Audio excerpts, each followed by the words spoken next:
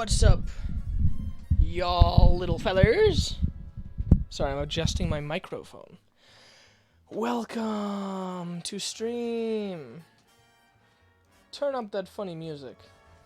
Alright, it's time. More Ace Attorney. Hopefully I can finish it tonight. Let me open it. I wasn't playing it because I was listening to badass Psychonauts music. Because that game is fucking legendary.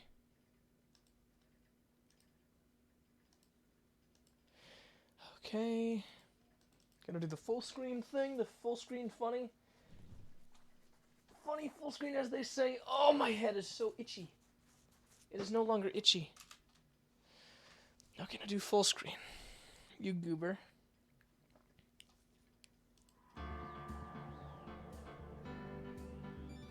Ugh.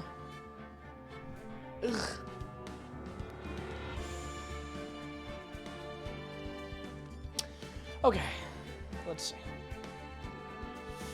Full screen. Just gotta get it in the middle. Okay, there we go. Scene. Let's go.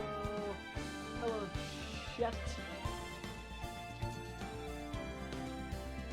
I'm gonna kill somebody with my beard. Not really a beard, it's more like... Well, it's a little bit. Okay. Let me get some water, because I know I'm already gonna have to do some goofy-ass voices. Trial former. Yes. Okay. February 14th, 9:41 a.m., District Court, Defendant Lobby Number 2. I got the schmutz in my throat. So what do you think, Mr. Wright? I think the prosecution is as confused as we are. After all...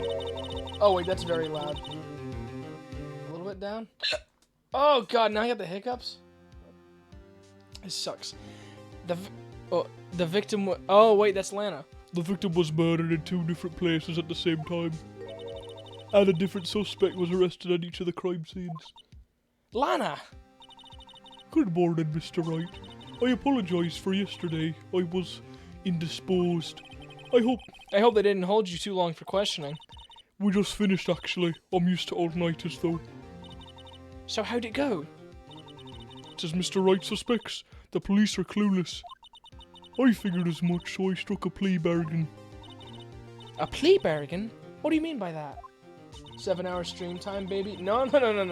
I looked it up. I only have about 3 hours left. 3.5 hours, maybe. Maybe 4. Okay, 4 maximum. We agreed that if I told them the truth behind this simultaneous murder, they wouldn't seek capital punishment. That's what I mean, Emma. But Lana, don't tell me you... Much to my regret, I'm as much in the dark about this as they are. Miss Sky. Hmm? We found trace evidence of a certain person in the police department's evidence room. They belonged to Officer Jake Marshall. What kind of trace evidence? Blood-stained fingerprints, to be exact. Oh. That's the trump card I have up my sleeve today. You do understand what this means, don't you? In order to defend my sister, you're going to accuse Mr. Marshall. We have to play the cards we're dealt. Isn't that right, Miss Sky? Buh. Do what you have to, Mr. Wright. Alright, thank you, Langaskang. 10 a.m. Oh man, they do these court cases early. I'm hardly ever awake at that time. Court is now in session for the trial of Miss Lana Sky. You're gonna stream for 3+ hours? I told you that I could finish this game tonight. The defense is ready, Your Honor. The prosecution is...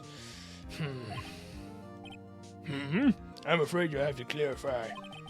It takes 30 minutes by car to reach the police department from the prosecutor's office. Yet the victim, Bruce Goodman, was slain at both places at the same time. But that's not physically possible, is it? What's more, I hear the victim from the evidence room just disappeared. Yes, and the body eventually reappeared in the trunk of Mr. Edgeworth's car. Wow, this is one messed up trial. One of my duties as prosecutor is to present impartial evidence. Today I will present evidence relating to the murder at the police department. In so doing, I believe the way in which we should proceed will reveal itself. Now that's what sets Mr. Edgeworth apart. He sounds so on top of things, even though he doesn't know what's going on himself. And that's supposed to be an admirable trait? Very well, let the trial resume. On the day of the crime, what exactly transpired at the police department? Mr. Edgeworth, you may call your first witness of the day to the stand. For its first witness, the prosecution calls the suspect of the murder that occurred at the police department. The suspect? You mean the so-called murderer? Murderer? Whew, boy. Things are getting wild from the get-go. Oh, dear. Oh, no, Mr. Meekins. Let me turn up the audio a little more. Will the witness please state his name and occupation? Yes, sir. I'm Officer Mike Meekins, sir. My occupation is, that would be murderer, sir. So you're telling us you're a professional killer? Sir, it was me, sir. I'm the one who did it. I'll never kill anyone again, sir. You've got to believe me, sir. Actually, what we'd like to hear from you is... Sir, it's what you'd call the... I'm what you'd call part of the younger generation, sir. A person whose actions adults can't possibly comprehend. Please, Mr. Edgeworth, sir, help me, sir. Officer Meekins, Yes, sir. give us your report of the crime. Consider that in order. Yes, sir, as you wish. After all, I am part of a generation that must be told what to do, sir. True. You can't fault him for a lack of enthusiasm. Thank you, Emma. Crime report, sir. Although it's not my normal duty, I was assigned to guard the evidence room that day. I spotted a suspicious man on the security screen and rushed into the room. I'm trying to be a little more quiet with his voice because it's very late at night and my baby sister is almost asleep, I believe, in the other room. I was only doing what I was trained to do, sir. I was suddenly attacked. I fought for my life. Then I did it. After that, I passed out until another officer smacked me awake. Jojo is playing Bet on Soldier. So the victim, Detective Goodman, attacked you. Bro, who the hell is this? That's Officer Meekins, bro. Do unto others before they do unto you. That's the Meeseeks family motto, sir. I see. You fainted and a colleague helped you regain consciousness. Yes, sir. He knocked me upside the head, sir. Very well. The defense may begin its cross-examination. What I need here is more info to work with. Now I press him. I'm fucking everything, I guess. Although it's not my normal duty, I was assigned to guard the evidence room that day. I spotted a suspicious man on the security screen. Hello, anything more about that? In order to enter the evidence room, you need an ID card, am I correct? Precisely, sir. I have one right here around my neck. So then, your ID number should be listed on here, right? Bop. There it is. I found it. It's the one right here. Could you please read us the number? Yes, sir. It's 498-9596. That's my number, sir. I see, huh? But the number 4989596 is shown as being used twice! Please explain, witness. It's no real mystery, sir.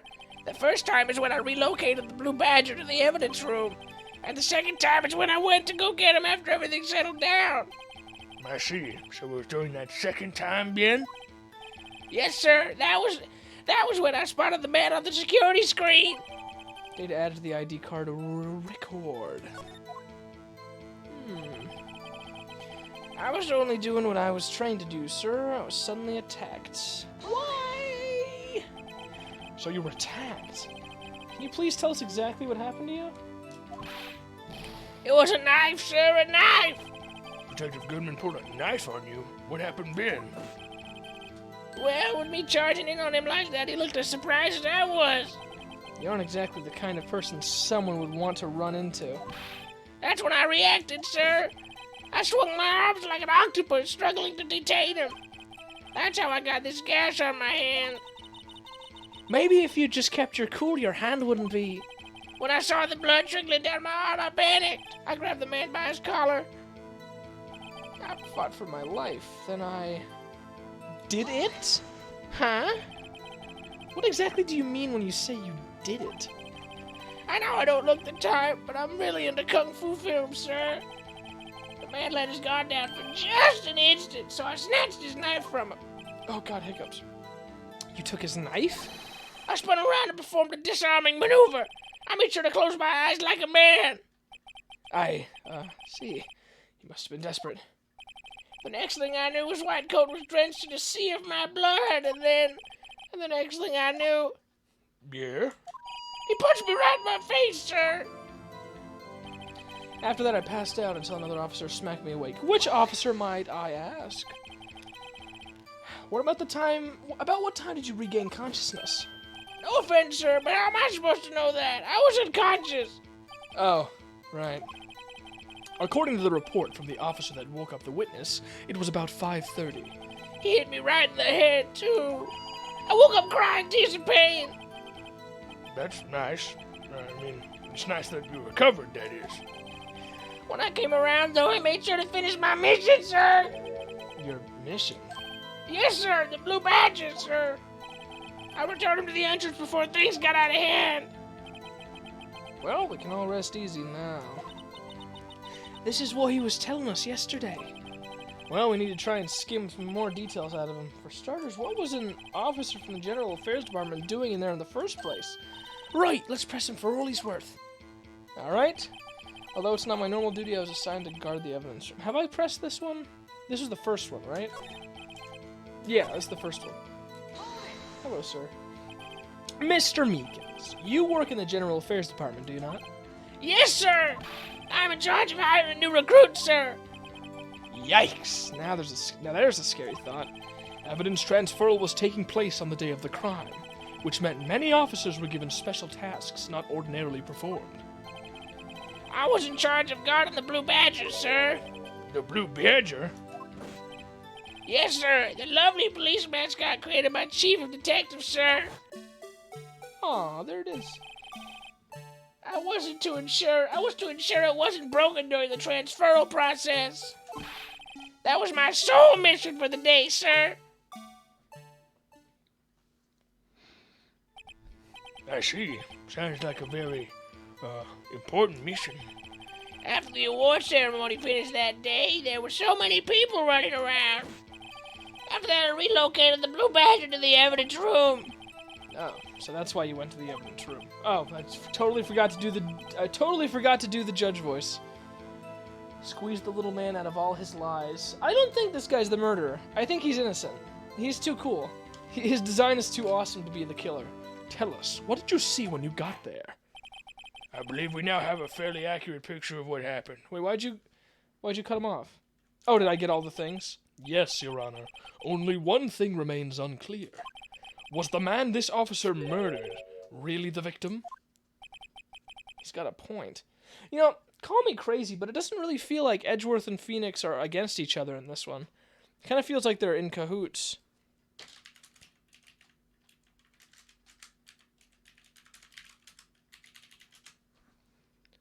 You know what I mean? Yes, Officer Meekins?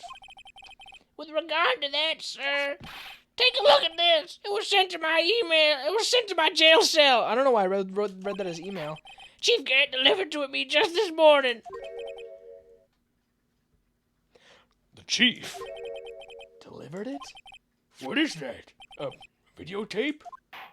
Yes, sir. That's absolutely right, sir. A videotape, sir. It contains footage from the security camera in the evidence room. Objection! What?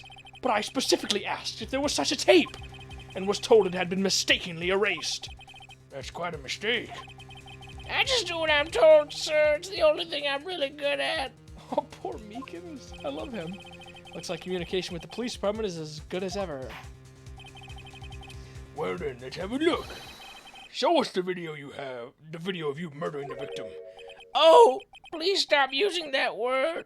Murder, sir. It scares me. A video of a real murder. Just what are we getting ourselves into?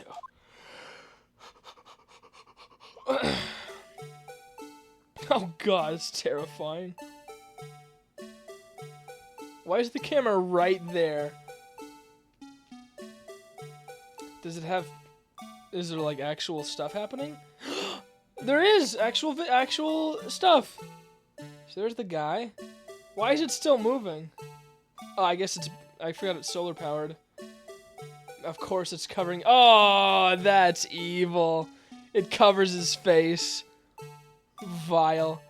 Look, it's Meekins. Get him, Meekins. What are you doing here, sir? What are you up to? Hello? Ah! Who are you? Oh! Ow, ow, ow, ow, ow. You fucking got me. You killed me. Oh my god. Help. Someone help. I'm bleeding. Oh, Meekins. This is like Five Nights at Freddy's. This is scary. Oh, and the thing's uncovered now. Well, I believe we're all thinking the same thing. How can we deal with these unsettling feelings stirred within us? What the hell was that wriggling piece of plywood? Sir, that's the pride and joy of the entire criminal affairs department, sir. It's the Blue Badger, sir. Why am I not surprised this isn't going smoothly? Video from the security camera placed in the evidence room. Yes, well, anyway, That's when the judge is falling asleep. I couldn't care less. This tape seems to prove that the witness did indeed encounter someone in the evidence room, and some sort of activity did take place. Your Honor, instead of relying on clearly incomplete footage, the witness's testimony will suffice. Is that all right with you, Officer Meekins? Yes, sir. As you wish, sir. Okay.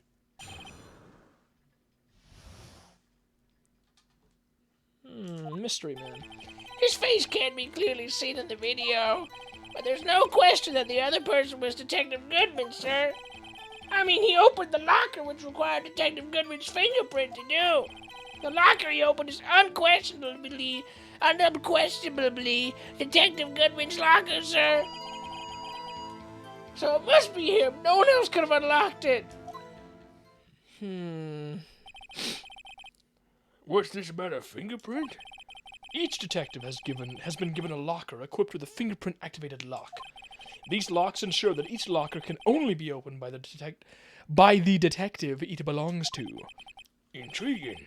That would mean the victim at the crime scene would have to have been Detective Goodman.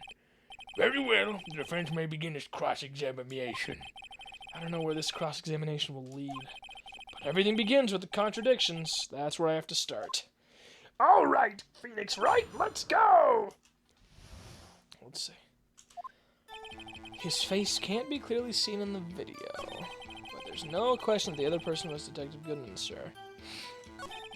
I mean, he opened the locker, which required Detective Goodman's fingerprint to do.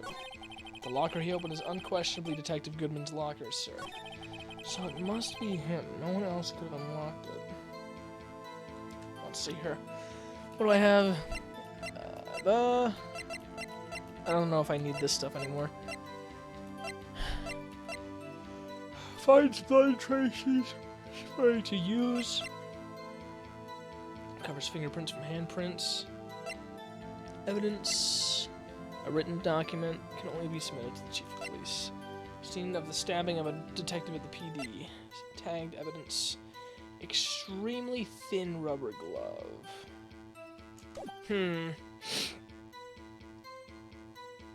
I don't... Locker open is unquestionably Detective Goodman's. I mean, he opened the locker.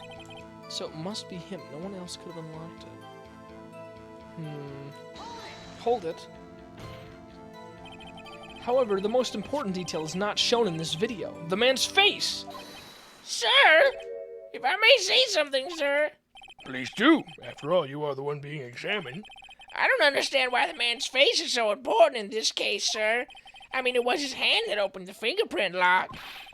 And it was his hand that tried to thrust his knife into my body, sir. My unsettled state can testify enough to this, sir. Yes, you have a point. The footage doesn't lie. That is, unless the defense can find a problem with it. Mr. Wright, let's check the court record again. Is there a problem with the security video? There's a problem, we can't see his face! Regarding the video contained on this tape, there's one thing in particular that seems rather strange. Strange? This contradiction leads to the possibility that the man may have not been Detective Goodman. What? This video contains such a contradiction? Objection! Interesting. Your Honor, I have a proposal. Yes, Mr. Edgeworth?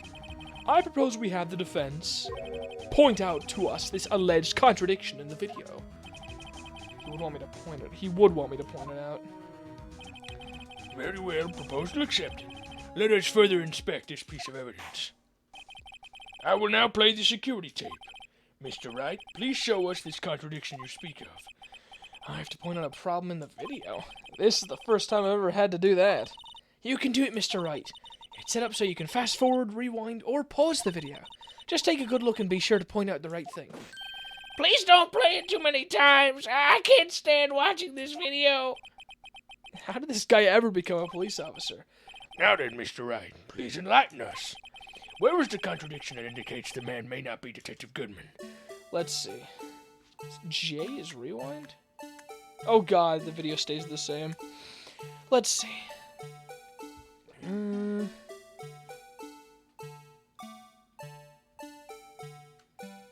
Is there anything going on?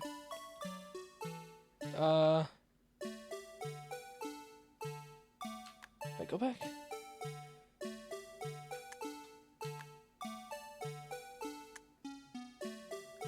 Wait, hang on, one more time. Was the little man's arm different? Okay, the light's on. Oh yeah, I noticed the light's on at the locker. Okay, no, it doesn't go back that far. Okay, so his light's on. Oh, I can fast forward too. So there he is. Oh! Glove fell out. Interesting. Meekins comes in. Oh no! Ah! Ouch. Is there anything else? Let me go back again. The only thing I can notice is that before he even comes in, the light's on. That's really it, though. Oh god, please go faster. Pause. Here. The light's on. The thing that's strange about this video has got to be this. Officer Meekins. Sir, do you mean me, sir? As I understand it, the locker apparatus works like this. When you grab the handle, a sensor reads your fingerprint. If it's a match, the light turns on and the lock is released. According to my very limited experience, that's the way I understand it, sir. If so, then something is seriously wrong with this picture. Okay. I'm getting real tired of this song already.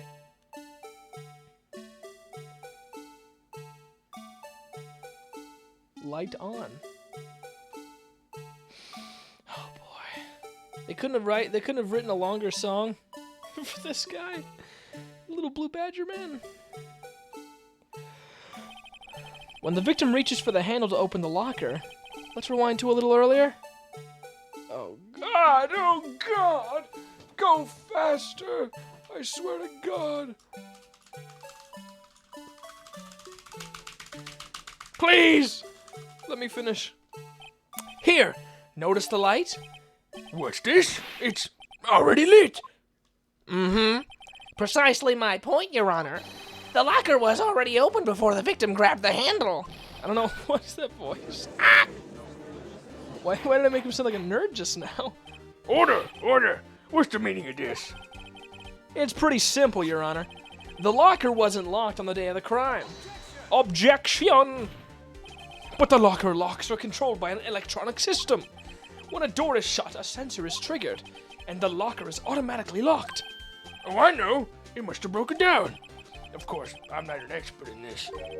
That's not likely, Your Honor. The sensor would detect and report any malfunction. Oh well, this goes to show novices should keep their mouths shut. So then, Mr. Wright, do you have an explanation? Me, Your Honor? Yes. Why wasn't the locker locked? Me, Your Honor? Yes. Well, you see, this isn't exactly my field. What do you think, Miss Scientific Investigator? Huh? Oh, maybe something like jammed the system sensor. Something jammed the sensor? Say, there's something else that seems out of place in this tape. Yeah, I thought so too. There's got to be another clue somewhere in this footage. I'm so lost. Yeah, this is... If you haven't been keeping up with the Ace Attorney streams, this is very confusing. Let me catch you up really quick. Basically, the same person was apparently murdered in 2 different places at almost the exact same time. So they're trying to figure out who the first person was and who the other person was. They're trying to figure out who the imposter between them is. And who actually did the killing in the first place. Very well, let's inspect the video once more. The locker wasn't locked, Mr. Wright. Please point out the for us. Alright, so the locker? No, go fast forward. I feel like I'm forgetting something. Open the locker. The glove! Go back. How do I pause? Backspace? Hop! A little bit more? Okay. The glove jammed the sensor. I'll just point at it. Take that! Unbelievable. Please watch closely. This is the continuation of the part I showed you earlier. Oh, God. At least the music's not playing. Ooh, hello, mister.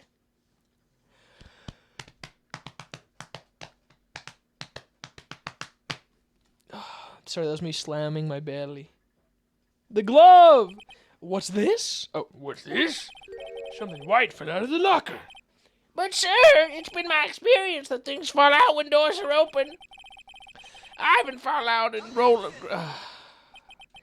We can't be sure that that item was completely inside the locker to begin with. What do you mean? The sensor triggers the lock when the door is shut. What if something was inserted, say, between the sensor and the door? Inserted? Okay. This is such a weird place for a security camera. It's so up, it's like so up close too. I like how it glitched. This white thing wasn't inside the locker. It was stuck between the door and the sensor. Oh, I understand now, sir. It's just like my tie. 2 out of 3 times you get stuck in the door when I get out of my patrol vehicle, sir. Instead of the door closing, my tie chokes me. But the object would have to be extremely thin to fit in the door. Not only that, it would also have to block electrical currents. It would need to be an insulator. Yes, an insulator. But at the crime scene... There just might have been something that fits the description. But, sir, by insulator, you don't mean... I think I've finally got this figured out. Very well. Would the defense please present the relevant evidence? What was this insulator that was stuck in the locker door? I think I know. It was the thin rubber glove, wasn't it? Extremely thin rubber glove. I found this near the locker. A thin rubber glove. But we can't be sure that was in the victim's locker. It has a tag that says SL9 incident. The video seems to depict the victim opening the locker. But that isn't the case. The lamp attests to this. Hello, Lucy. Welcome to stream. On the day of the crime, even I could have opened that locker. Is this not so, Officer Meekins? Sir, it would appear so, sir. Uh-oh. Bop, bop. Order, order, order. So are we to believe then that the victim, whom this witness stabbed in the evidence room, was not Detective Goodman? I'm so sorry, I didn't mean to burp. Do not be misled, Your Honor. What do you mean, Mr. Edgeworth? The defense has merely demonstrated that possibility and nothing more. The victim in the video was indeed Bruce Goodman. The prosecution will offer one more testimony to prove this. What? Officer Meekins, please testify about this. Sir, me, sir? I'm not sure what you're referring to, sir. Oh, you mean that, sir? Of course, sir. Is this a joke? Very well. Begin your testimony. Let's see. There's one other thing that proves the man was Detective Goodman, sir. To enter the evidence room, one must use their ID card. When an ID card is used, there's a record of it. At the time of the crime, the detective had used his card. An ID card record. I see. I have the ID card record right here, Your Honor. Miles, Meekins, Bruce, Mike. The ID card used at 5:14 is that of the victim. Just before the crime, Yes, without a doubt, this is the victim's ID. However, one thing does strike me as unusual. Several hundred cases should have been due for transferal. Why were there so few people using this room? This particular evidence room is only used for storing certain special cases. Special cases? Extremely violent cases involving police staff. Just hearing that makes my hair stand on end. Me too, although it doesn't make much of a difference. There were only a few cases up for transferal there, and most were cleared up by noon. Right, I see. Now let's move on to the crossings. If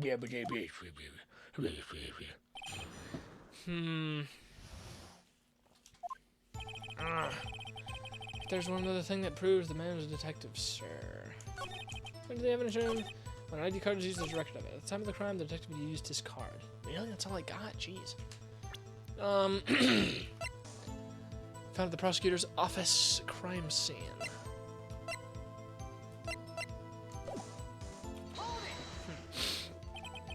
Earlier, I believe you testified that when you asked the man to show his ID card, he pulled a knife on you.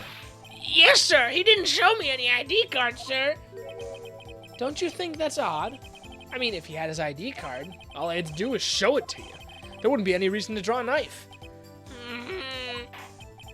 Maybe he just panicked. Everything stems from contradictions. Let's point them out. Mr. Wright, what do you think? I'm confused. What? The problem with this ID card testimony is far too obvious. Is that right? It's not like Edgeworth to miss something like this. Huh? You're thinking too hard about it. Come on, let's show them what we've got. What am I missing? Turn to the... An ID card is used as a record of it. At the time of the crime, the detective had used his card. What do you think? I'm confused, okay. When an ID card is used, there's a record of it. At the time of the crime, okay. What am I missing?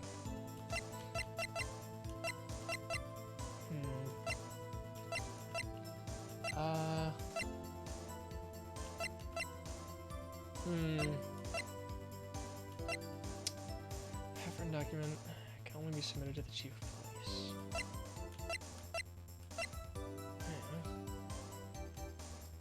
A half-written document dated 2/21.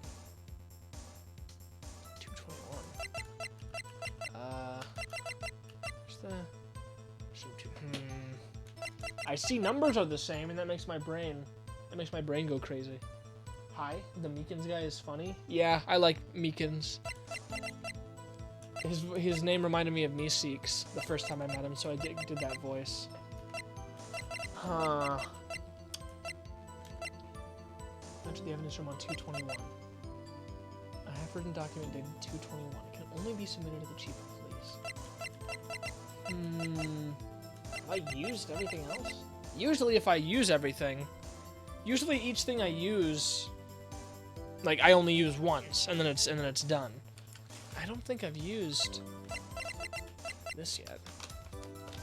Yeah, I got a popcorn bag. I put my fingers in and lick the butter off, because I'm a sick human being. I'll show, I guess, I don't know. This might be it. Wait one moment, Officer Meekins. Kill him? Don't kill Mr. Meekins. I'm not good at waiting, sir. I have the victim's ID card right here. I found it at the crime scene. That makes sense. When I say crime scene, I'm not referring to the evidence room at the police department. I mean the other crime scene. The underground parking lot at the prosecutor's office. Your Honor, I have one more piece of evidence to present. It's a very important clue regarding the victim's ID card. A lost item report. It's only half completed. But it shows that the Detective Goodman had lost something on the day of the crime. Something important enough to fill out this report. Let me guess. You believe this something to be his ID card, right? I can't say for sure, but there is a high probability. On the day of the crime, Detective Goodman was not carrying his card. Then why he stab? Order. So now, what does this all mean? It can only mean one thing. It doesn't even require much thought. The man Officer Meekins encountered in the evidence room was not Detective Goodman, but rather the man who stole his ID card. Ah! Order. Does the prosecution have a response? I have only one thing to say to the defense. Bravo, Mr. Wright. Bravo. Allow me to summarize the defense's argument. At 5:15 p.m. on the day of the crime, the man in the evidence room Officer Meekins encountered was not Detective Goodman. There are two grounds to support this.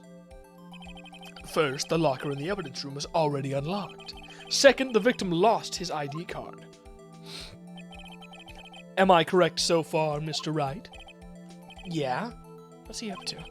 That being the case, we must inevitably arrive at a single conclusion.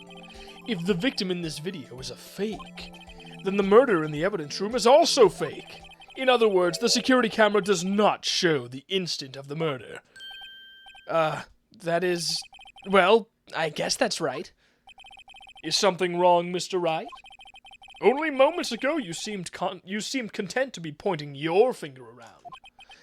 This isn't going to end well. Oh, well.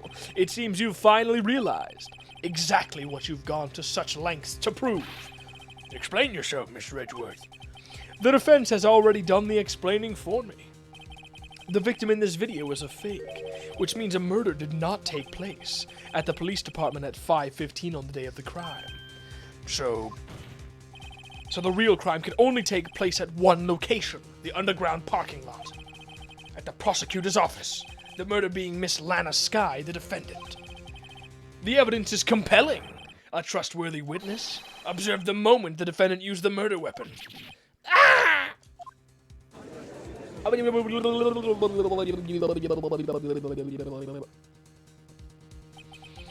knew that testimony was way too shabby. It was all a trap from the beginning. The activity in the evidence room still leaves many questions unanswered. Who exactly was the victim Officer Meekins encountered, and where did this person disappear to? However, this trial's purpose is to examine only the murderer, Detective Goodman. Just so, Your Honor. Mr. Wright, you have to do something or else Lana... What do I do? How am I supposed to get myself out of this mess? Oh, object! Do something. One moment, Your Honor. What now, Mr. Wright? Don't tell me you're objecting to what you've just proven. Nope. Of course not. But I almost walked right into the prosecution's trap. What are you talking about? This cross-examination has proven one thing and one thing only. The security video did not show the actual murder. Oh, I just noticed the little character leans forward right as he's stabbing. That's clever.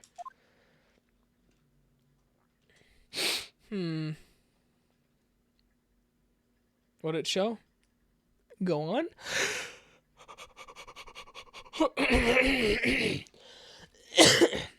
All right, the cloth. True. However, it cannot be said that this is unrelated to the murder in the parking lot. Well, specifically, large amounts of blood traces were found in the evidence room. The defense demands further examination into the truth of the matter. Mr. Edgeworth. Yes, jeez. Yes, Your Honor. If this court were to examine this further, other witnesses will be necessary. Is the prosecution prepared? I'm sorry, Your Honor. The prosecution considered the incident at the police department to be unrelated. We have not prepared any other witnesses for this incident. Darkness. This just might be my chance. Time to call a certain Texas Ranger to the stand. Mr. Wright, do you mean? Your Honor, the defense would like to request a specific witness. Oh? Whom do you have in mind? Someone we have reason to believe knows the truth behind the activities that took place in the evidence room. The prosecution requests to hear this person's name before deciding whether or not to comply. Very well then. Mr. Wright, this person whom you would have to testify, what is their name? Meekins! He did it! He said Texas Ranger. Who else could it be? Take that! Bitch! Officer Jake Marshall. Why him? I can't let Edgeworth know everything just yet. He's in charge of the evidence room. I feel we should hear what he has to say. The prosecution agrees to the defense's request. Since he was responsible for guarding the room, we should hear his testimony. Fortunately, he works in the police department. We shouldn't need longer than 20 minutes to prepare. Very well. The court will take a 30-minute recess while the witness is subpoenaed. Will the prosecution please prepare the witness during this time? We will, Your Honor. Court is now in recess. You see that's a bunch of kids playing. February 24th, 11:32 a.m. District Court, Defendant Lobby Number 2. There's no stopping you, is there, Mr. Wright? Huh? What do you mean? You called for Jake Marshall. It seems you've figured everything out. I haven't figured anything out. Lana, you're the one who knows everything. Emma. You always know everything. Why don't you just tell us? Mr. Wright is trying his hardest to protect you. I don't recall ever asking for his protection. How can you be so cold? Don't you trust us? Don't you trust me? Buh. Hope I'm not interrupting anything, pals. Best characters here, guys. Close up shop. Oh, guess I am. I'll come back later. Wait, Detective Gumshoe, what is it? I was given life again. You've got a lot of nerve, pal, making a detective run all around while on duty. And to top it off, you call me here. I've seen happier people at funerals. Sorry, Detective. You better be, pal. Hey! I didn't see you there, Chief Prosecutor Sky. That's okay. So, have you brought what I asked? You mean this, right? My apologies, Detective. Due to my present circumstances, I was forced to use Mr. Wright's name when making my request. My name? Never in a million years would I have thought it was you who asked me. Could I bother you to bring me the SL9 incident files? I'll need them by noon. Talk about crazy. The SL9 incident? But Lana, that's... I thought Mr. Wright might need them, so I had them brought here. Here, you might do well to read them. I can't believe you, the chief prosecutor, were a witness in that case. Miss Sky was a witness? SL9 incident files received. The files for the Joe Dark killings solved 2 years ago. Take it from me, you don't want anything to do with serial murders. Oh, what? Now that I've brought you your stuff, you're just gonna ignore me? Emma, but why? Why is your name in here? What? My name's in there? I don't know. Unless... No, it couldn't be. Lana, this SL9 incident. Is that... Ugh. That's the classification number the police filed it under. 2 years ago, the rest of the world knew it as the Joe Dark killings. The Joe Dark... No, Lana! That's over with! No! What? Emma, wait! She ran away? You know what? I just remembered. I gotta be somewhere. Sorry, pal, but I'm out of here. Dang. Jake Marshall, Angel Starr, Damon Gant, Miles Edgeworth. Not to mention Lana and Emma.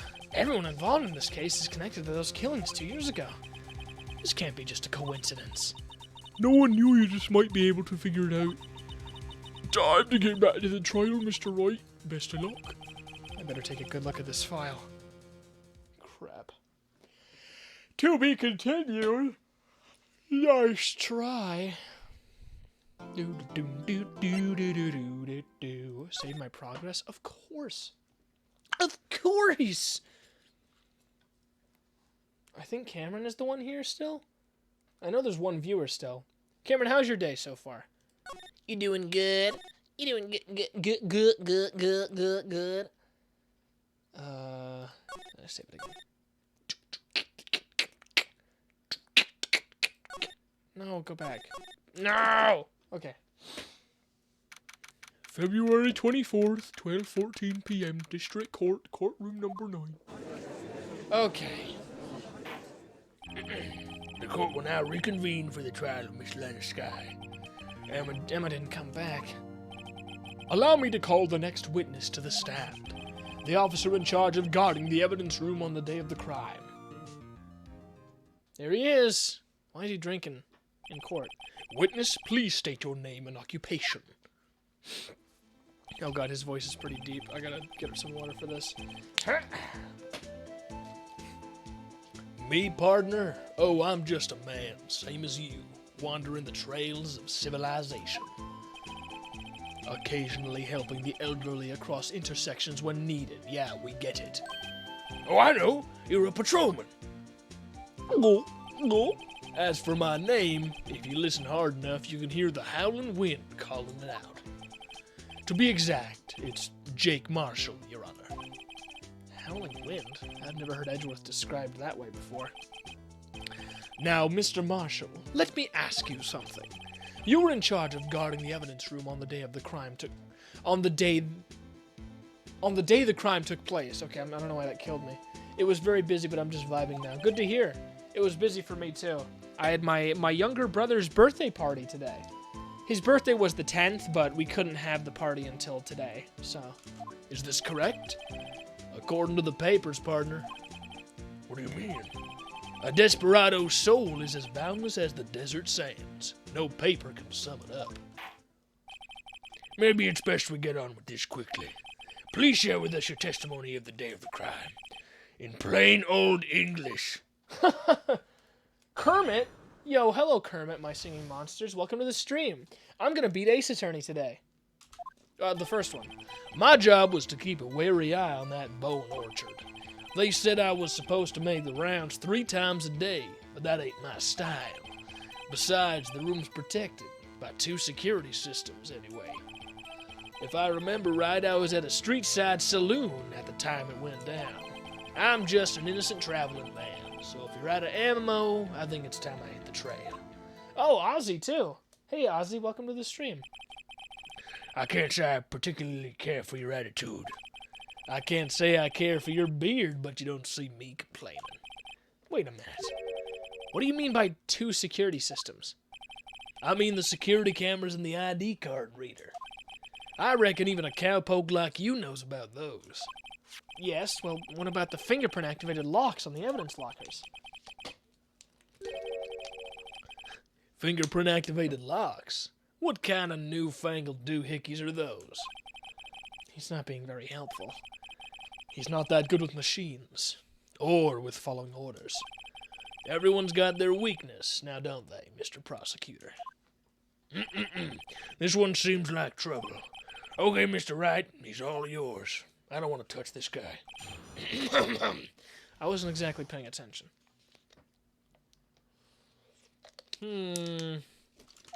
Okay. My job was to keep a wary eye on that Bone Orchard. They said I was supposed to make rounds 3 times a day.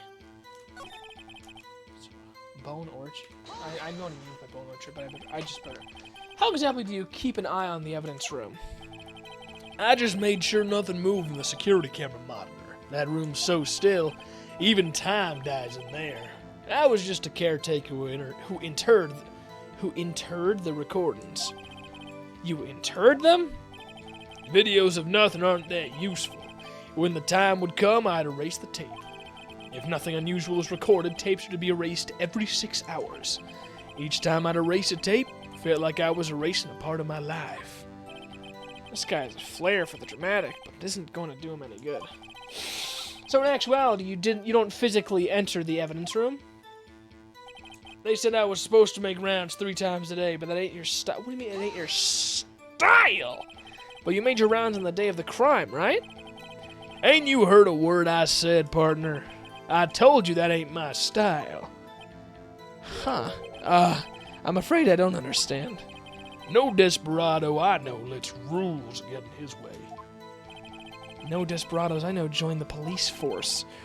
So, Officer Marshall, on the day of the crime, just between you and me, I didn't set foot in the evidence room that day. There was rubber gloves stuck in the victim's locker. Do you know anything about that? Sorry, partner, can't say I do. I haven't been in that crypt in weeks. How does this guy avoid being fired? Besides, the room's protected by 2 security systems. I've already read this. If I remember right, it was at the street side. So what do you mean? What were you doing in a place like that? I was eating spaghetti. Not even Angel's steak lunches can beat that parlor's Vongole sepia pasta.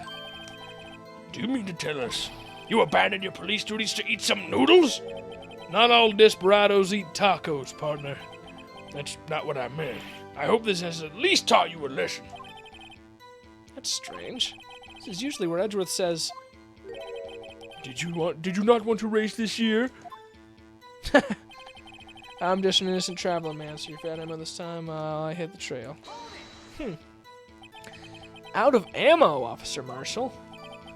That's right, partner. Or as you'd call it, evidence. If you plan to pin me to this crime, then you'd better draw. Otherwise, you're just wasting my time.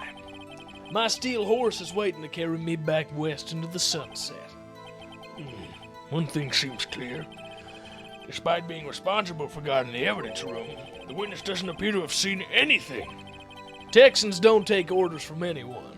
Everyone knows that. Apparently your superiors don't. Okay, I have a trump card up my sleeve, so I'd best keep my cool. Before I use it, though, I'd better up the ante. What have I missed?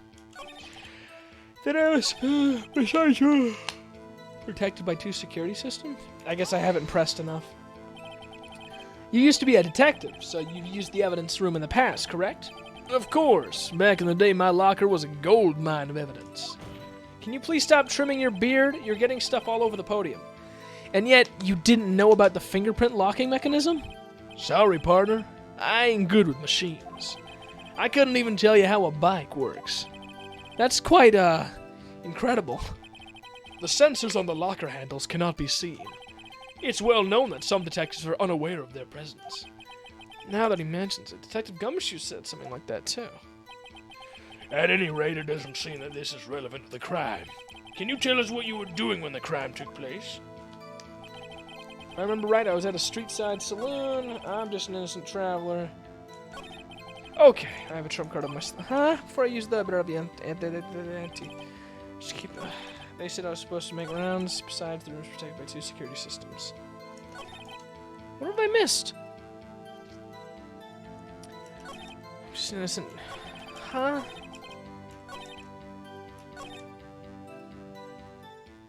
have I not? How have I not pressed on all of them? Supposed to make rounds there 3 times a day. Besides, the room's protected by 2 security systems. I'm right, street side saloon.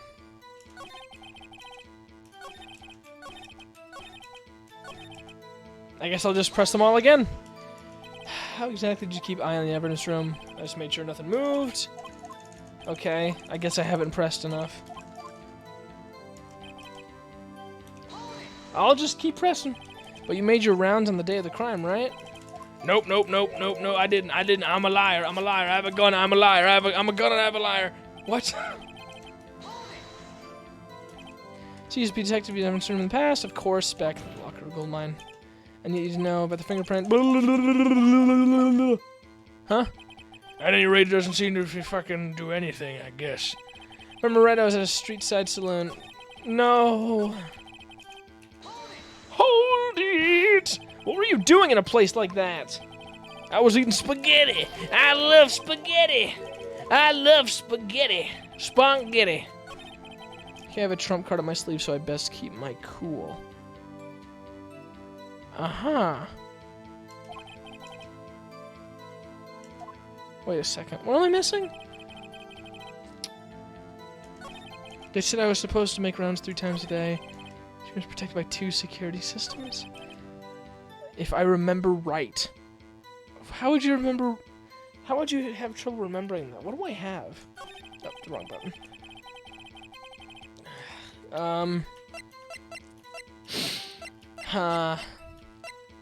Parking lot floor plans, crime photo, victim shoe, switchblade, ID card record, fingerprinting set. Oh, cool! Look, I can rotate it. Wow. Okay. Screwdriver, evidence room floor plans, evidence locker, unstable jar, Marshall's fingerprints. You were at a saloon, huh? Then is that why your fingerprints were there? How did I forget about that? I'm an idiot. Excuse me, sir. Officer Marshall, doesn't it strike you as odd? That is, you being called in to testify like this? After all, you weren't in the security room at the time of the crime. And yet you dragged me down here. Explain yourself, partner. It's quite simple. You left a very large trail behind at the crime scene. Or to be exact, a handprint. Listen real good, partner. Like I said, I'm the caretaker of that crypt.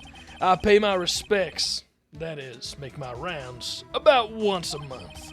It's only natural my fingerprints would be in there. Objection! Nope.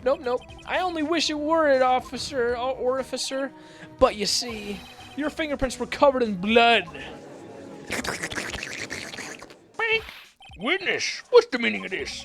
Your blood-stained fingerprints were at the crime scene? The blood was wiped away. However, a luminol test clearly revealed this. Well, Officer Marshall? It seems to me there ain't a person in this room with a head on his shoulders. Huh? I take it you have an explanation then, Officer Marshall? About the blood-stained fingerprints? Very well, you may begin your testimony by your fingerprints found at the scene of the crime. Blood-stained fingerprints. Like I said, it's only natural for my fingerprints to be in that evidence room. One of them just happened to be at the same place as the blood-stained handprint. The murderer touched the locker where my fingerprint was by chance. The bloodstain and the fingerprint are completely unrelated. Or didn't you know the murderer was wearing gloves? See, I had nothing to do with it. Interesting. The witness's explanation appears valid, although there's room for doubt. Life wouldn't be fun without any doubt, partner. I agree. The defense may now cross-examine the... This guy's holding something. I can feel it. Now's my chance to prove it. Plus ultra. Let me check my stuff real quick.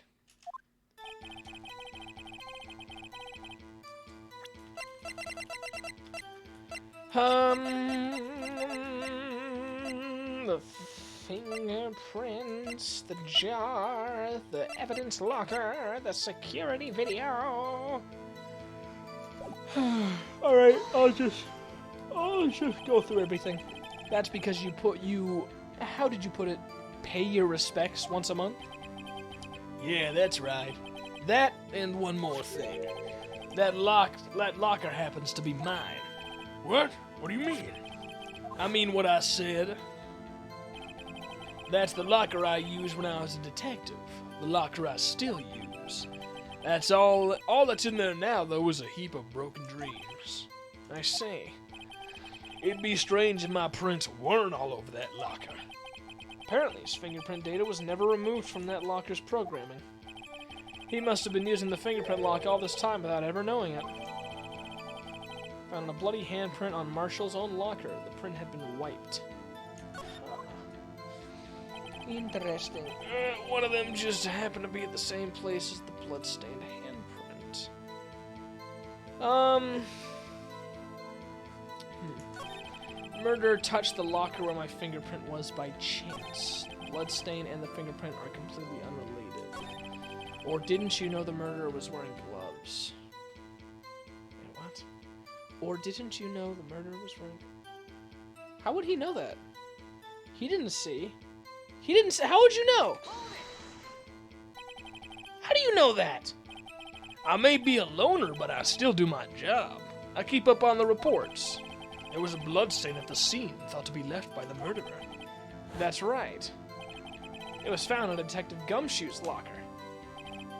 However, no fingerprints were detected on that handprint. Oh yeah, I think we tried that too. So that would mean the murderer wearing gloves happened to place their hand on top of Officer Marshall's fingerprint. That's the only logical conclusion. Are you starting to get the picture, partner? The picture?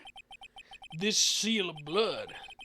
In the desert, it's just food for the buzzards. Huh? There's only one reality, and that's this. The security tape. So long as my trail isn't in there, you can't say otherwise. This isn't getting us anywhere, Mr. Wright. Please consider carefully where you're going with this cross-examination. Yes, Your Honor. Now then, continue with your testimony, Officer Marshall. Too bad it wasn't me in that videotape, right, partner? What? Why are you being mean to me? Why are you being mean to me? Tell me. What do you mean by that? You want to tie me to this crime, isn't that right, partner?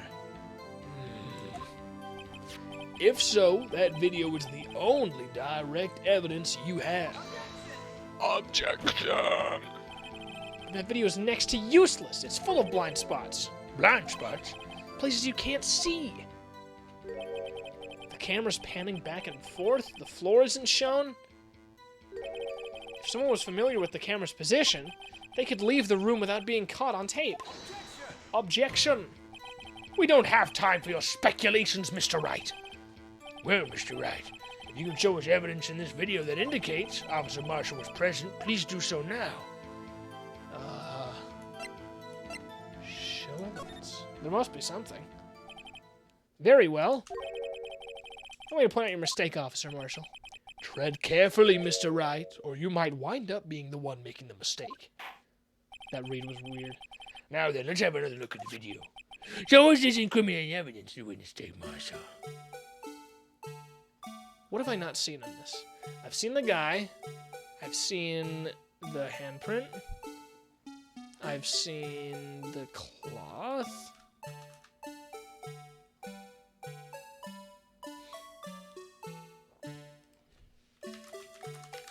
Hang on, I'm texting someone.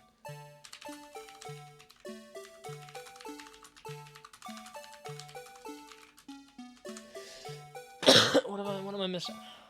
Hello, Miki, Wiki. 51. 52. 53. You know, just fast forward. Oh, I gotta click back. Okay. What? It was the,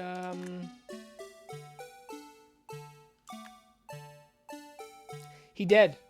It's the rag, right? It's gotta be the rag. Yeah. Pause. Take that! Ow! Oh, I got a pokey on my foot. Hang on, I have to find this thing. There has been a sticker, like on my rug, right next to my chair, for the longest time, and I haven't been able to find it. I want to find it now because I'm real tired of feeling it. Ow! I almost found it. There you are, you little bastard. I hate those. I hate stickers. Bringing attention to the securities camera is a mistake I'm afraid you'll soon not forget, Officer Marshall. Ugh. The days are short in Texas, and so are our tempers. Could you sum up what you have to say in 8 words or less? Uh-huh. Very well. You can clearly be seen in this video. You can clearly be seen in this video. That's 8. Okay. Exactly 8 words. Not bad, partner. This game's kind of cool. The key lies in a certain locker shown in the video.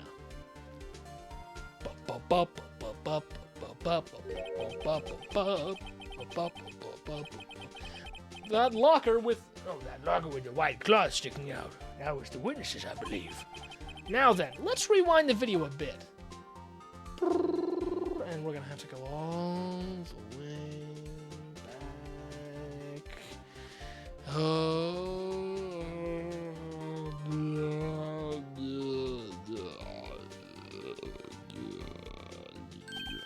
Oh, the white cloth. It's gone. What's the meaning of this, Officer Marshall? When the crime took place, the white cloth wasn't there. Then it suddenly appeared. There's only one explanation.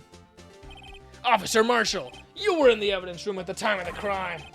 What's more, you opened your locker when the camera was turned away. Order, order! Hold your horses. Sorry, partner, but you got the wrong man. So what if my locker was open? That doesn't mean I'm the one who opened it. The murderer needed to hide something, so he opened a locker and stuck it in.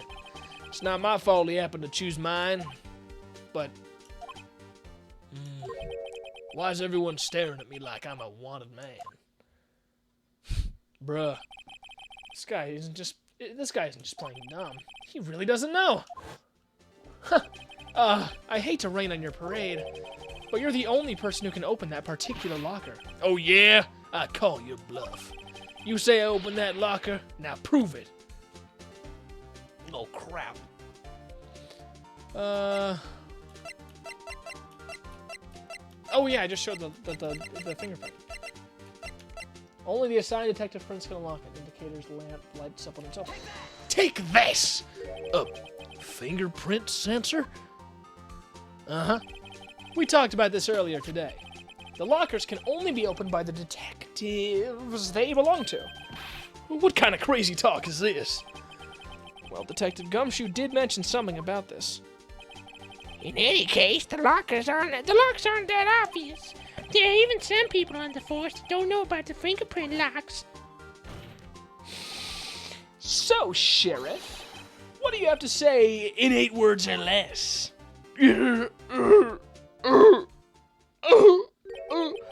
I only got 1 word for you, partner. No! L.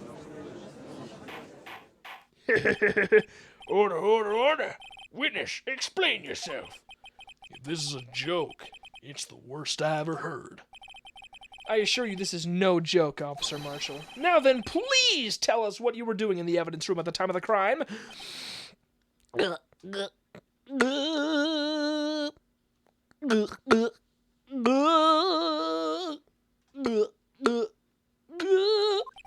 Olay, please answer the question.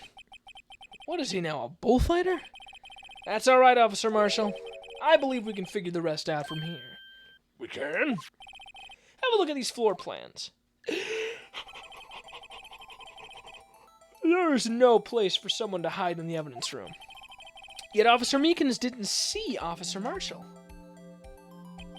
If that's so, then where was the witness? Seems Mr. Wright has an answer. That's right. The only possible conclusion. Well then, let's hear it. Where was Officer Marshall at the time of the crime? He had to have been right here. Right, yeah. Right? Wait, where was Officer Marshall? Huh? Yeah, he had to have been right here. This was his locker. Take that! Here, yeah. Officer Marshall was standing right here! So Officer Meekins didn't notice him standing there. That's almost as credible as Meekins' warp theory. Your chamber's empty, partner. What? What? Now they're ganging up on me. Perhaps you should think a little more about where Officer Marshall was. Officer Meekins should have seen him in the evidence room. That means the only place he could have been would be... What? Well then, let's hear it. What? Where was Officer Marshall at the time of the... They should be here! What do you mean? This is Meekins. And this is the killer.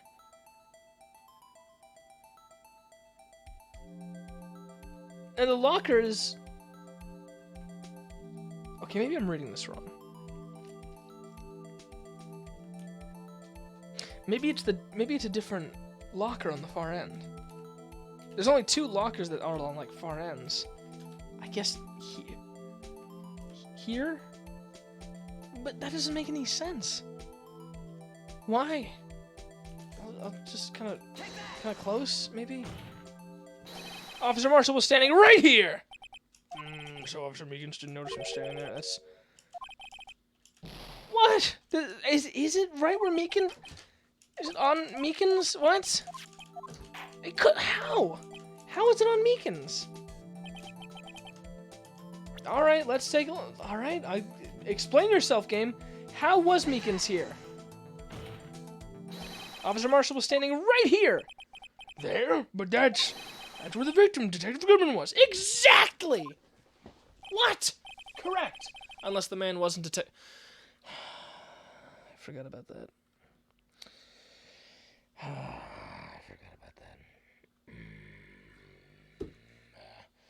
Boo Berry is better than all other Halloween cereal. I don't know, I haven't had any Halloween cereal. I think the designs are kind of cool, though. I believe the victim in the video is Officer Marshall. It was you dressed up like Detective Goodman. Objection. But that's preposterous. Officer Meekins witnessed the detective at the crime scene. Once he saw the man's face, he'd know for sure. Objection. May I point out, though, that Officer Meekins did not know Detective Goodman. He also testified about that when the man... Oh, let me reboot. He also testified about the man's reaction when confronted. When I entered the evidence room, I asked him to show his card, sir. Yes, and how did Detective Goodman respond? He suddenly pulled a knife on me. Oh, he does have a knife! Something about the officer's story puzzled me. The man had his ID card, why didn't he just show it? Yes, he would have needed it to enter the evidence room, so he must have been carrying it. And that 777 number on the ID record, it's Officer Marshall's number, isn't it? The answer is simple. He couldn't show it. As you can see, Detective Goodman's picture is on his ID card. Oh, I get it. If he showed that, his cover would have been blown. Officer Meekins would have realized the man wasn't Detective Goodman. Do you have anything to say about this, Officer Marshall? Ugh. You've got quite an imagination, partner. We've got a term for that. It's called circumstantial evidence. Circumstantial evidence? He's still denying it. You're gonna have to do better than that to break a detective. Unless you have hard evidence proving I dressed up as the victim. Can't say I particularly care for your uncooperative disposition. I can't say I cared for your beard, but you don't see me complaining still. Well, Mr. Wright, do you have the evidence proving beyond a shadow of a doubt that Officer Marshall dressed up as the victim? Oh, who am I kidding? I don't have anything like that. I can see the fear in your eyes, partner. Seems you're the one who couldn't take the desert heat. Ah, this can't be happening. It's so obvious he's the one. What can I do?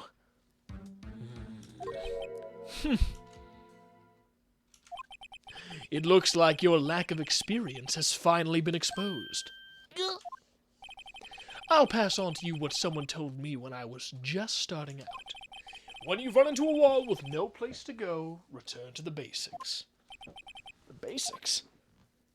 It's going dark. I'm blacking out. For me, that would just be what that would be Mia used to tell me. Phoenix, try thinking outside of the box. Okay. I shouldn't look for proof that Officer Marshall was in disguise, but rather I should look for evidence that came about because he... Wait, huh? But rather I should look for evidence that came about because he was in disguise. There we go. Why do you think this locker was opened in the first place? What do you mean? There's no reason for Officer Marshall to open his locker at the time of the crime. Yet he did, despite the chance it might be discovered later, as it has been. Why am I so tired? Oh, it's almost 11, that's why. Which means he didn't originally plan to open his locker. According to the defense's argument, Officer Jake Marshall dressed up as Detective Goodman at the time of the crime. Then, after the crime was committed, he opened his own locker for some unknown reason. The fact that a white cloth is sticking out of the locker seems to indicate that he opened it in order to put the cloth inside. So, just what exactly is this piece of cloth? Perhaps the video is the key to all our unanswered questions? I don't have any evidence, so this video is my only shot. It could be the costume. Maybe. Oh, it probably is the costume. Let's take yet another look at the Security tape. After committing the crime, the witness opened the locker to put away the white cloth. Please show us why the witness had to open his locker. Okay, let's see.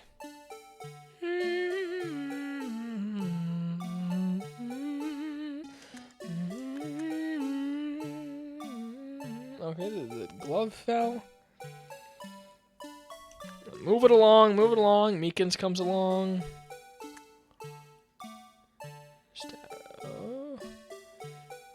Oh, wait. Hang on. I saw something there. Jay. How did I not notice it before? He's got a lot of blood on him. Take that! Yeah, that's a lot of blood. For some reason, you disguised yourself as Detective Goodman and entered the evidence room, though I don't know what to end. I don't know to what end yet. Yet? However, something unexpected happened. Officer Meekins barged in on you. When asked to show your ID card, you pulled a knife on him. However, Officer Meekins panicked, and the white coat you were wearing was soiled with blood. A bloody white coat? You couldn't just walk out like that. So you hid the coat in your locker. Not bad, partner. Is that it? Now then, Officer Marshall, are you ready to tell us the truth? Looks like I underestimated y'all. I hope you're happy now, Mr. Ridgeworth. 2 years ago, if you were only half as persistent then as you were today, we all wouldn't have to be here now would we? Officer Marshall, what the fuck are you talking about? Tell the court what you did, all of it. All right. Seems the time has come. I need a big drinky. Marshall's confession. Okay. I had to do it that day. I couldn't just stand by and let it die. Let what die? Oh, the SL9 incident was about to end, wasn't it? I stole the detective's ID and dressed like him. I planned to take out the evidence. I wasn't expecting Officer Meekins. I knocked him out and managed to escape. I knew which areas wouldn't be caught on the camera. There wasn't any murder in the evidence room at 5:15. Interesting. So the supposed victim was really you. But there's one thing I still don't understand. Traces of a large quantity of blood were found on the floor of the evidence room. If no one was murdered, then how could that be? Officer Meekins managed to cut his own hand. My guess is he's the donor. It was way too much blood for such a small donation. Okay. I guess do the thing I've been doing all night. Press. And just stand by and let it die. It's the... When you say it, you mean... Do you even have to ask, partner? The SL9... I knew it! Yes, I feel smart now. 2 years have passed since that case was closed. I was going to completely end it with the transferal that day. Not if I have anything to do with it. That incident's not over. But what did you hope to accomplish by sneaking into the evidence room? When a case is closed, only that case's lead detective can look through the evidence. I wanted to have a look at it myself one more time. No matter what the cost. I don't care what anyone says, partner. That case is mine. Wait. I'm just realizing now. Is that brown stuff around his head not his hair? Is that like a heat guard? Like a hood? For the whole time I thought he's had long hair. But I guess yeah, if you covered his sideburns and look at his beard, I mean uncovered his sideburns and look at his beard, his hair would be pretty similar. Huh. Wow. Had me fooled. But Officer Marshall wasn't in charge of that investigation. Why does he care so much about it? That day was my last chance. That's why I stole the detective's ID and dressed like him. I plan to take out the evidence. Excuse me, bitch. Why did you disguise yourself as Detective Goodman? If I didn't make it look like Goodman was carrying out the evidence transferal, I'd be arrested for stealing evidence, which wouldn't get me anywhere. So you did it to fool the security camera? And the detective's ID card? I stole that the morning of the incident. So that really was why Goodman started filling out that lost item report. I returned his ID card. I left it on the floor in the prosecutor's office parking lot. The ID card I found was left there by Officer Marshall. So essentially, you managed to succeed despite your lack of foresight. What do you mean, partner? I mean the fingerprint-activated lock, of course. No matter how well you disguise yourself, you can't change your fingerprints. Under normal circumstances, you wouldn't have been able to open that locker yourself. But he could because a rubber glove just happened to get stuck in the door. That means Detective Goodman must have opened the locker before Officer Marshall. I wasn't expecting Officer Meekins. I knocked him out. And managed to escape. I knew which areas wouldn't be caught by the camera. Interesting. So you did your research beforehand. Those who go into the desert unprepared don't live long, partner. I didn't think it would make a difference, though. The security tape is erased every 6 hours. If all had gone as planned, no footage would have been left. However, you bloodied your coat in your struggle with Officer Meekins. If someone was in the security room when I came out, the jig would have been up. I opened my locker and stashed it in there. What was Officer Meekins doing during that time? What else? He was sleeping like a baby. So what you're saying is on that day, there wasn't any murder in the evidence room at 5:15. I had a feeling we'd wind up here sooner or later. Everyone involved here is related in some way to that case. I'd better take another look at the files. I had to do it that day. I just couldn't stand by and let it die. I stole the detective's ID and just like him, I wasn't expecting Officer Meekins. I knocked him out. I guess just press more. You pulled a knife on Officer Meekins and tried to drive him off? Let's just say I was a little surprised. I only planned on being in the evidence room for no more than 5 minutes. I didn't think anyone would actually come in during that short time. Officer Meekins certainly is a one-in-a-million type of person, mistaking a detective for an intruder and demanding to be shown his ID. I'll have to think a little more about his raise this year. When did Edgeworth get so much influence? True! Anyway, he threw himself at me. I ended up cutting him slightly. I'm sorry it had to turn out that way. With me knocking him out and everything. God, my throat is getting strained. By the way, what happened to your knife? Oh, you mean this one? I don't know what to say. So you knocked Officer Meekins out and Managed to escape. I knew which areas wouldn't be caught by the camera. there was a murder Murder in the evidence room at 5:15. But the blood found at the scene currently indicates a crime took place. What are you, blind? The victim shown on that tape is me, and I'm not dead yet, partner. So you stole the evidence from the locker? Actually, no, I didn't. Huh? Why not? When I opened the locker, the evidence was already gone. What? Mr. Edgeworth, where is that evidence? It's still missing, Your Honor. Detective Goodman's locker was already empty. Someone else stole the evidence. Officer Marshall, may I ask you one thing? Fire away, partner. It's a free country. Just remember, I'm also free to decide whether or not to answer. Why did you do this? Stealing a detective's ID? Injuring a police officer? This is no small offense. Moreover, you're an officer yourself. This will have serious consequences. It can't just be forgiven with a simple cut in salary. Not that salary cuts are ever a valid solution. Like I said, this isn't your case. This one's mine. And I'll do anything it takes to get an answer I'm satisfied with. The witness has an unusual amount of zeal. Let's hear more. I can't just forget the SL9 incident. You know why? Why? Why is that?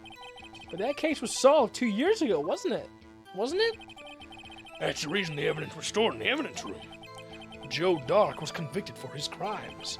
One thing I can say for sure is he deserved his sentence. I remember the Joe Dark case. It involved serial murders, didn't it? I don't intend to complain about how it turned out. But there's something that still bothers me. Something went down at that trial. Something no one will talk about. What happened? I don't know. That's what I'm trying to find out. Why is he so concerned with that incident? Maybe I should present him with what I think his real reason is. I had a feeling we'd wind up here sooner or later. Everyone involved... Oh, right. I can just stand by and let it die. I stole the detective's ID. I managed to escape. There wasn't any murder. I can't just forget this. On that incident, you know why? Present? Oh. Oh, right. Wrong arrow. I guess he'd need these from the locker. Okay, show me. He'd have to have need those. Officer Marshall, I think I understand. I think I know why you care so much about the SL9 incident. Sounds like you've been sipping too much cactus juice, partner. I have the SL9 incident file here. The name Marshall is mentioned in here. In a list of murder victims. Neil Marshall. Neil Marshall. Are you related to this man? Neil Marshall? Yeah, I'm sure you've heard the name. 2 years ago. Oh, right. Oh! He received the same lousy prosecutor award you got. What? A prosecutor? He must be talking about the King of Prosecutors Award. Now I remember. Prosecutor Neil Marshall. He handled the SL9 case before I did. That's right. He was killed. And the case fell into your hands. But what was his relation to you? He was my brother. Oh, that is his hair! For a second I thought that was like a guard, like a dust guard. So he does have long hair, okay. He was investigating the murders with Damon Gant, the then Deputy Chief of Police. So it's Joe Dark, Damon Gant? That's my first guess. The group of detectives I was part of worked under them. I was wondering what that other guy was doing with the cowboy hat. We were desperate to prosecute the killer. Oh dear. He has the same eyes as Damon. Joe Dark.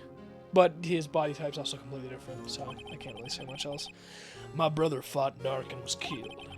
That was the first time Dark left behind any evidence. That was all we needed. He was arraigned. He was arraigned? Alright, I gotta look up what this word is said. Arraigned. Pronunciation. This is the second time I've had to look up words. First was affidavit, then. Arraigned? Arraigned. Arraigned. Okay. He was arraigned and incarcerated. The case was finally closed. At least, according to the public records. What do you mean? My brother couldn't have been killed by Joe Dark. I knew my brother better than anyone. No one could have beaten him in a fight. And that's it?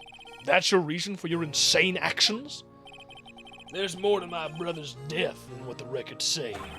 No matter how much you try to hide it, you can't fool me.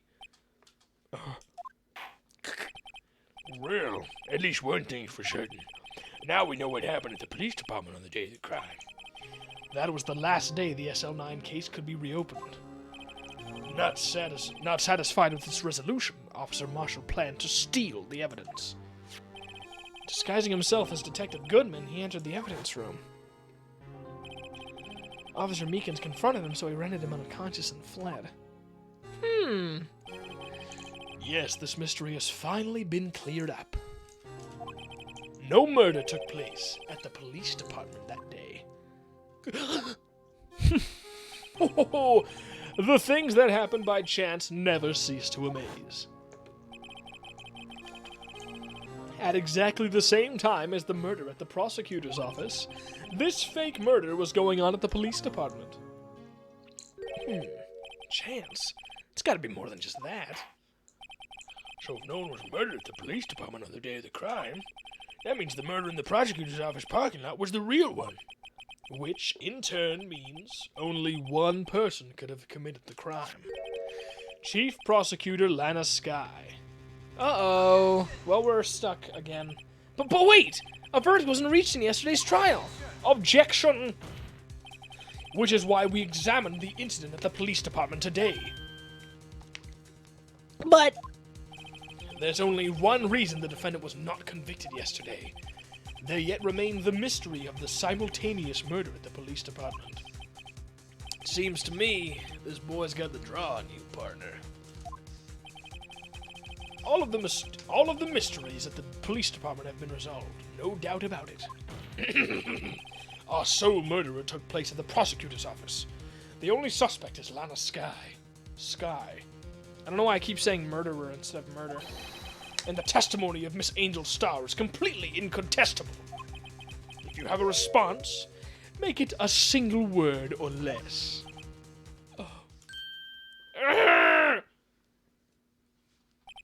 I rest my case. Jeepers. Looks like we're stuck. It seems that this trial has reached its conclusion. There's no room for doubt. Well done, Mr. Wright. Thanks to you, I didn't need to waste my time disproving the alleged murder at the police department. Fuck! There's no doubt what I proved today is true. The apparent murder on the security camera's tape was really fake. It really was fake. But I didn't realize that it would end up proving Lana guilty. Now then, the time for the verdict has arrived. This court finds the defendant. Hold it! What now? Boink, boink. Uh-oh. Lana. Your Honor! Wait! Emma? The defense has an objection! A scientific objection! Right? What do you mean, right? Mr. Wright, are you this girl's guardian? Your Honor? Oh, in a sense. Please, Your Honor, all I'm asking for is a minute of your time. Please hear me out. Mr. Edgeworth, please. I don't want to leave any loose ends. You want a minute? I'll give you 3. Okay. Awesome. I was kind of in shock. I mean, finding out the SL9 incident referred to the Joe Dark killings. Now that she mentions it, the names of both Skye sisters were in the file. But that's when I figured it out. I mean, what Officer Marshall was trying to do that day. So I knew his fingerprint had nothing to do with the crime. That left only one thing. The other handprint. You mean the traces of blood found on Detective Gumshoe's locker? No fingerprints were found on it, right? No, but I figured if I examined it scientifically, I'd be sure to find a clue. So, I ran over there and looked at it again. So did you find something? No! Huh? Sorry. Well, I guess I'm not much of a scientific investigator after all.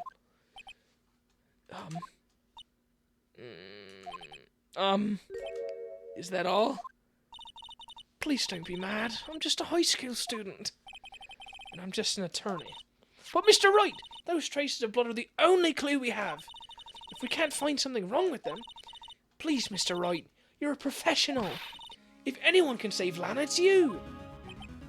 Me? Oh boy. Time's up. Now then, Mr. Wright. With regard to the incident at the police department, does any reasonable doubt remain? It appears the defense is troubled by the other blood mark.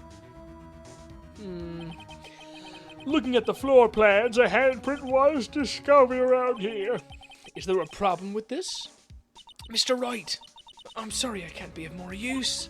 But still, if you can't find anything wrong with that blood mark, Lana will be... Please answer my question, Mr. Wright.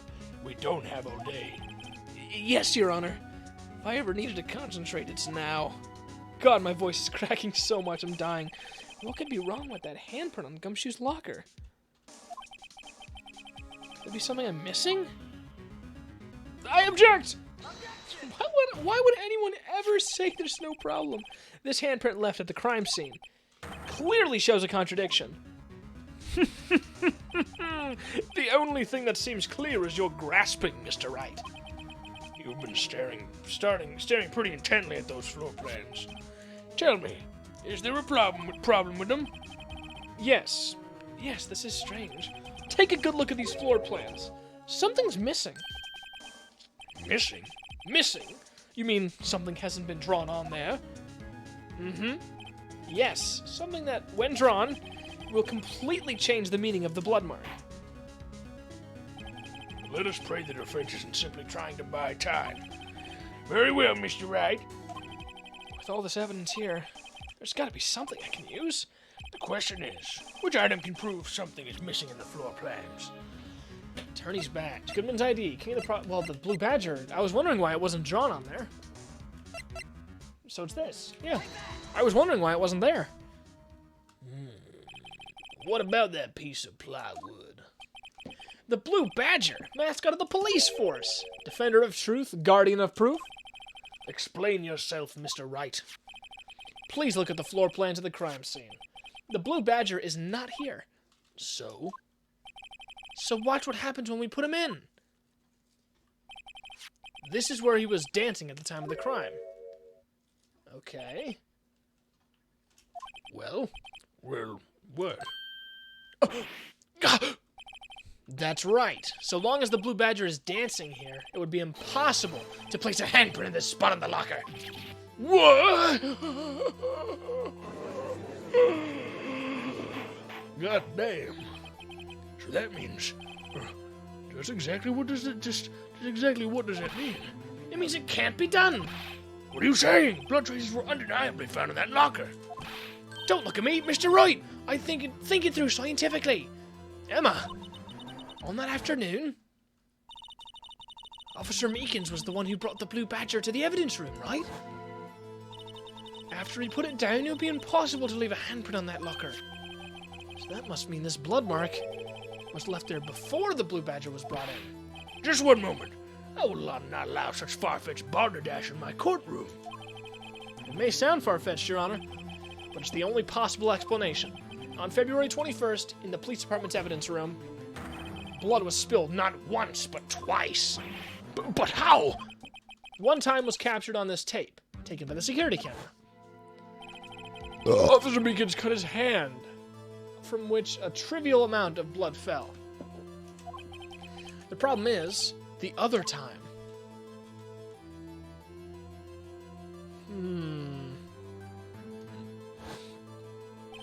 Someone bled prior to the struggle shown in this tape. It had to have been Detective Goodman when he was really murdered. What? That's ridiculous. I refuse to accept your absurd claim. Objection. The murder portrayed in the security tape has been proven to be a fake. However, that does not explain the blood mark found on the locker. Objection. So then, assuming this murder you purport really happened, when did it take place? I demand you show evidence that proves when it occurred. When did the first incident occur? To summarize, the defense claims that prior to Officer Meekins being cut by Jake Marshall, who was supposed to Jake Goodman, another incident took place in that evidence room. That's right. The blood mark on the locker proves this. Very well. And tell us, when did this first incident occur, as Mr. Edgeworth said? Proof must be presented. Proof that shows when the murder took place. There's only one piece of evidence that can show that.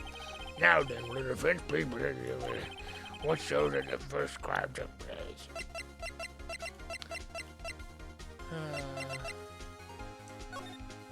Okay, so that still hasn't been shown yet. Okay. Boink! If the crime took place inside the evidence room, then the killer would have had to enter it. And in order to do so, an ID card would have been required. An ID card? Oh! The ID card record. Officer Meekins brought the Blue Badger panel into the evidence. Wait. I wasn't even thinking of that. I was just thinking of Officer Marshall's number being revealed. If the crime took place before that time, then it would be 4:40 p.m.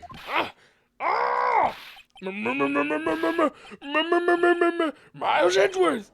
Just what have you done? I never would have figured you had the nerve, boy. Drop the act, witness. It doesn't take a lot of thought to figure out it couldn't have been me. Nope, I ain't getting it. I'm afraid I don't understand either. It's clear from the luminol test that blood was there. However, when the second crime took place, both Officer Meekins and Marshall had failed to notice the blood. That means blood from the first crime was wiped away by the real murderer. I would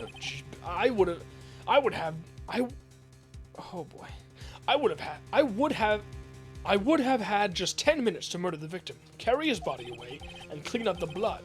Unfortunately, that's physically impossible. That would mean the crime must have taken place before Mr. Edgeworth entered the evidence room. Let's look at the chart again. There's only one other card number remaining. 7777777. Talk about a lucky number. But wait, that doesn't make sense. How could Detective Goodman have entered the evidence room? Since there's no record of his card being used beforehand, he must have entered along with the real murderer. That's the only plausible explanation. He went in with 777777. Mr. Edgeworth, please look into this ASAP. Find out whose ID number is 7777777. That's 1 7 too many, Your Honor. Unfortunately, I'm unable to look up the number of that ID card. At least, at present. What? Explain yourself, son. The ID number 7777777 belongs to someone with a rank of captain or higher. Someone who is a so-called executive officer. We don't have the authority to inquire to such a person's identity. Objection. But that's ridiculous. Just how? I'm not finished talking, Mr. Wright, you fucking dunce. There is one situation in which we can be granted such an authority. If an official charge is filed against an executive is accepted. An official charge? Sorry, I'm drinking water. My voice is killing me. You're all alike, aren't you? With your cover-ups and your forgeries. That's how the prosecutor's office operates. I take pride in my work, Officer Marshall. I would appreciate it if you would keep your slander to yourself. Slander, is it? Okay. Let me ask a question. Yes? No, not to you. To her, the defendant sitting over there. Your own little executive. Lana? Don't be stupid. She's been charged with murder. Of course we've looked up her ID number, and it's not 777777. Don't play me for a fool, partner. That's not what I want to ask. All I want to know is one thing about that incident. The SL9 incident? Answer me this, Chief Prosecutor. In that trial 2 years ago, did you really only use legitimate evidence? Well, I don't know what to say. Do you need the witness to repeat his question, Chief Prosecutor? I heard him fine, Mr. Edgeworth. 2 years ago, I was in charge of the prosecution for that trial. At the time, Occasionally, we felt the powerlessness of the law. At least, I did. Lana? I became a prosecutor in order to suppress crime with the law. Before I realized it, we were the ones being suppressed by the law. Defendant, just what are you saying? I'll ask you again, Chief Prosecutor. During that trial 2 years ago, did you really present all the evidence in court? Can you look at me, an investigator in that crime, in the eye, and say that you did it? Chief Prosecutor, you didn't. I don't have to, Officer Marshall. Why won't you answer him? Drastic crimes require drastic measures. That's just the way it is. We did what we had to in order for him to get the verdict he deserved. But Lana! Even if it involved forging evidence.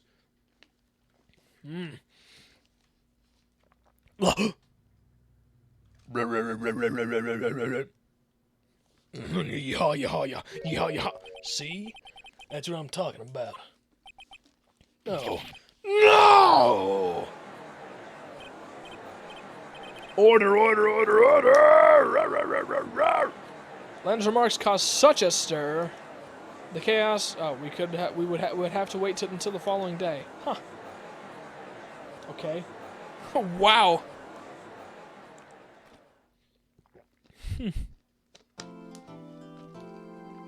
Okay. I'm going to save. And I'm going to get something to eat real quick. I'll be like 5 minutes. Let me play some music while I'm gone. I might pause while I'm eating as well.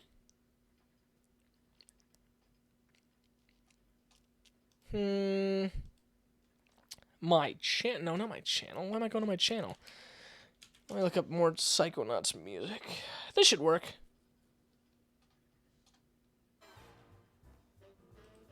Okay, I'll be right back, chat. Don't go anywhere, you sweet little things.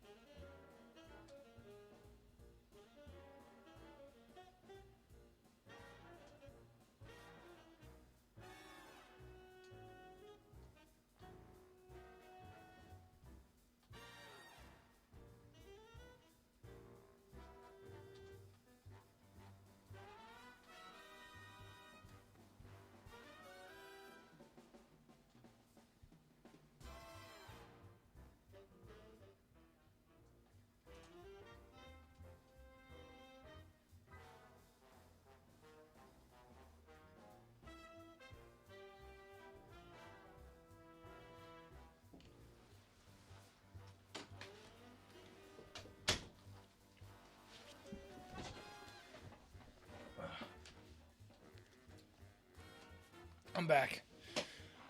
Stream has been great, Goose, but I gotta get on to bed. Keep on swagging, gamer. Dang. Guess I'm all out of viewers. I'm gonna finish this game, though. It's the last thing I do. Even if it kills me.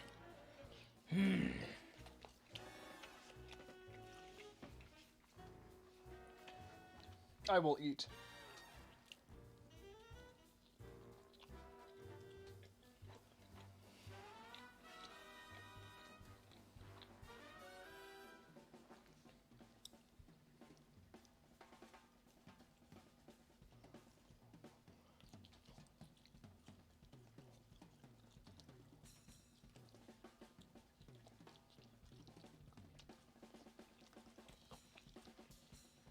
This song goes hard.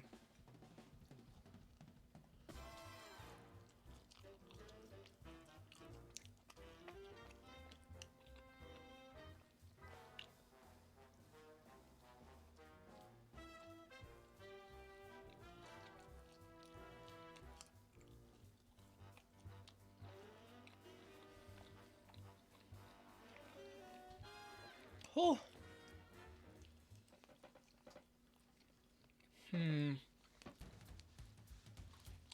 Oh, this works too. I'm almost done. I have one piece of pizza left. Yum, yum, yum.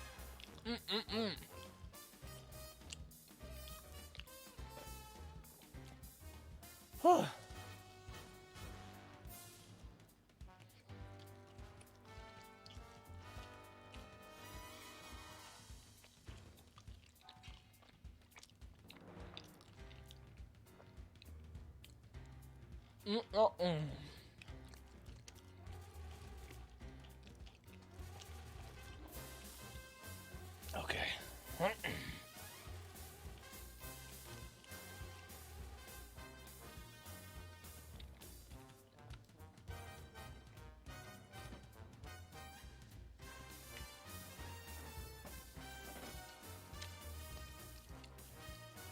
Alright, cut the music.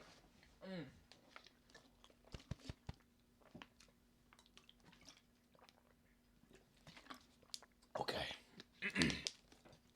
I may be alone, but Ace Attorney is a game where I can just do voices. That's about it. I ain't need no viewers for this. Okay, Right and Co. Law Offices. I'm so sorry, Mr. Wright. I'm sorry for what my sister said. Drastic crimes require drastic measures. That's just the way it is. We did what we had to in order for him to get the verdict he deserved. I didn't know. Guga? Oh, just perfect timing. Just right when the stream was dying. You show up, thank you. I never knew that the SL9 incident was just another name for the Joe Dart killings. Sounds like everyone's heard about these killings but me. Lana wanted Dart convicted so badly. That's why she used me. That's why she used what happened to me.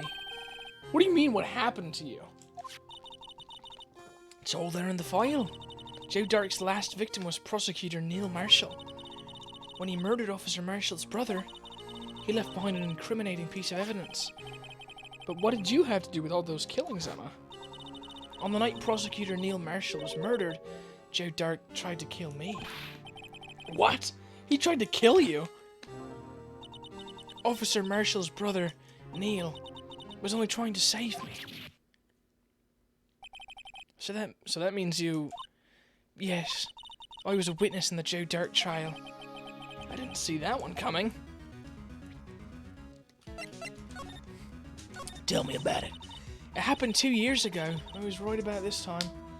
I didn't see you were streaming. Oh, I guess I could have DM'd you the stream link.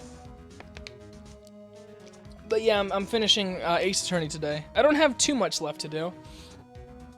So if I really zoom through the dialogue, I should be alright. It happened 2 years ago. It was right about this time of the year, too. There was a terrible thunderstorm that day. Unusual for the season.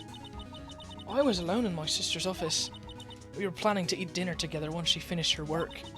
Then, suddenly, this terrifying man came bursting into the office. Joe Dark. Oh, Joe Dark. It seemed like he was running from someone. He pulled out a knife and screamed at me. I didn't know what was going on. Just then, Prosecutor Marshall showed up. Jake Marshall's brother. Joe Dark tried to take me hostage. But before he could, Mr. Marshall tackled him. Then, what happened? I'll never forget it. Lightning struck and the lights went out. Suddenly, a bolt of lightning flashed outside the window, lighting up the office for an instant. Vosh. Joe Biden. Joe Biden. Joe Dark. Wake up. 200 yield. 2 million yield. What I saw then burned a permanent picture in my mind. I can still see it now. A permanent picture? I don't remember the moment when Dark stabbed Mr. Marshall. So you weren't able to testify about that?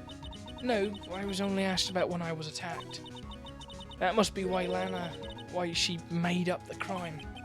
Made it up? You mean provided bogus evidence? The prosecutor's office wanted that guilty verdict so badly. Lana forged the evidence and Mr. Edgeworth used it. Edgeworth?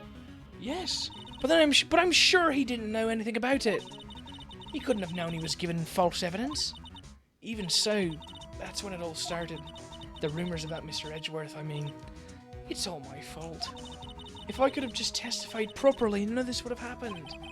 So it's true. Even though we may have not known it, Edgeworth really was involved in falsifying evidence. After that case ended, Lana was never the same. She became cold like she is today. She must not have been able to face up what she did, especially not to Emma. Permanent picture. What did you see in the instant that crime occurred? Onion head. Dark knocked down Mr. Marshall and raised his knife. Neil Marshall was stabbed right in front of this poor girl. Jeepers. Jeez! I don't remember what happened after that. Apparently I passed out.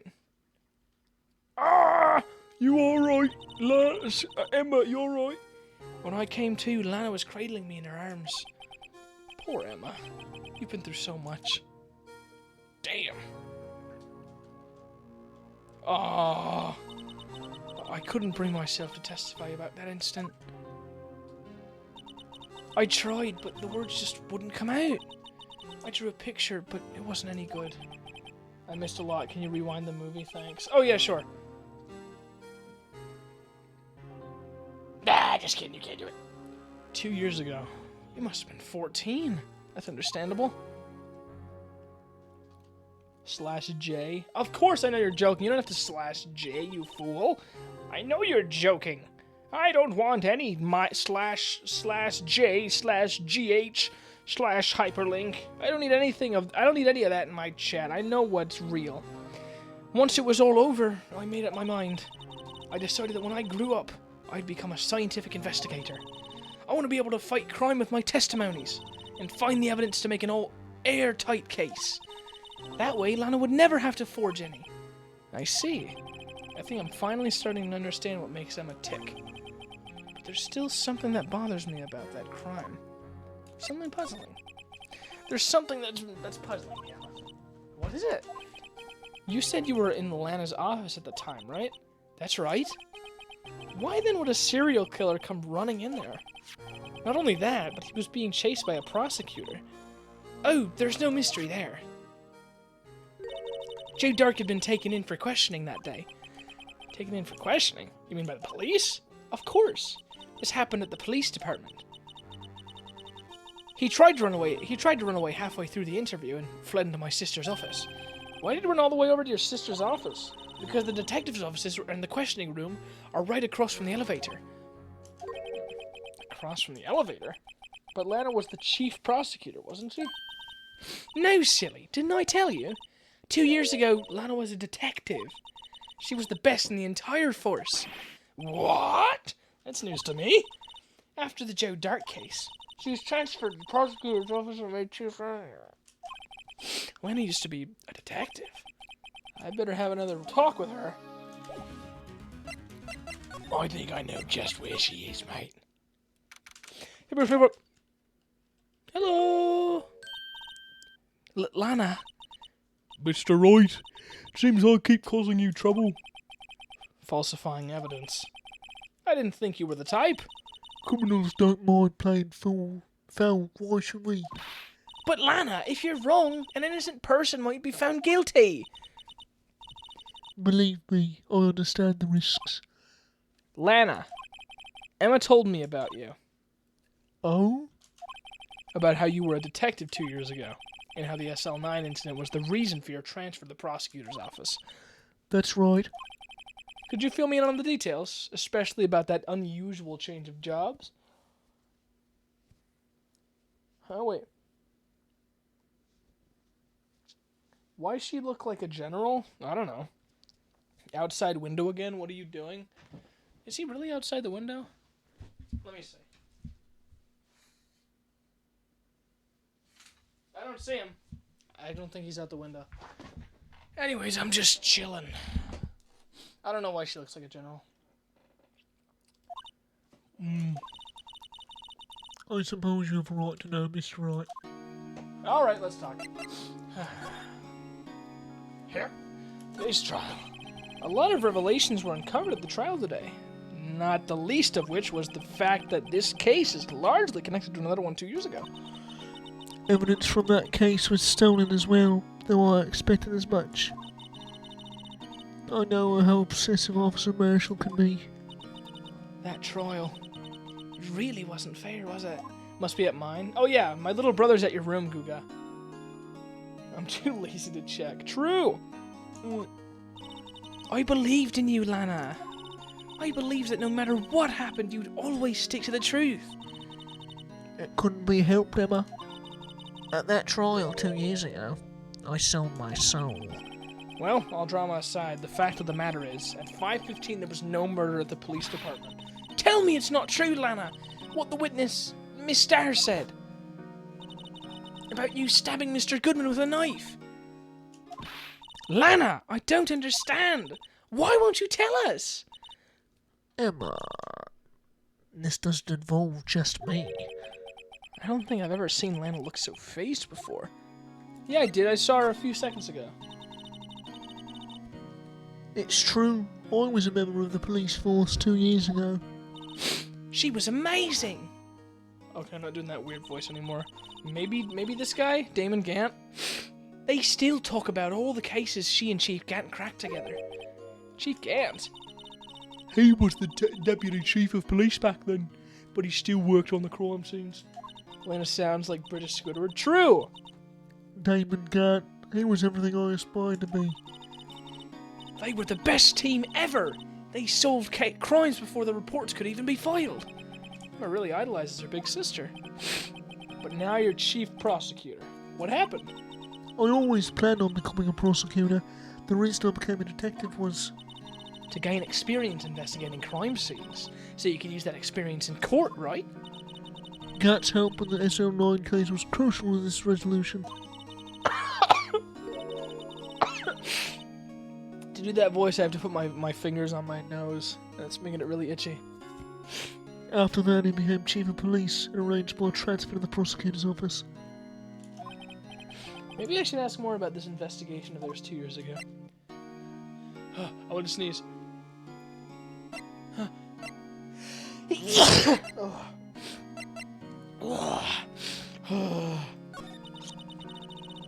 2 years ago, I was second in command of the detectives investigating Dark. Second in command? That means the investigation lead was Damon Gant, right? Yes, Deputy Chief Gant and I shared the same office at the same investigations. Even had the same office. We're the team of the best detectives on the force. Detective Goodman, whose case it was, Jake Marshall and Angel Starr. It was the finest first time, Marshall. It was the first time Marshall worked with his brother. He was quite gung-ho. Lana has a cold. Yeah, because she sold her soul. Her insides are cold.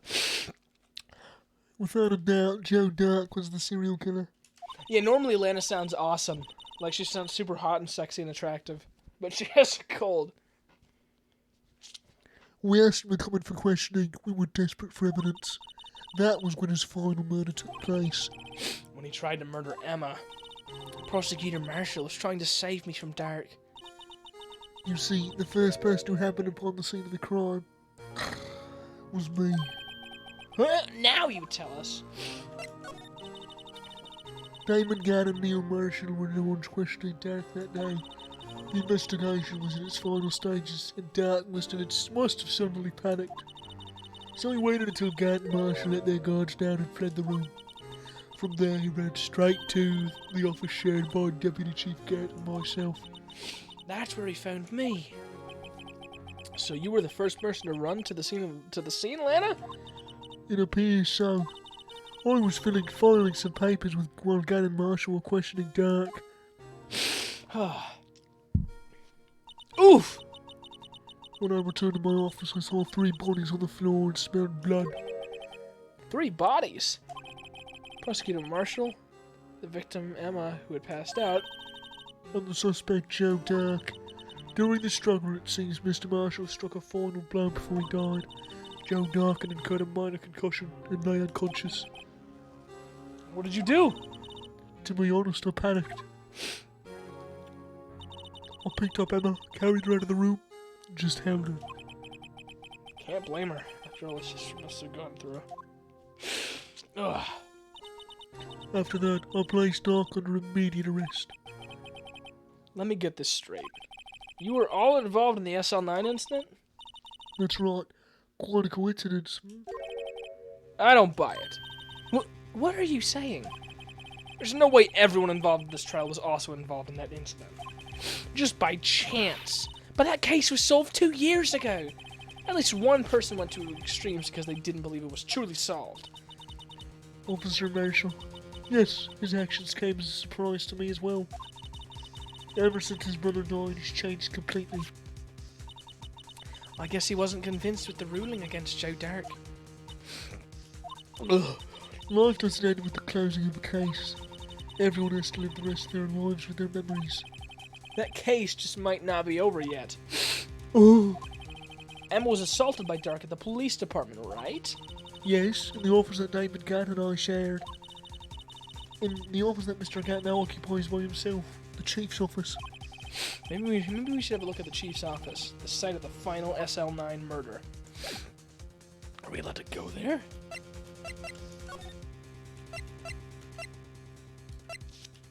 Where is it? No one's here today. Not even Miss Starr. Everyone's probably busy looking into what exactly happened down in the evidence room. That must be where the detectives are. But we proved in court today that on the day of the crime, no one was murdered in the evidence room at 5:15. Yeah, I thought we were finally making some headway in our case. But instead it looks like we just ended up making Lana look even more guilty. Hang in there, Lana. I've got to find the answers by tomorrow. Is Edgeworth here? Mr. Edgeworth isn't here. Maybe he's being questioned by an inquiry committee. He took a real beating in court today. Yeah, with Lana admitting to falsifying evidence 2 years ago. Funny lady gone. Sadness. I guess we'll just have to come back later. That's my streamer. That's my chat. Fucking, what are they called? Those are my viewers when the funny lady's gone from screen. We'll just come back later. Police board entrance. Where the heck is this place? Uh-oh. Howdy, Bambina. Oh, Mr. Marshall. I never thought things would turn out this way when I woke up this morning. Que sera, sera. You never know where life will lead you, eh, Bambina? I should have known my luck had run out when old Billy dried up this morning. Billy? Must be his pet cactus. Say, where are you headed? Just over to the prosecutor's office for a little interrogation. It's a voluntary appearance, but we all know I won't be coming back. Sorry, but you can't go in the evidence room today, partner. But Mr. Marshall, why did you do it? Why do prospectors head west? If ever there was a case I needed to know the truth about, it was that one. Before you turn yourself in, Mr. Marshall, would you mind telling us exactly what happened? Looks like I won't be getting a steak lunch today. Let's see. Dark trial. Something was fishy about that trial from the beginning. It wasn't just me either. All the detectives thought so. What do you mean, fishy? Some of the facts reported were inconsistent with the evidence we found. For example, the murder weapon. The murder weapon? You mean that switchblade knife with the broken tip? That was Joe Dark's, all right. But in the initial autopsy report, a question was raised. A question? The blade of the knife was not a perfect match with the wound the victim sustained. What does that mean? It means there's a good chance that the knife was not the murder weapon. However, in the report that was finally submitted, that possibility had been erased. The facts have been concealed with forged evidence? That case left behind scars on all of us. The scars that the SL9 incident left behind. Huh. There was something going on behind the scenes in that case. We all knew that later. Every detective involved in that investigation, save one, was taken care of. Miss Starr was fired and I was demoted and boxed away in a tiny room. What about Detective Goodman? If they did something to him too, the commissioners would get suspicious. No, they were careful enough not to be too obvious. He shot you? True! Oh yeah, he's the guy that shot me with his gun. Hey, Who are you talking about? don't get upset, Bambina. I mean Damon Gann, Atlanta Sky. The investigation led Damon Gann and his second-in-command, Atlanta Sky. Sorry for burping so much. It's funny. There wasn't a person on the force who hadn't heard of that duo. Get another water. That case was the biggest step in both of their careers. After the case ended, Atlanta transferred to the prosecutor's office, right? Yeah, Damon Gant, the new chief of police, arranged for that to happen. She's never been the same since she left. Huh? Everyone who knew her said so. Chief Prosecutor Sky was totally different when she was a detective. Now that he mentions it, Emma said something like that too. Tell me, what happened to my sister? Burp streamer, I'm sorry. Sorry, Bambina, but her secret is too well guarded. I never found out. Atlanta's secret? It all started 2 years ago. Interesting. Well, I missed one. Prosecutor Marshall. I got the looks, but he got the brains. He was one of the best prosecutors around. I had just made detective when it went down. It was our first case together. How old was he, your brother? He was 27 at the time. He was awarded the highest honor that very day. The highest honor? You mean the... King of Prosecutors. I knew it. What are you looking at me like that for? That's an honor for a prosecutor. No, it's funny? No, okay. Mr. Marshall must have really been close with his brother. The day the SL9 incident took place, that wasn't the same day as... That's right. It was the day of the evidence transferal. Interesting. It was drizzling that morning, and by nightfall there was thunder. Ugh. Can't believe 2 years have gone by already. I tried to steal the evidence so the case wouldn't die. Apparently someone tried to stop you. Detective Goodman was murdered, and the evidence locker was empty. So there you have it. That's my story. Did you enjoy it, partner? It was certainly enlightening. There's one thing for sure I found out in court today. That boy Edgeworth isn't my enemy. Pow! He was the one who used falsified evidence to get a guilty verdict. But someone else was the one who gave him that evidence and planned everything. that someone is Damon Gant. I knew he was suspicious. Don't believe me? Well, I don't blame you. I won't even be patrolman after today. Well, Too bad I won't be around to work with you when you become a real scientific investigator. Adios, Bambina. man, he was kind of cool. Poor guy. I guess criminal affairs is all that's left to do. Police station. This place is always pretty empty, but today it's deserted. All that there is two guys that there always are. That must mean everyone's busy solving crimes. Oh, if you're looking for the others, they're all in the conference room. Thanks. Wow, he actually talked to us. With the chief prosecutor saying what she did and the decision about what to do about Mr. Edgeworth, not to mention her statement to the media in tomorrow's trial, there's more chaos going on than Thanksgiving and Christmas put together. I think festive is the word usually used for those. Sir, we'd like to have a look around Chief Gant's office. Just use the connecting hallway to the other building and take the elevator up to the top floor. Really? You mean it? It's okay for us to go in there? I mean, we aren't police officers or anything. Hey, you're right. You can't go in there. It's off limits. Now I see where Detective Gumshoe gets his unique charm. Well, what are we waiting for? Let's head to the chief's office. Ha ha! What the why does he have this? A giant organ. Wait, this music sounds familiar. Whoa, where am I? In the chief's office, silly. At least that's what it said. At the door. Check out that pipe organ. It's real, isn't it? Hey, I used to take organ lessons in kindergarten. They used to call me Little Miss Back.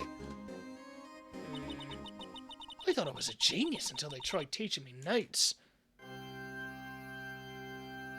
That's not too bad. I never could remember where C was. Oh god, this is another grating voice. Oh, it's you two. Chief Gant! He put that paper he was reading in his desk. So, Righto, have you been swimming lately? No, I haven't. I've been kind of busy lately. I can appreciate that. I've had my hands full too with Mr. Marshall's misconduct. And Lana's provocative statement. What in the world? I know, right? Provocative statement. Oh, you mean about the forged evidence. 2 years have passed since that incident. My, how time flies. See that big picture on the wall over there? On the wall? Did you say wall? Oh wait, that's the vase. Interesting. I'm gonna guess that Damon Gant, fucking what's his face, the prosecutor guy, was snooping around places he shouldn't, and Damon Gant beat him over the head with that pot. Yep, and because he's got gloves on, I didn't see it. That's a picture of me and Lana, Neil, and me. So this is Mr. Marshall's brother, Prosecutor Neil Marshall. We took it to commemorate our work together. Something's not right with this picture. I can't quite seem to put my finger on it, though. It's the vase. The Gant team picture.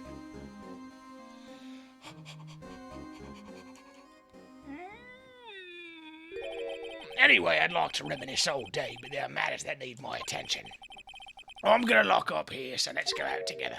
Oh, but this office, it was a crime scene 2 years ago, wasn't it? That case has long since been over. There's no need to investigate it anymore. Gant got the final boss room, goddamn. True! All the same, we'd still like to have a look around. Perhaps you didn't hear me. I said there's no need to investigate it anymore.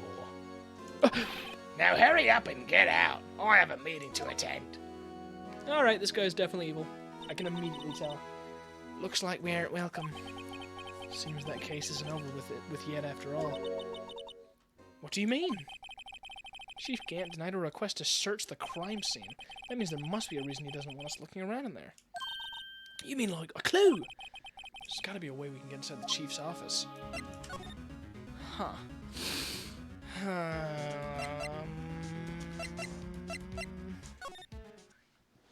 Okay, I gotta sit right. I keep sitting in wacky poses and they're hurting me. My legs. Oh, hey, it's the best character. Hey, pal. Detective Gumshoe. Aren't you supposed to be in a meeting? I'm, just taking a breather. My feet hurt.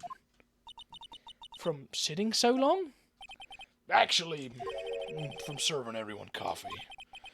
Sounds like Detective Gumshoe's still out of the loop. Say, have either of you seen Mr. Edgeworth? Edgeworth? No. Why'd you ask? He's under fire from both the police department and the prosecutor's office. It's almost like the battle's between you two in court. That sounds serious. Is it because of what my sister said? That's basically what it all boils down to. That falsified evidence 2 years ago. Now Mr. Edgeworth has the whole world after his blood. Yikes. Huh. Edgeworth's crisis. But why would Edgeworth be blamed? It's not like he knew the evidence was forged. Lana Skye is the guilty party here, isn't she? Regardless, the prosecutor is responsible for the evidence they present in court.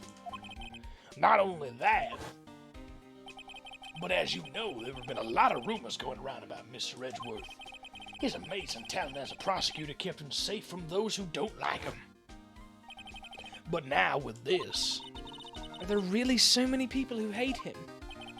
in our world, only those with talent rise to the top. Mr. Edgeworth not only has that, but he's young. There's no better recipe I know of for making enemies. Hey, Dick! Keep up the good work! Yes, sir. Let's go out for lunch again sometime. My treat. Yes, sir. You gotta take me back to that joint sometime, okay, Dick? Yes, sir. Seems you don't have any problems with enemies. Yeah, well, I'm careful not to stick out. Anyway, I'm a bit worried about him. Under all this pressure, I'm afraid Mr. Edgeworth just might crack. Actually, I took a look at the file earlier while the coffee was brewing. He seems genuinely concerned for Edgeworth. Well, did you find out anything? The only evidence Doc left behind was during his final attack, His final attack? You mean... when he killed Prosecutor Marshall, who was trying to protect some girl. some girl. Me. Seems Detective Gumshoe never realized Emma was the girl. That's when he left the most incriminating evidence of all. Well, what was it?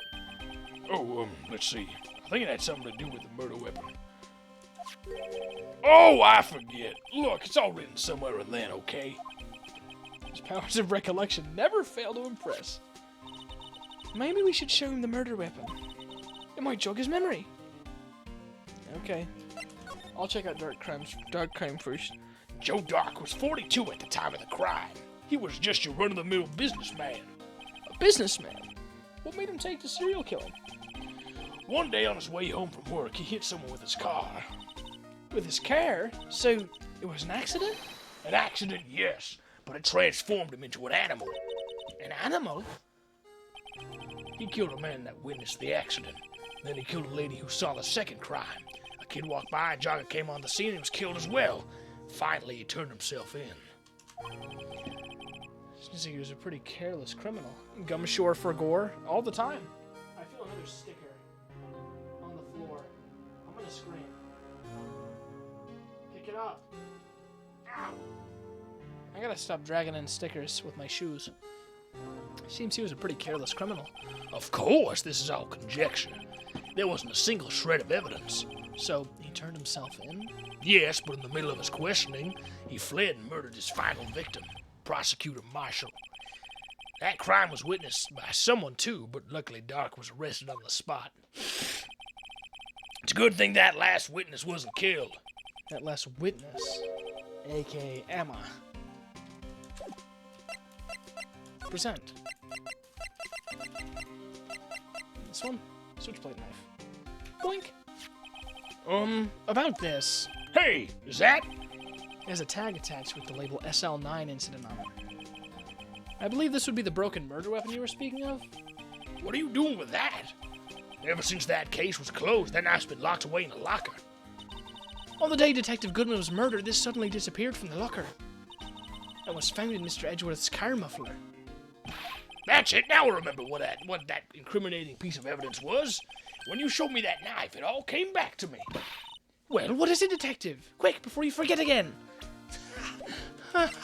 Before you forget again. This knife. It was Joe Dark's, wasn't it? That's right.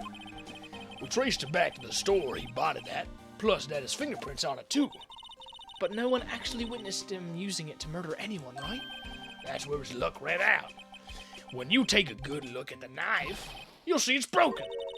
You don't have to take a good look to notice that. Yeah, well, anyway, take a guess where the broken off tip of the knife was found. That's what did him in. Where was it? The victim, Neil Marshall, was carrying it inside his own body. It was found deep inside the stab wound. Did it match Dark's knife? You bet, down to the last fiber. That's pretty conclusive. It's almost like the fucking what's his face? The Reinhardt guy I did. Von Karma. His name was Von Karma. Yeah, from before, because he had the bullet in him.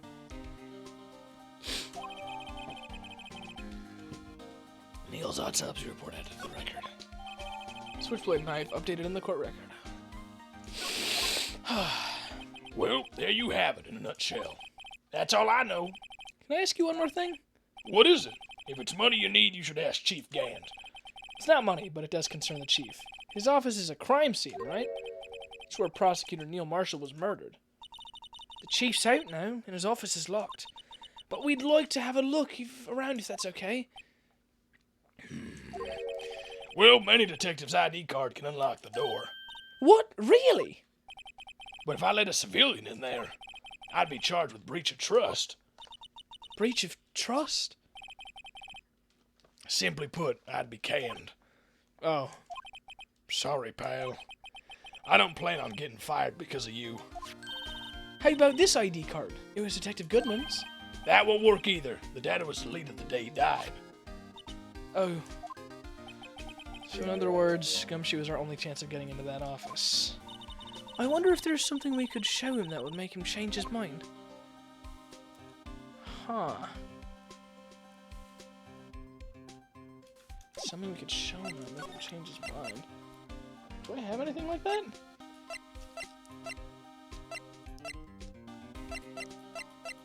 God, I have so much evidence now. Why can't it just be a menu? Well, I guess I know why it can't be a menu, because this was on a GBA. At least the older versions. I don't think I have anything to show him right now.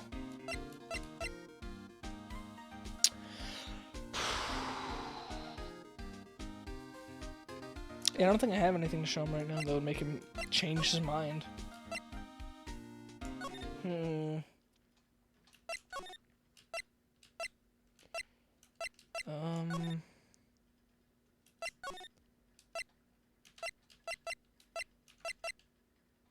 Is Edgeworth back? Oh, yeah, probably. I wonder if Edgeworth is back yet. There he is! Looks like he's writing something. What are you doing here? He sure was quick to throw that paper on the floor. Tough day in court, huh? I've had to live the past 2 years with rumors flying around. What's another allegation to me? Cheer up, Mr. Edgeworth. I'm rooting for you. That's Edgeworth for you. Always trying to hide his real feelings. So, what do you want? Unlike some people, I don't have all day. Talk to me, bro. Forged evidence. There's no excuse for what I've done. 2 years ago, I used false evidence to obtain a guilty verdict. That's what it all breaks down to, and nothing I do can erase that fact. But you didn't know, did you? I mean, that the evidence was falsified. The police department and the prosecutor's office share a bond of trust. If that bond is broken, we stand to lose everything. The police department's error is my error, my responsibility as the prosecutor in charge. The fact remains the same no matter what excuses I might have. Mr. Edgeworth. I take pride in my work. So tell me why. Why has it all come to this? Even Edgeworth can't keep this kind of emotion bottled up. Tomorrow's trial. Are you up for the trial tomorrow? I'm gonna kick your ass. First last year's trial and now this one. Seems all you do is worry about me. To be honest, you're getting on my nerves. But Mr. Edgeworth, you can't just walk out on the trial. Wait, isn't there an option to make the text go faster? Oh, it's already fast. Sound effects?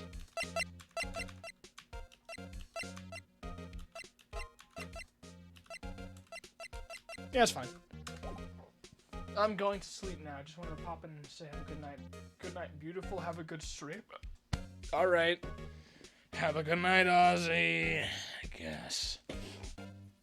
Also, please fart in mic. I won't fart in mic, but next time I have a burp, I'll do it right on the mic.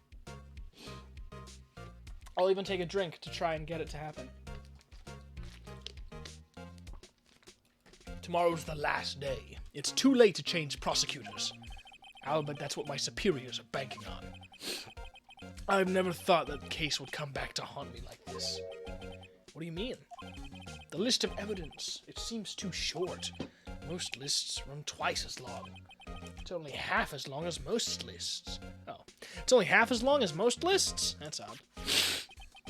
After Neil Marshall was murdered, I became prosecutor for that case. I may not have been part of the investigation, but I knew what I had to do. Use the evidence I was given to prove the suspect guilty. That was really the only thing on my mind at the time. Say, we just saw a picture taken around that time. That picture, something seems strange about it. Let me show him the picture.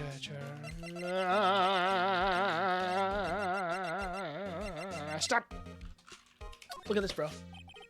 This picture was hanging on the wall in Chief Gant's office. Look, there's murder happening, I bet. Prosecutor Neil Marshall. He had just started making a name for himself. Looks like this was taken when he received the King of Prosecutors trophy. Speaking of that, there's something that bothers me. Yes? The trophy Mr. Marshall is holding. It's a little different than yours. Yes, you're right. Oh, did someone take off the sword part of the trophy and stab guy with it?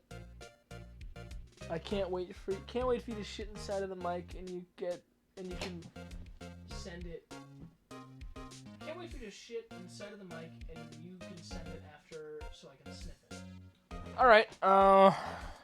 Considering timing you out, but you're about to go to bed, so it doesn't matter. I'll just continue with the stream. Ah, I remember now. Remember what? That was what the official prosecutor's trophy looked like until 2 years ago. There's a story behind its design. A story? Sounds interesting. Would you mind telling it to us? It's simple, really. Contradiction. That's what the award's based on. Interesting. This award originates from an ancient Chinese tale. In Chinese, the word contradiction is written with 2 characters. The first means halberd, and the second means shield. Have you heard this story? Me? Oh, sure. Everyone knows that. Why don't you tell it, though, for Emma's sake? Very well.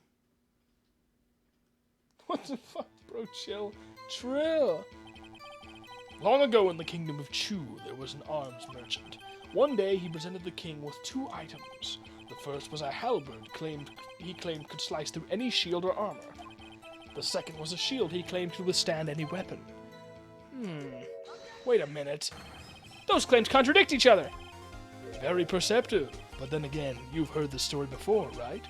Anyway, as you mentioned, the very descriptions of these items discredit them both. When the king pointed this out, the merchant was left speechless, and thus the Chinese word for contradiction was born. Interesting. Oh, I see. So the chipped shield and broken knife symbolize... Precisely so. They symbolize the merchant's items. The merchant's tale ends with the merchant at a loss for words, but it's in our nature to pursue matters to their conclusion, even if it results in something as ugly as this. Wow! Thanks, Mr. Edgeworth. I learned something new today. My final words for the night. Amiku's balls. Thank you. Thank you so much, Ozzy. That's funny. If that's so, then why were you only given a shield? You'll have to ask Chief Gant. 2 years ago we had the halberd part of the award abolished. Chief Gant. Huh. Interesting. Ugh. Wait, did I miss one? I missed one, yeah. Day of the Crime.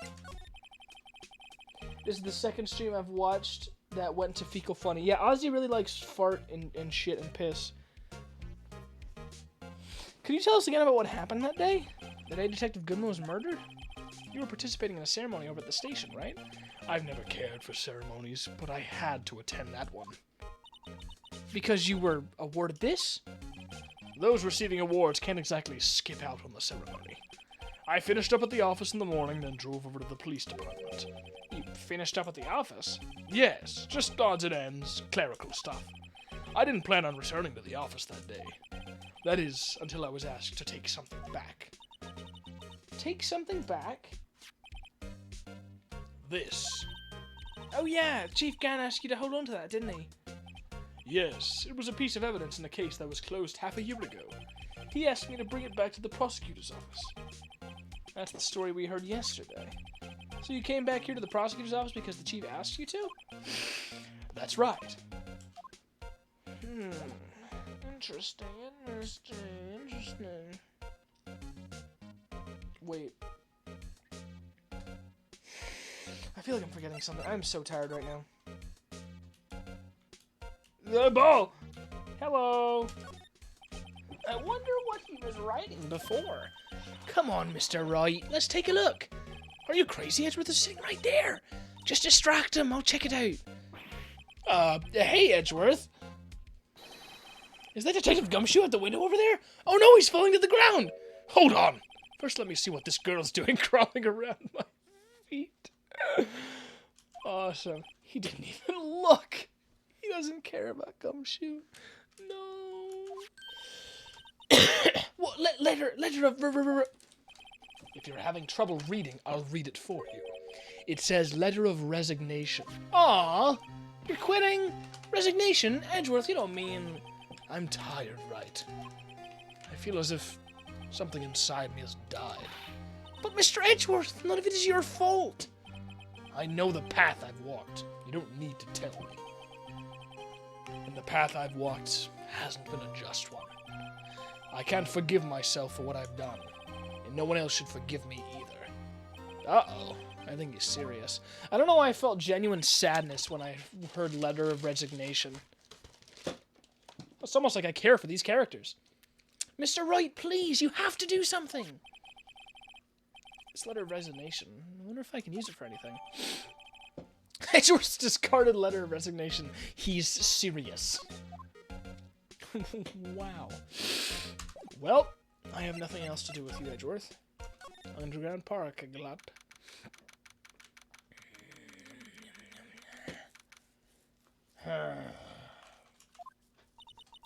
Excuse me? Uh-oh. Gillis? Would either of you care for a quarter pound of roast beef? Can I click it? Oh, no. You certainly are the curious sort, aren't you? Kind of like the first person who sucked a cow's nipple to discover. What?!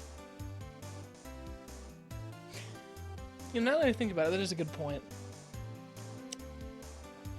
Imagine being the first guy to get milk from a cow. He's just sucking. He's like, yeah, his mouth is covered in milk. He's holding a glass. He's like, no, look, guys, you have to listen. It was just for science. I was just curious, okay? Everyone gets curious sometimes. And he gets arrested for molesting an animal. Still, I never thought you'd go digging up that case from 2 years ago. Everyone in this trial was involved in the SL9 incident. Milky!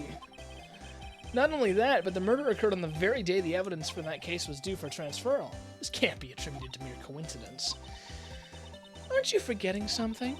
You know, that little scene I happened to witness? Death. If I could have gotten my gun out in time, I would have fucking killed her. The instant Lana stabbed Detective Goodman with a knife. No matter how much of the past you dig up, it won't change what I saw.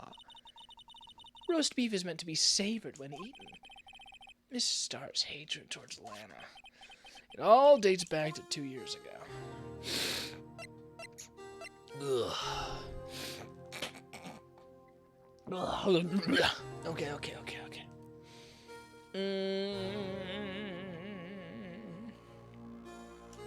No, don't present. Talk. My vitals are failing. Joe Dark. That's a name I'll not soon forget. I knew I should have gone to the convenience store and got a soda to drink. Because I'm fucking dying. Actually, I'll be right back. I'm gonna see if I can find one. I'll be right back, lovelies.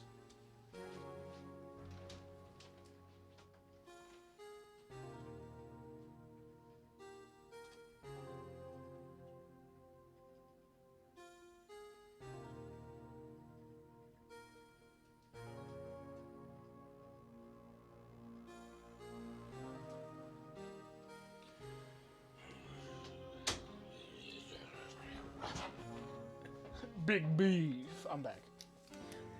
I couldn't find one, so I'll just have to stay up as long as I can. We trailed them for half a year. Oh, the pressure. Still, I don't think I was ever more alive than I was then. Those days were steamier than a bowl of hot gravy. Poor old Jake Marshall, though, must have been going through hell. You mean because of his brother's death?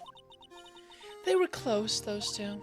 After Neil died, something took over Jake. He became obsessed. After seeing Jake like that made her all the more desperate. Her, Lena Skye, my sister. The best of the best were put on that SL9 case.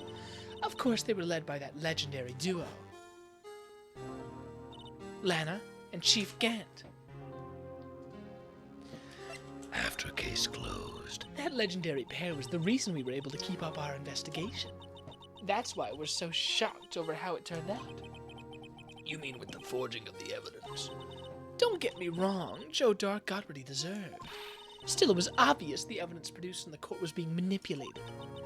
Items our team never found would suddenly appear, while other items were kept secret. But you don't have proof anything illegal was done.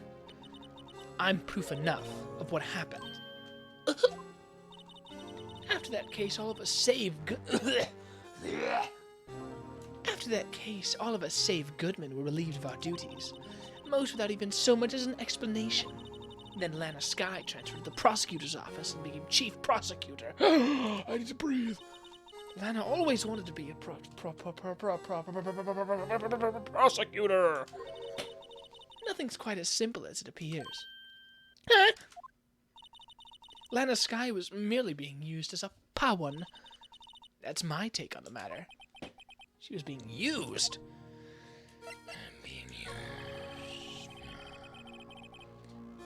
Lana transferred to the prosecutors 2 years ago, didn't she? Yes, thanks to Chief Gant's powerful influence. Chief! That's right. Having solved the SL9 case, his position as chief was secured. There was only one thing left for him to control, and then no one could stand in his way. The prosecutor's office. What? You mean that's why Lana was transferred? If he could control the chief prosecutor, he can control the prosecutor's office. That must have been his goal all along. All along. God, I'm slurring my words now. God, my nose itches. Okay, all better. But how could he control Lana? I don't know, but one thing's for sure. Ever since that case ended, she's never been the same. It's only logical to conclude there must have been a reason for her change. At last. I'm finally getting close to the bottom of this ugly mess. Thank you, Miss Starr. You listen to me, rookie. It takes more than just ingredients to create fine cuisine. I hope you turn out to be a better chef than I've been. Okay. How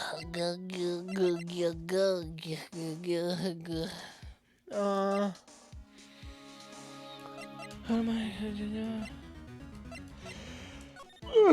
don't know where to go. Let's give it a shot. February 24th, Police Station, Criminal Affairs Department. Oh, you're back. You're still here? I gotta make up 150 copies of these files. Brewing coffee, and files. I'm turning into a regular DJ. You're a DJ as well? If I'm not mistaken, I think he means desk jockey. That's so stupid. Oh, that DJ. I gotta admire your persistency, but my answer's still no. I'm not letting you in the chief's office, period. It'd be my neck on the line. That office is the last crime scene in the SL9 incident. I have to take a look in there.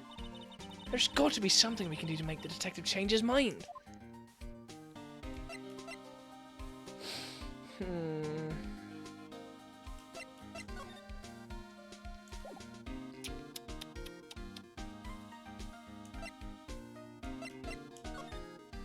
Right now, do I have anything? Letter of resignation. Oh God, Gumshoe would want to know about this. What's this crumpled up piece of paper? No way! Mr. Edgeworth can't be serious. Is he ever not serious? I can't believe they pushed him this far. Mr. Edgeworth really feels responsible. When I first met him, I thought he was as cold as ice, too. But I know different now. He trusted us detectives to provide him with sound evidence. But we betrayed him. Detective. That's it. I've made up my mind. But Here, take my ID card. We can't do that. we can't do that. If someone found out, they wouldn't let you off the hook with another lost item report. Look at me. It's no secret I'm already out of the loop. After all, I'm friends with Mr. Edgeworth. Depending on how this case turns out, I may already well be as good as terminated. What? So at least let me do this. For Mr. Edgeworth's sake. Man, why is this hitting me in the feels? Both the Mr. Edgeworth's resignation card and Gumshoe getting bullied. Why do I care? I don't usually care this much about characters. Dang. Ace Attorney, I'm impressed. You made me fucking care about characters. I haven't cared this much about a character since... Oh, God. Well, the last time I cried at a video game was A Short Hike. That ending was fucking beautiful. But I got pretty close here. It's just like, I didn't expect to feel something tonight. A police ID card. Alright. Thanks, Gumshoe. I'll never forget this. Who the fuck was that guy? Okay. Here goes, Mr. Wright.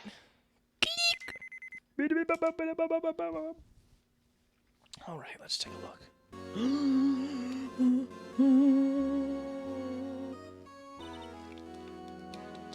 Is that little weapon there on the knight's hand the thing? The halberd thing? We're in! If anyone finds us now... Detective Gumshoe's a goner. If that happens, I'm counting on you to bail me out. Ew! Gah!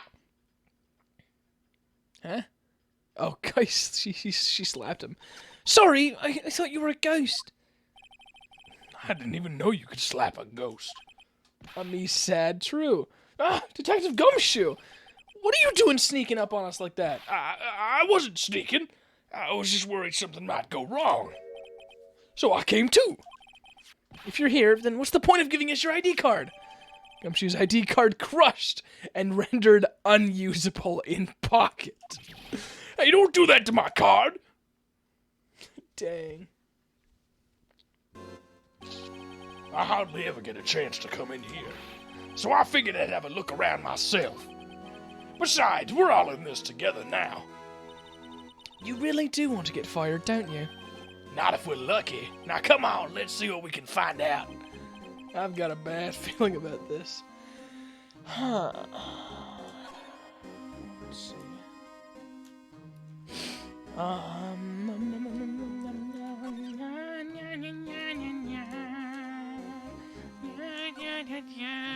Look at that giant window.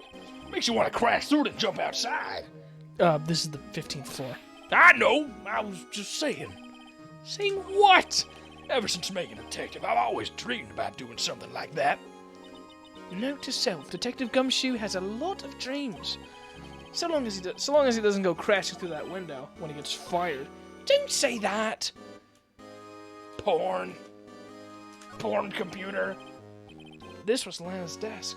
Sure is tidy. Lana's always been a meticulous cleaner. There's not even any dust on it. Looks like someone's still keeping it clean. Does Lana ever come back here? Nope. Chief Gant must still keep it clean in memory of her partnership. They were the stuff legends are made of. Does he keep it in memory of her or in memory of the crime? Interesting. This intrigues me, but I can't click on it, so whatever. Oh, the safe. I'm an idiot. It's right there. What is this? This is a safe, isn't it? Safe? That word is ripe with intrigue. Okay, if you say so. Rip Gumshoe, true. Looks like a code needs to be entered in this panel to open it. Oh, jeez. A 7-digit number. I think I just might know what it is. Huh? Okay, I'm missing something. I'm not sure what will happen if we enter the wrong code. I better wait until I find something more definite. A 7-digit number? Didn't we see one of those somewhere? How about we try entering my birth date? Gumshoe, you fucking dunce. The only place 7-minute numbers, 7-minute numbers? 7-digit numbers are seen as here. Let's see. 77777. I know what it is now. this is a safe, isn't it? Safe. 7-digit number. Input number. Do you know what it is? I have a hunch. Oh, I know. You want to try my birth date? It's... Okay. I have a better idea. Here goes nothing.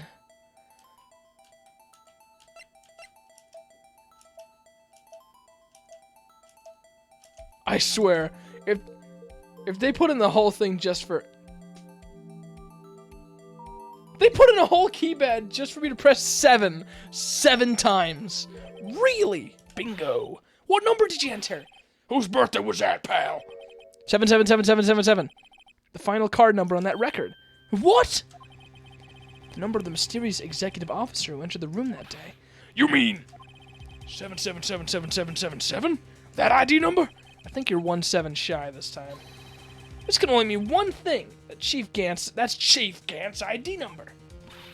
Say, anyone care to look inside? Let's take a look-see. 777. How much? Is there any money in there? How much does he have stashed away? Look, it's a A shard from a broken cup. somehow looks familiar. Where have I seen this before? There's something else in here, too. What's this? Looks like a piece of leather cloth.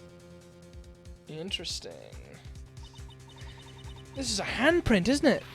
Hey, I saw someone wearing a shirt like that once. You think the chief made up the design? I don't think so. Oh, well, it was just thought. Is that it? Is that all that was in the safe? Apparently so. Markiplier funny moment. Piece of cloth with a handprint on it and a broken shard from a cup. Look like pieces of evidence. Yeah, but unless you can prove they have something to do with the case, I'm afraid I can't just let you take them. After all, it is my neck on the line here. Great. Now I have to prove the relevancy to get them. How are these two items related to the SL9 incident? Come on, there's got to be something we can show the detective.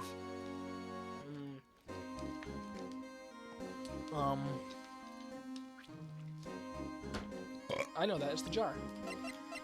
There it is. I gotta present it to him. Come here, boy. I have something to show you. It's quite delightful, really. Detective Gumshoe, could you have another look at this jar? I remember when the three of us put that back together. Ah, those were the days. It's kind of early to be nostalgic. Wasn't this jar a piece of evidence from that case? That's right. One of the shards had an SL9 incident sticker on it. Doesn't this ring any bells? You know, that fragment we just found? You mean this one that was in the safe? Yes, that one. That was in the safe. Now that you mention it, it is ringing a lot of bells. Let's see if it fits. Here, let me see that shard. I'll take a crack at this. Go ahead, pal. Show us what a rookie can do.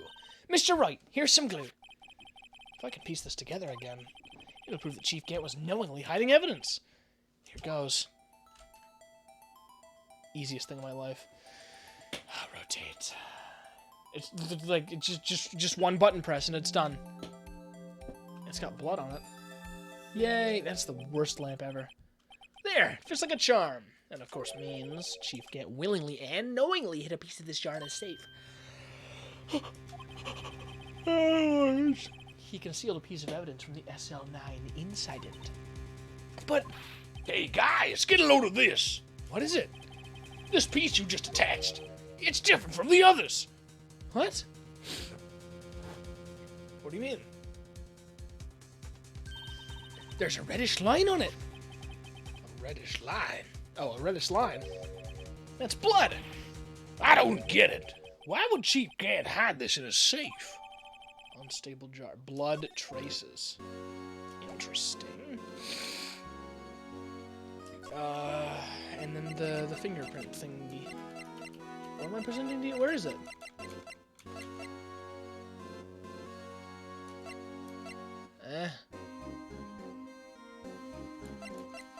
Where's the fingerprint?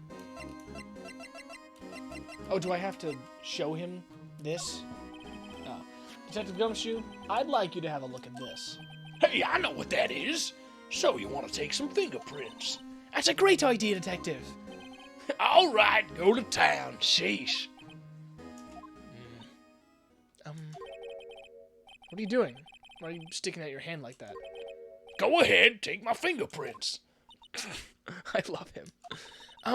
It's not your fingerprints we want to take. Huh? Come on, come on, this isn't the time for jokes. We're talking about that cloth we found in the safe. Oh, I knew that. The one with the handprint on it, right? Sheesh, where's your sense of humor? Alright. Okay, Mr. Wright. Let's check for prints. Sprinkle the powder on the cloth. Then, once they've been absorbed into the prints, blow the rest away. What do you mean, Mom? I don't have to be told a million times. Alright, let's get this over with. Gum. Gum-brained. He's been gum-brained. Alright, dust. Enter? I do press enter to dust, don't I? Why is it not working? Oh, there we go.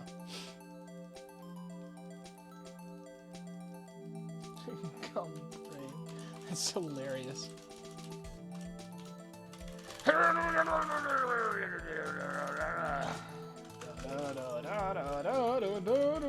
have that fucking Psychonauts 2 music stuck in my head. That should be enough, right? And then we go. There it is. I wonder if that peaks the audio. So it's not Damon Gant. What the heck is it? Is it no?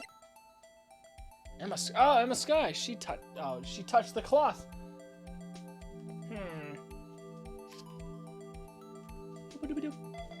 Yes, we found it. MS Paint, yes. No, how could this be? What are Emma's fingerprints doing here? Hey, you found a match? Whose fingerprints were they? Huh? Oh, seems the prints are too old. They aren't clear enough to get a match. Oh, that's too bad. I thought they'd be Dirk's prints. Psst. Hey, you. Over here. What's going on here? What are that kid's prints doing inside the chief's safe? Don't ask me. Let's just keep this information from Em for now. Here, maybe you should hold on to this.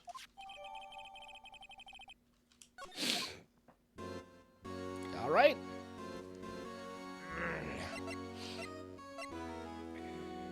Is there anything else we can... Excuse me. Is there anything else we can check out here? I guess I didn't check the desk at all. Oh yeah, he was putting something in the drawer earlier. Wow, look at the size of Chief Gant's desk. Speaking of that, when we were here earlier, yeah. I will say, Chief Gant, let me put that paper he was reading his deck. I wonder what he was reading. This looks like a list of evidence. A list of evidence. In most cases, the list runs twice as long as this, though. Hey, look at this case name. Huh. SL9 incident. I wonder what this is doing here. Hold on, detective. What did you just say? I said, I wonder what... No, about evidence lists. Normally they're twice as long. That's right. I guess there wasn't a lot of evidence. A half-size list of evidence. The list of evidence. It seems too short. Most lists run twice as long. What would the other half of the list be doing here? I knew it! The chief must be hiding something about that case. It would appear so. Was ripped in half, so this part is all I've got. Interesting. Ugh. I guess that's all here. Well, good luck, Gumshoe. Get out of here while you still can.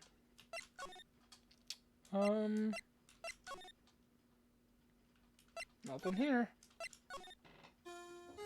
No, not you. No, it's pipe down. I guess here.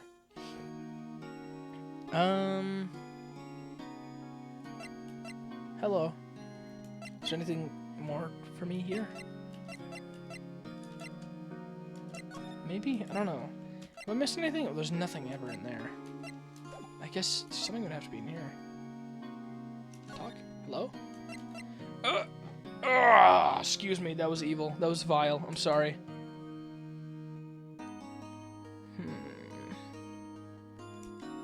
What am I missing? Well, I guess I did miss that one thing that she was talking about. Legendary duo. Damon Gant and Lana Skye. Gant led the investigation with Lana's second in command. They were the best. They solved all kinds of cases together, didn't they? Damon Gant's magnetism in particular was almost unreal. His magnetism? By that I mean his ability to attract evidence. He'd produced the most incredible evidence in the cases he handled. Incredible evidence, you mean? Oh yes, there were rumors about him even back then. No one dared confront him, though. I take it she's talking about forged evidence. Back then, everyone looked up to Lana. All the detectives wanted to be like her. What you do? I don't know. Really? Oh yes, myself included. I was a fool, really. She hated anything crooked and always watched out for the other detectives. That's why she was so concerned for Jake. Mr. Marshall. When Jake's brother was murdered, she felt as if she had lost her own brother. If it wasn't for her, I don't think Jake would ever have recovered from his shock.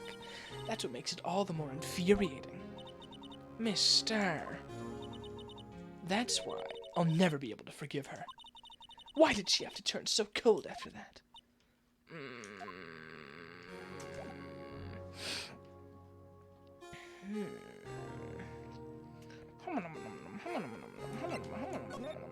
You have anything else to say for yourself?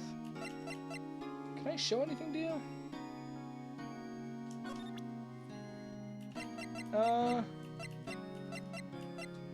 no, go back. Can I show you the evidence list? This is proof, right? Attorneys and prosecutors have no business showing evidence outside court. It's taboo, especially when the interests of both parties are involved. She really means it. Lana! What do I do? Don't tell me I'm stuck again. Huh. What the heck do I do? Ugh.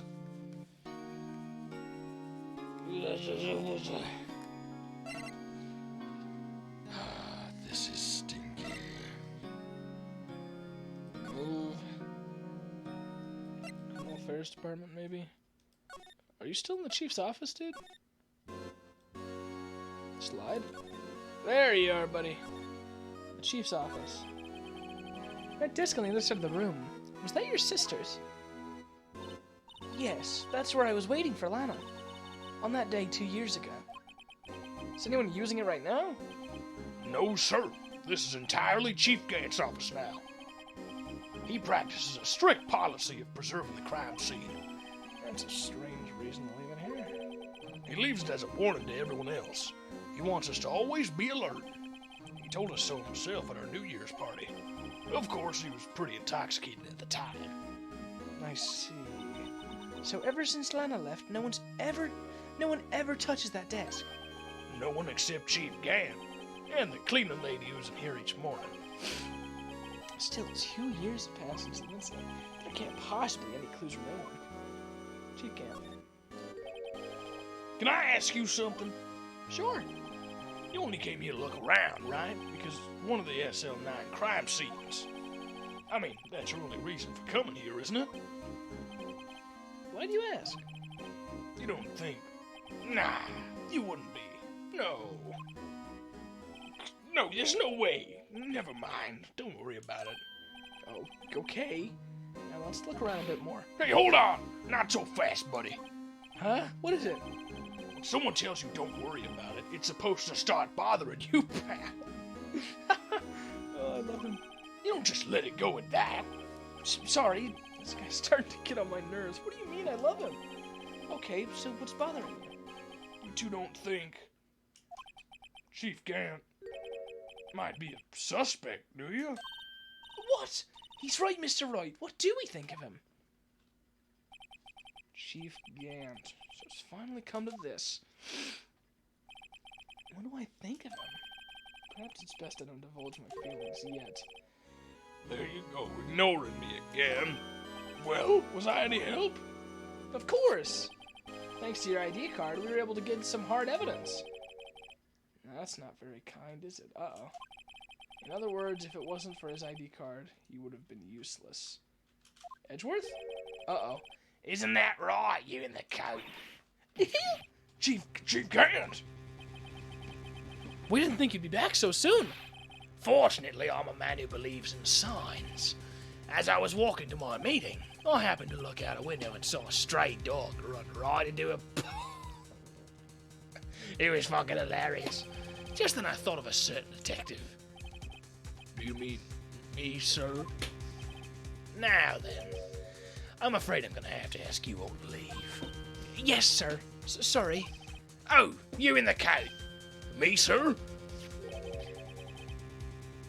Drop off your ID on the way out. You won't be needing it anymore. Aww. But sir... Now get out. Yes, sir. Dang.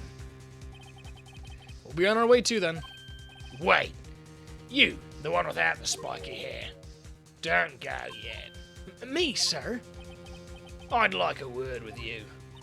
But, sir, I'm not a licensed scientific investigator yet.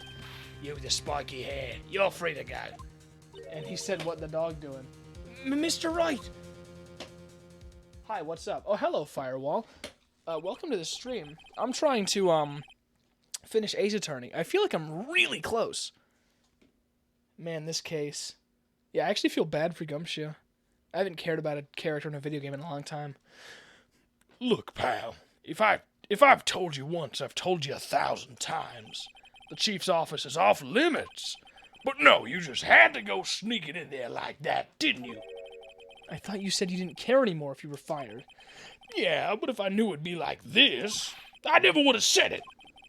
Now that I've seen the evidence Chief Gant was hiding in his office, I think I'm finally starting to get the picture. But why is she kept eerily silent about this? Anyway, you listening to me? I'm gonna try to smooth things over with the chief again. Later, pal. Oh, God. After that, I heard from Emma. She said the police wanted to ask her some questions, so she'll be busy for the rest of the day. Dang. February 24th, the time to... Oh, dear. I see. So the chief asked Emma to come in for questioning. It's no use thinking about it. Tomorrow's the final day in court. I'm committed to doing everything I can to defend you, which is why I'm here. But I've already told you all I can. What you've told me over these past couple of days is absolutely nothing. Not a single useful thing. Really? I believe I did mention something quite important. No, Gant, don't fire Gumshoe from the job, which he makes zero money for anyway, because of Franzi and Edgeworth. Who's Franzi? I just know Edgeworth.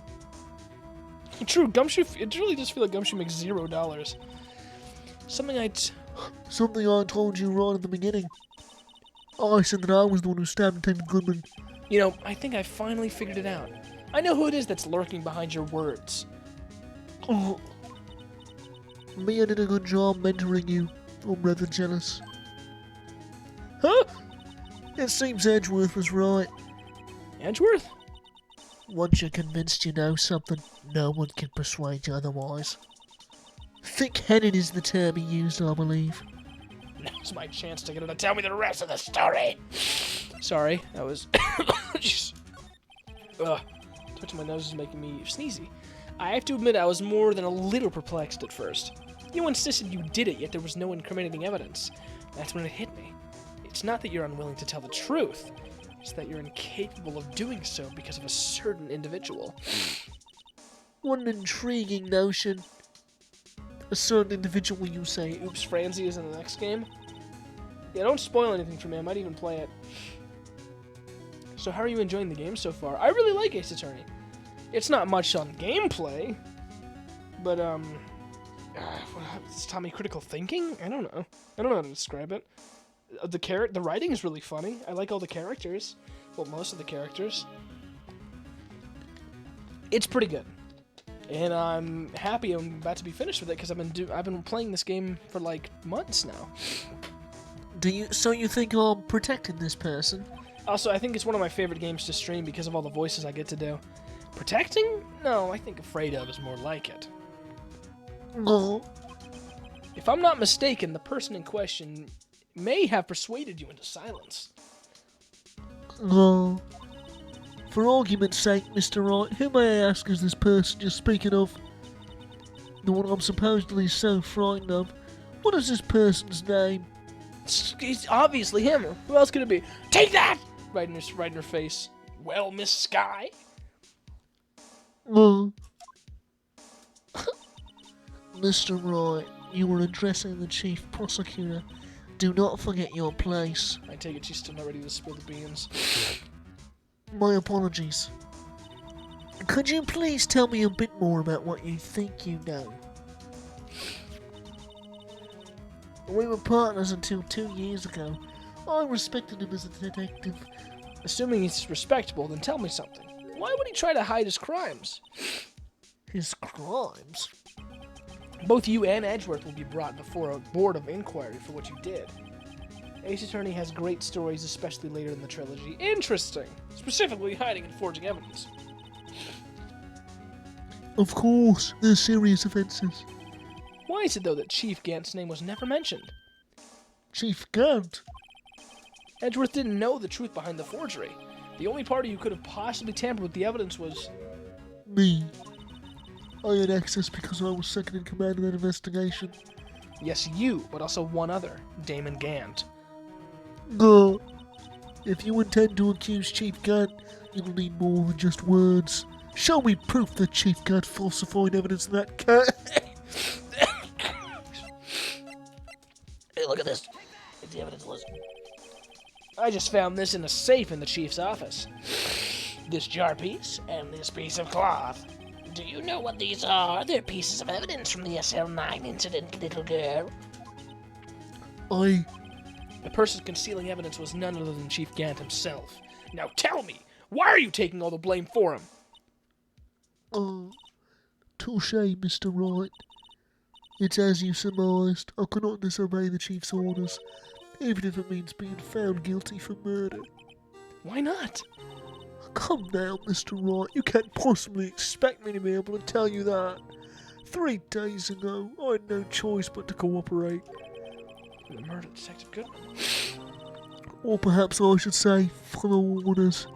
Yes, that's more accurate than cooperate. Orders. Although I can't tell you the details, I can say that I was given an order that day. I need you to dispose of Bruce Goodman's body. That's Lana's impression of can't. You'll find it inside the trunk of Miles Edgeworth's car. Just as I suspected. Despite what everyone believes, you were not the one who murdered Detective Goodman. Correct. Fascinating. I was trying to take the body out of Edgeworth's car. The trunk's lock was broken, and I discovered that murder weapon on while inspecting the body. The murder weapon? You mean Edgeworth's knife? No. When I found the body, this was the knife stuck in it. The knife from the SL9 is the serial killer Joe Dark's knife. I couldn't just leave that knife in him, so I took it out and stabbed him with another knife. That would be Edgeworth's knife? That's right. That would explain why the hole is different. Even though he was already dead, my hands were shaking in the thought of stabbing him. That's why I ended up cutting my hand. And that's the reason for the bandage on your right hand? Why does Lana have a lower voice than Phoenix? Oh, we made up lore for it. Normally she sounds like a super beautiful, sexy girl, but because of how evil she is right now, she has a cold. She's literally sick, and her nose is all stuffy. Once I'm sure once she's found not guilty, I'll give her a proper girl voice. I'm just not super good at those. Although I was doing a pretty good one for Angel Star. Yes, it seems that I got blood on the victim's shoes as well. And then she saw me just as I plunged the knife in. Miss Star, huh? Oh man. British Squidward. True. Why did you need to hide Dark's knife so badly? I keep wanting to read that as Drake. Took a lot of work to finally close the Dark case 2 years ago. When it was over with, I didn't ever want it to be opened again. My intent was to prevent that by whatever means possible. She keeps like spinning around. She keeps like turning very slightly in like 90-degree angles. If you speed up the security footage, it just looks like she's spinning. So you hid Dark's knife? The weapon used to stab the detective was evidence in the Joe Dark case. If word got out, which it would, the reporters would have a field day with that. So you wrapped the knife in your scarf and hid it in Edward's exhaust pipe. Right, then I called my sister to tell her what happened and to ask her to hide the knife that was inside my muffler. You asked Emma? I didn't want anyone on the force to know about this. That would explain why Emma is so confident about Lana's innocence. Ah, okay, that makes sense. Speaking of phone calls, I had a bad feeling about one of them that day. Oh. A bad feeling?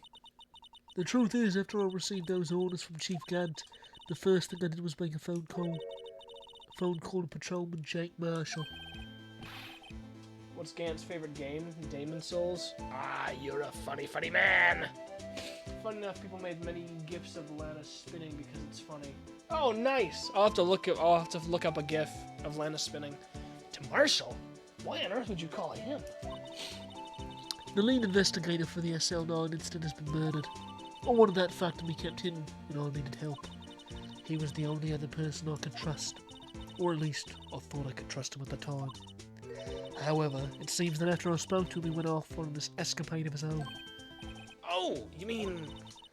Not wanting the case to die, he decided to take things into his own hands. He disguised himself as Detective Goodman and tried to steal the evidence.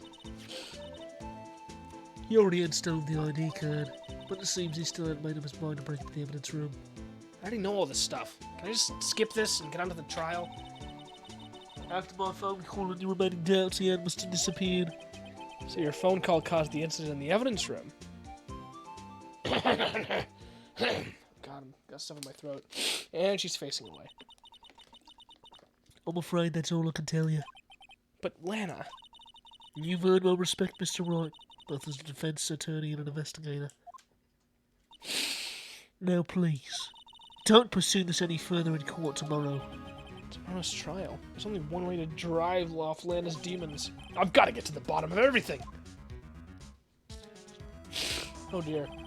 Detective Goodman's real murderer. And what went down in the chief's office 2 years ago. She's spinning on a chair too. Yo! Oh yeah, she is spinning on a chair. To be continued. All right. Looks like we're almost there. Save your progress to this point. Yes. Okay, really quick, I'm gonna use the restroom. I'll be right back. And I'm gonna get some popcorn too. I'll be like 2 minutes. Don't go anywhere. Please don't go anywhere. I like having people to talk to in chat, especially on a late night.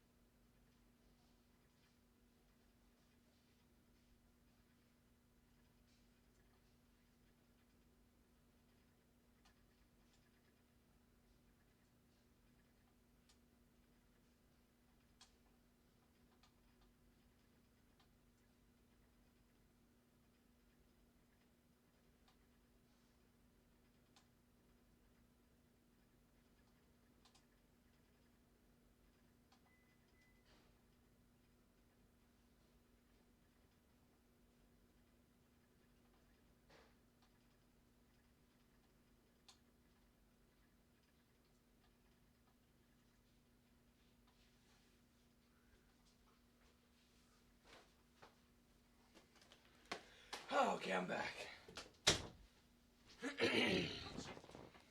God damn, you're still going? I told you I'm finishing it tonight. I feel like I'm so close. There's like one more day of court left. Of course I'm so close. And I brought popcorn to munch on because I'm kind of getting hungry. Oh god, it's still smoking. Okay, back to the game. Sorry for that little delay there. God, it's almost been 3.5 hours. Okay. This is the defendant lobby, alright. But there's no defendant. I've been trying to reach Lana all morning. Where could she be? And where's Emma, for that matter? It almost seems as if Something's been happening behind the scenes. Ah! Edgeworth! Knowing you, you've already figured it out. Who the owner of the 777777 ID number is, that is. Favorite character so far? Okay. I have 3 favorite characters. Well, oh jeez. Okay, my top 5. In no particular order, we have Gumshoe, Meekins, Edgeworth, Maya, and Emma. Those are all my favorites. Partially because of the voices, and also partially because I like their characters.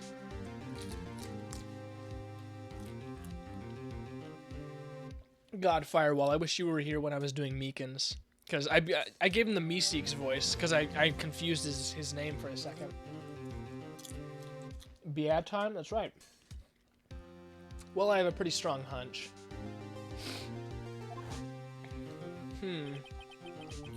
Looks like I'm not the only one who's figured it out.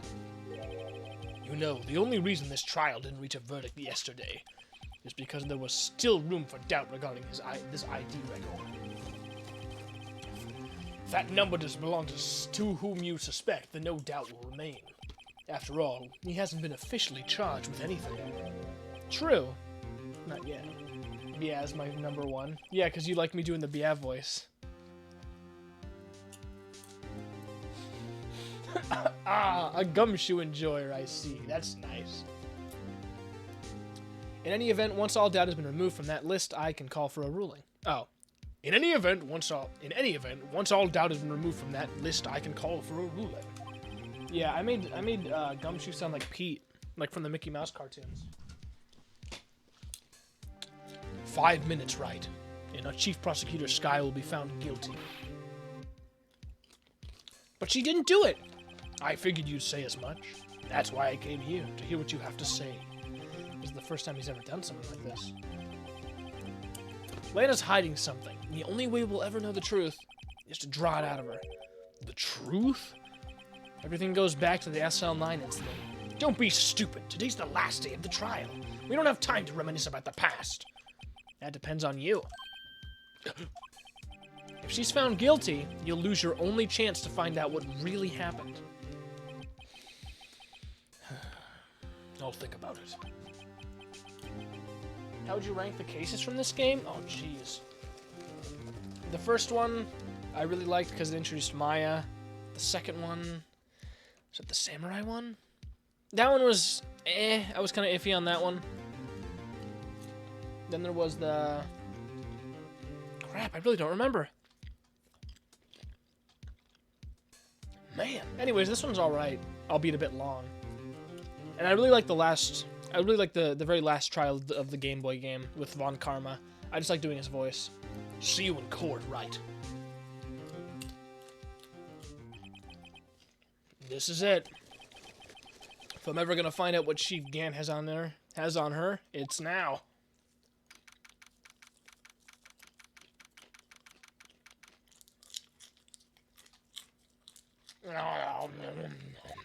Here we go.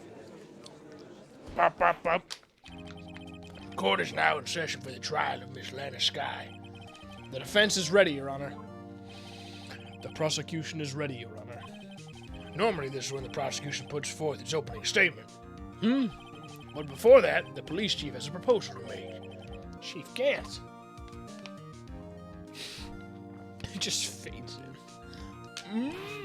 Morning, folks. How's everyone doing? Hey, has he been back to the pool yet?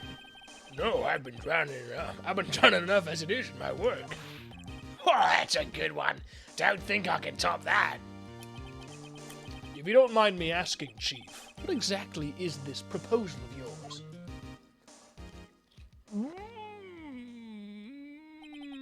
Lana, that is to say, the defendant, has asked me if she could speak directly to the court. She wants to do what?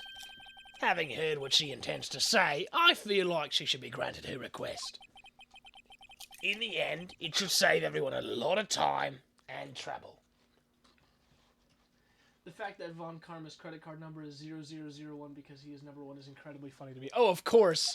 I love number stuff like that. It's really... This game's writing is really entertaining. Alright, here we go. What's this all about, defendant? I'd just like to make one simple request and I'll be finished. Well then, what's your request? People just teleport in the Ace Attorney series, true. Your Honor, I would like you to put an immediate end to this trial. Huh? I confess to all charges against me. On February 21st of this year, I murdered Detective Bruce Goodman in the underground parking lot of the prosecutor's office. No, Lana! Oh, crap. Objection! You can't! Your Honor, the defendant's claim does not change the defense's plea. In that case, Mr. Wright, I no longer require your services. But Lana! Your Honor, I hereby forfeit my right to an attorney. The prosecution may lack direct evidence against me, but it has sufficiently proven its case through testimony and circumstantial evidence. What do you plan on playing? So do you plan on playing the entire series on stream? It depends. If I play the second game, I probably won't play it alone. I might get other people to help me voice characters. It just depends on who I can get, like, on stream most reliably. You know? Because if I can only do a stream with that person once a month, like, what's the point?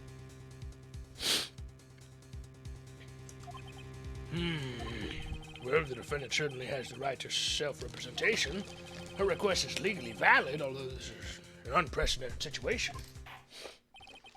Indeed, it appears there's no further need to continue this trial, even if Mr. Wright may feel otherwise. This can't be happening! Appears the time for the verdict has arrived. Well, that was fast. This court finds the defendant. Oh! Okay, Edgeworth. One moment, Your Honor. Mr. Edgeworth. The prosecution has not yet proven the defendant guilty beyond reasonable doubt. Any ruling at this stage could certainly be premature. Come on now, Worthy. I understand this is a difficult time for you, but why don't you just be a good little boy and keep your mouth shut, I don't think I care for your tone, Chief Gant. What? Creating another fabrication to cover up your past mistakes? Sorry, but I'm no longer the naive little boy you would have me be. With this sudden confession from the defendant, it's obvious to me some kind of deal was struck behind the scenes. Some kind of deal, Not everyone operates as you do, Worthy. I thought so. Your Honor, the prosecution would like to change its first witness. Out to whom? As its first witness, the prosecution would like to call Miss Emma Skye. I request the court hears her testimony. Hold it. Mr. Edgeworth, I'm exercising my right to self-representation. I don't think we need to continue. I don't care what you think, Miss Skye. The exposure of truth sometimes results in tragedy. However, no matter how tragic the truth may be, it would be an even greater tragedy to avert one's eyes from it. Very well. The court shall grant the prosecution's request. I think it would be awesome if you could finish the trilogy on stream. These games tend to be addicting. I probably will. But I'll probably have a game or two in between those. Like, I'm working on No More Heroes right now. I'll probably start another game, and then I'll try seeing if I'm feeling up for Ace Attorney 2. I might just end up taking a break from Ace Attorney until I feel comfortable with doing it again. That's okay with you, right, Chief Gant? Worthy. You'll live to regret this. Mark my words. Miss Emma Skye, please take the stand. Looks like Edgeworth has decided to take the horse by the reins. Oh boy. Now then, witness. Please state your name and occupation. My name is Emma Skye. My occupation? I'm Lana's little sister, and I want to be a scientific investigator. 2 years ago, you encountered the serial killer Joe Dark of the Joe Dark killings. Is this correct? Yes. I'm trying my hardest to forget about that, though. I'm sorry, but I'm afraid I'm going to have to ask you to recall those events one more time. Mr. Edgeworth, please remember this trial concerns the murder of Detective Goodman. Is an incident that was resolved 2 years ago really all that relevant? Yes, it most certainly is. Well, okay then. He sure gave in fast. Now, Where's the popcorn? Okay. Please testify about what happened to you 2 years ago. Yes, always Count Edgeworth not do his job as a prosecutor and help the defense win. That's what I was really weirded out by that. This whole, like, DS add-on, it just felt like he's just been helping us. It's bound to lead to the truth behind this trial. Alright, here we go.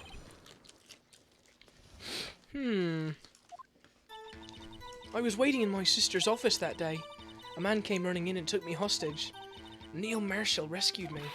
But I'll never forget what I saw in that instant. Favorite pun name so far? Oh crap. There's one on the top of my head. Oh, Mr. Sawit was a pretty good one. That's the one I can remember off the top of my head. That's about it, though. The man raised up his knife and stabbed Mr. Marshall in the chest. I can't really remember any. Forgive me for my lack of memory. I mean, it's very late. It is currently 1:16 where I am right now, and I am really grinding to finish this game. it's a good thing you weren't harmed. I passed out. I don't remember much. That's understandable. However, please tell me, Mr. Edgeworth, what does this testimony have to do with Detective Goodman's murder? That will soon become apparent, Your Honor. You've got to admire him for his courage, considering he has no evidence. Oh, true, Larry Butts. His name wasn't Harry, though. Everyone just calls him Harry. Very well. The defense may begin its cross-examination. 2 years ago. Okay. I was waiting in my sister's office that day. A man came running in and took me hostage. Hello. A man? Yes, Joe Dark. He was a serial killer. Joe Dark was brought in for questioning on the day of that ceremony. We were desperate to get anything on him that would lead to an arrest. When he saw his chance, he fled the room. Bruh? Upon fleeing the room, Dark proceeded to take the elevator. He must have been in a panic because the elevator was going up. For Gore. Then he ran into Sky and Gant's office. There was a lot of noise coming from outside, so I opened up the door to have a look. That's when I saw him. Neil Marshall rescued me. But I'll never forget what I saw in that instant. Tell me about it. Can you tell us about that? Mr. Marshall jumped on Dark. Just then, the lights went out. The lights? It was just about this time of year. There was a terrible storm going on, and lightning struck nearby. So the electricity went out. Wait a minute. If it was pitch dark in that room, you shouldn't have been able to see anything, right? Right, but just then lightning flashed again outside. That sudden flash left an unforgettable image of the scene in my mind. I see. He's just eating. I told the detective about what I saw then. The detective? Yes, Detective Goodman. He was in charge of the case. Detective Bruce Goodman, the victim. Hear more. So you spoke with Detective Goodman about this 2 years ago? Yes. So that's what's so scary about this trial. And you told Detective Goodman about what you saw? Yes, but at the time the words just wouldn't come out. That's why I drew a picture. A picture? Yes, I think she mentioned that before. Source lighting? Source lightning. True! Have you heard enough? Ask about the picture. This picture the witness drew, I believe it has a very important meaning. But the list of evidence I was given 2 years ago didn't contain a picture. Witness, would you mind if we added this statement to your testimony? Yes, Your Honor.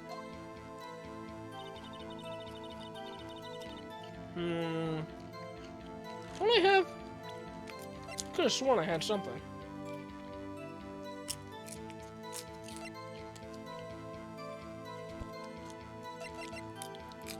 Files, yes.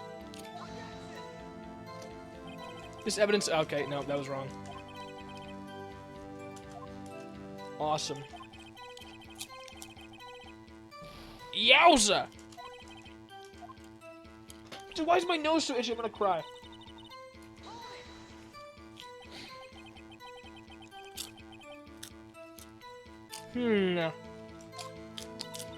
Yes. Sorry, I just forgot about talking altogether. I wanted to do everything I could to help with the investigation. I can still see it now, whenever I close my eyes. That's strange. I took over the case after Prosecutor Marshall died. And I never received any picture. Perhaps the witness is mistaken? But I did draw it, I swear! I'm not just imagining it. This picture that image drew. It reminds me. I guess I should check the evidence again. Well, anyway, let's continue. The scene that imprinted an image in your mind. Can you please describe it to us? The man then raised up his knife, stabbed Mr. Marshall in the chest. What did I have? What was I? Oh, the evidence list! I'm a fool. Mr. Edgeworth. This little girl put all her heart into drawing that picture. And yet you would insist on denying its existence? Huh? Hey, I'm not the bad guy. All I'm saying is that as the prosecutor of this case, I wasn't handed such a picture. That may well be. But that doesn't mean it doesn't exist. Behold! This is the evidence list for the SL9 incident? Mm-hmm. Please turn it over, Your Honor. Turn it over? Ah! What's this? Ah! Yes, what is that? Yes, what is that? Hey, that's it! That's the picture I drew! Indeed. Two men appear to be wrestling here. What's the meaning of this? What are you doing with that list? Me? Only the prosecutor in charge should have access to that list. Huh? These lists, they're different from each other. What? It would appear, Mr. Edgeworth, that the evidence list you were handed 2 years ago was incomplete. These two lists fit together to form one. You can see the marks here where they were torn apart from each other. So you see, Mr. Edgeworth, it's quite obvious what happened. 2 years ago, only half of the evidence in that case ever reached you. It's funny how nobody saw a huge rung on the back of the list of an important case for like 2 years.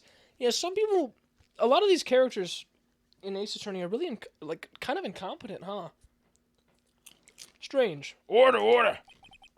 Dear Miss Sky, why did you draw your picture on the back of such an important list? Because that's what Detective Goodman handed me in the questioning room, Your Honor. Oh god, it's going dark. Wait a minute. If this list was torn in half, that means... Your Honor!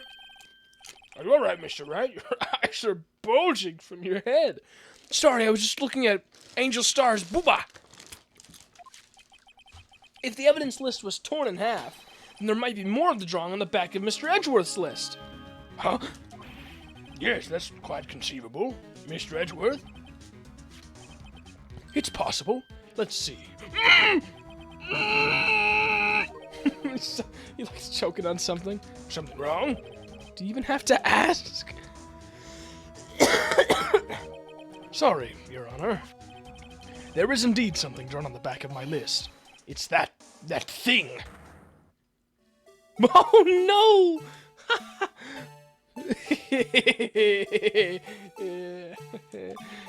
That's that thing. That thing that was dancing in the evidence room. Clearly, this act of vandalism is the work of a certain chief of detectives. I guess he was out of scrap paper. Evidence list. Interesting. He literally shit himself.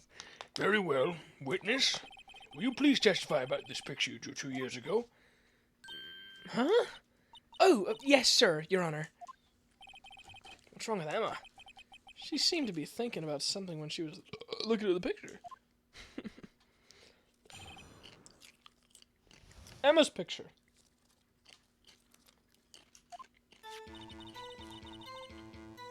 This is the picture I drew 2 years ago. The flash of lightning was so bright all I could see were shadows. After that I must have fainted. This picture shows exactly what I saw in that instant. Poor Emma. To think a flash of lightning could burn such an image in your mind. Thanks to that, though, she was able to show us exactly what she saw. Sorry about the popcorn. I'm very hungry. Well, I don't see any contradictions here. This clearly shows Joe Darker to murder prosecutor Neil Marshall.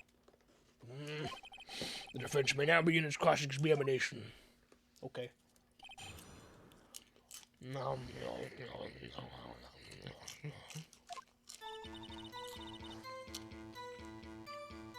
Okay. All I could see were shadows. Interesting. Tell me about it. So at the time you didn't even know it was Mr. Marshall had come to your rescue? No, I couldn't see him clearly. The lightning was so bright and I was knocked to the floor. You were knocked to the floor? Dark had such a tight grip on me, but when Mr. Marshall jumped on him, I was knocked away. I turned around, and that's when the lightning flashed. Huh. Poor Emma. I'm just glad she wasn't hurt. But in all honesty, the Ace Attorney series kind of parodies the law system, so it's understandable why people are just extremely incompetent. That actually makes a lot of sense when you put it like that. Huh. Interesting. I like that. What happened after the light? What happened after the lightning flashed? This is why you don't talk with your mouth full. Of popcorn, no less. After that, I must have fainted.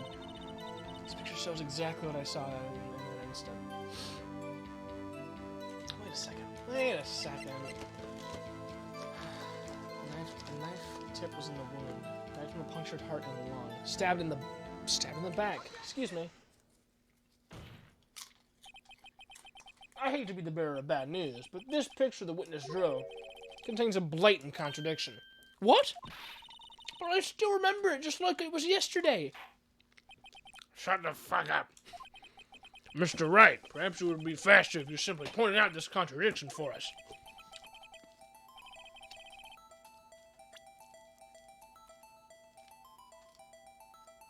Wait a second. I was only pointing that out because I thought he wasn't being stabbed in the back. He is. I actually don't know. Oh,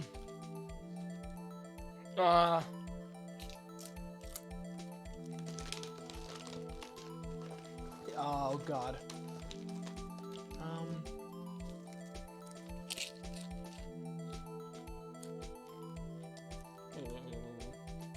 There's something at the weapon. Oh, it's chipped. Please be right. Please be right. Please, pretty please. Contradiction, of course, lies here. Take a look at the knife the man is holding. If you look closer, you can see the tip is broken. Yeah. Even I don't have to look closely to see that, Mr. Wright. But Mr. Wright, look at the evidence. See the murder weapon? Its tip is broken too. If I recall, the tip of the knife was found broken off in the victim's body. It was the conclusive piece of evidence that proved Joe Dark was the murderer. Specifically the Japanese law system. Interesting. I'm afraid it's not so simple, Emma. Object. And where, pray tell, could you possibly see a problem? It's obvious, really.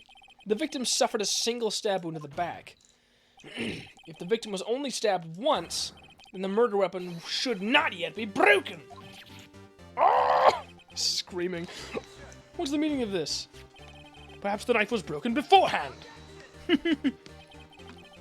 Sure, but I'm afraid that's not possible. The tip of the knife was found inside the victim's body. If it was broken beforehand, it couldn't possibly wind up there. That's right, but what does this mean? The tip of the knife was undeniably discovered within the victim's body. The only possible explanation is the witness's memory is mistaken. That's why I asked her so many times if she was sure she remembered correctly. I believe you were annoyed at the time, but she was sure she would remember correctly. But there's no other way to explain this inconsistency. Not so fast, Mr. Edgeworth. There is another explanation. Have you forgotten already? About a little something called falsified evidence? You're treading on thin ice, Wright. All I'm saying is that this broken knife tip might be the piece of evidence that was forged. You can't deny the possibility. No. Judge, clueless as ever, I missed him. Order, order, order! Are you saying the investigation really was corrupted? Your Honor, please allow me to once again to go over the events that took place the day of the murder. Interesting how we're going over a completely different case now. The police department and the prosecutor's office were holding a ceremony that day. After receiving the King of the Prosecutors Award at the ceremony, Neil Marshall questioned Joe Dark along with Damon Gant. During his questioning, Joe Dark fled the room. Prosecutor Marshall chased after him and he was killed by Drake. Dark. God. It's my belief that somewhere in this story there's a lie. I'm not lying. The man really was holding up a broken knife. If that's true, then there's no other way around it. This could not have been the actual murder weapon. Oh, there must have been another broken knife.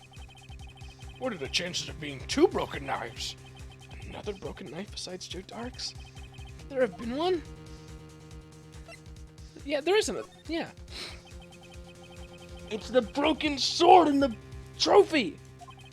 I pointed this out at the very beginning. Mr. Wright. In that instant, Emma really did see a broken knife. I assume then that you have some information about this other broken knife?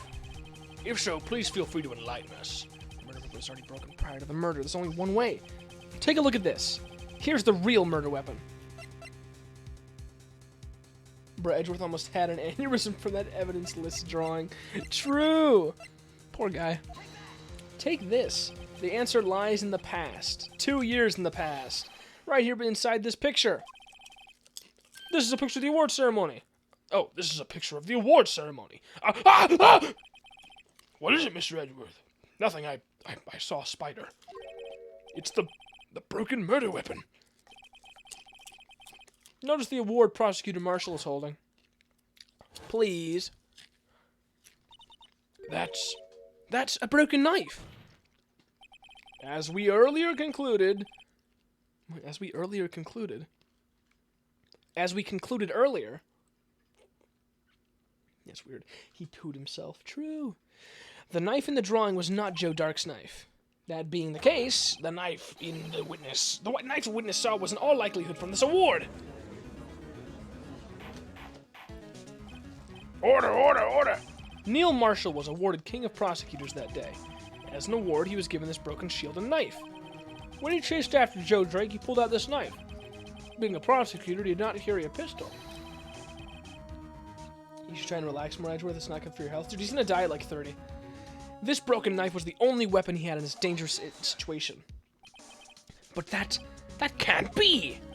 Oh? And why not, Mr. Edgeworth? Because if the King of Prosecutors Award knife was the murder weapon, then the murderer and the victim would be reversed. What do you mean? I mean, this man raising a knife would have been Prosecutor Neil Marshall. Oh! But the prosecutor was the one who actually died. That's true. What's going on here?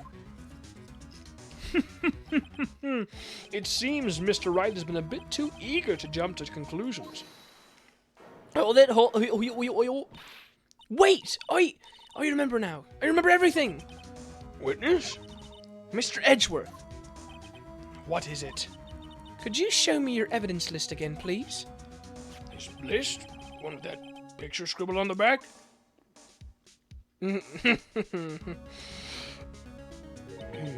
I knew it.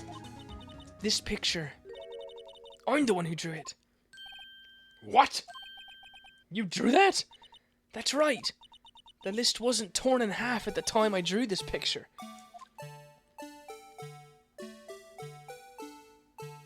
Huh? All this time I've been trying so hard to forget. I must have locked this part away deep inside me. Perhaps it would be best if we added this to the witness's testimony. Would you please tell us what you've recalled, Miss Berg? Yes, Your Honor. First the knife mix-up, and now the blue badger. This should be interesting. Huh. Alright. Gulp. Emma's recollection. When I saw that man raise his knife, I panicked and rushed toward the both of them. I think I knocked away the man with the knife. Just then there was another flash of lightning, and that's when I saw the blue badger. He wasn't in the room, but I'm sure I saw a shadow. I still don't get why everybody needs to scream during court other than it's funny. Well, it is funny. It's certainly not unusual. Try impossible! The chief of detectives hadn't even designed him up until this year. I mean, it didn't even exist 2 years ago. Yes, well, the defense may now begin its cross-examination. Stop, please! Don't pursue this any further! Lana! What's the meaning of this? Please explain. Please make she didn't defend its chair. But you can't do this! You've already confessed to the crime! Why can't you just leave it at that? Chief Prosecutor Sky. What? We've already come this far. It's too late to turn back. Silence! The defense will have its cross-examination. Bailiff, please detain the defendant. Seems we're finally getting to the core of the matter. It's about time. Okay. When I saw that man raise his knife, panicked and rushed toward the both of them. You gonna knock away the man with the knife? Just remember, there's another flash of... What? What do you mean? What's up, Guga? The bailiff whack her pee-pee. Uh-oh. Maybe. The blue badger. Wait. What could I possibly have as the blue badger?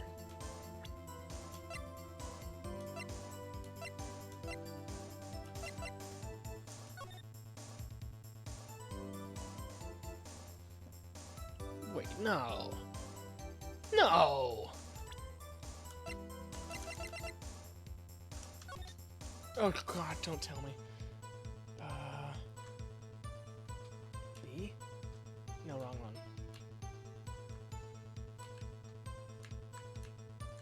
No fucking way. Are you kidding me? If this is true, then this is gonna be the stupidest thing I ever saw. Oh my god, are you kidding me? The pot! The mysterious blue badger was in fact this. That's... what exactly is that? I believe it's some sort of jar. But Mr. Wright, that doesn't look anything like the blue badger. Indeed it doesn't. As it stands now, it's just a plain jar. However, what if we were to change our viewpoint? Our viewpoint?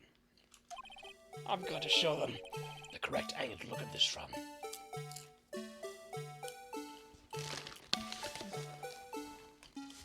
Oh wait, is that not the correct angle? Okay.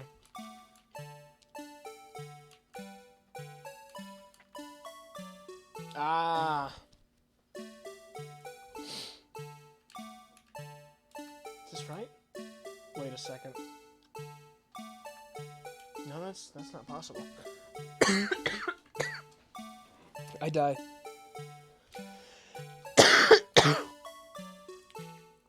Maybe like this?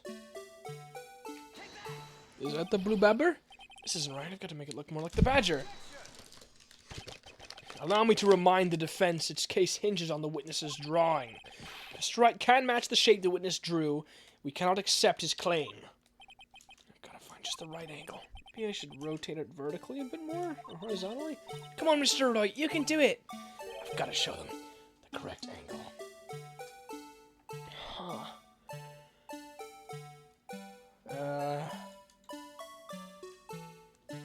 HBNM. Oh boy. How the heck do I make it look like him?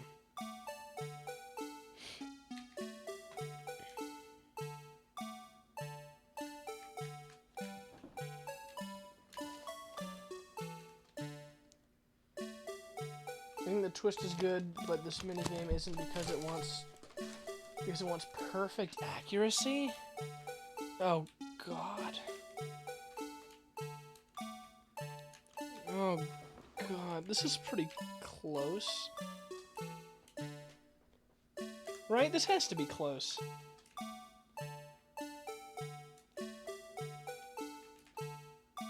Right? Come on.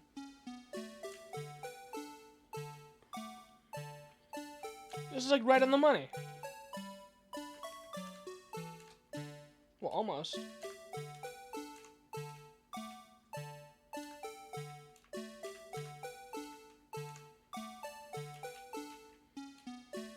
Right? This is close, right? I'm just making some minor adjustments. Really? This has got to be it, right? Yeah. This isn't right. Oh my gosh.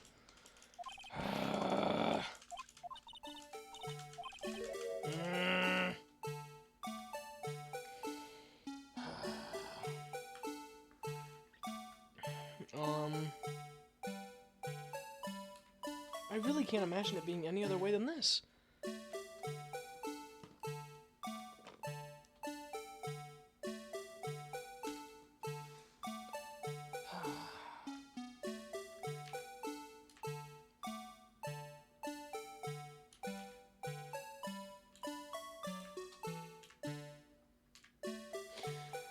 God, this music is driving me insane. How do we do it? And we hit the 4-hour mark. I really have no idea how to do this. What else could it be?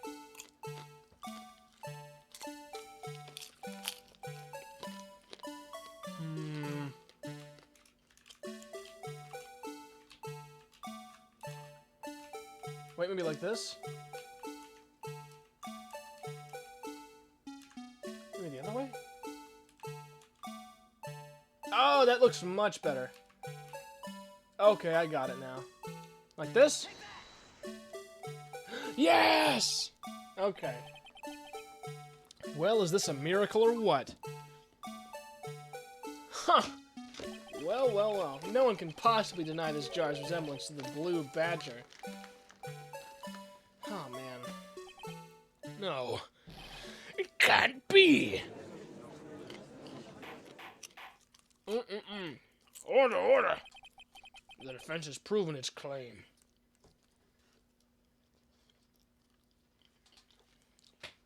Oh no, I knew that's what they wanted, but I just didn't realize that there was a better angle for it.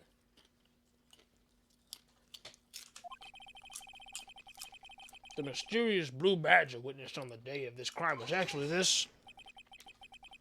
Although we all enjoyed Mr. Wright's dramatic performance, one question remains. What's your point? What do you mean? So that badger thing was actually just a jar. That doesn't change anything. I'm afraid that's where you're wrong, Mr. Edgeworth. You see, this changes everything. Indeed? Very well then. Please tell us. What's different now that we know the witness saw this jar?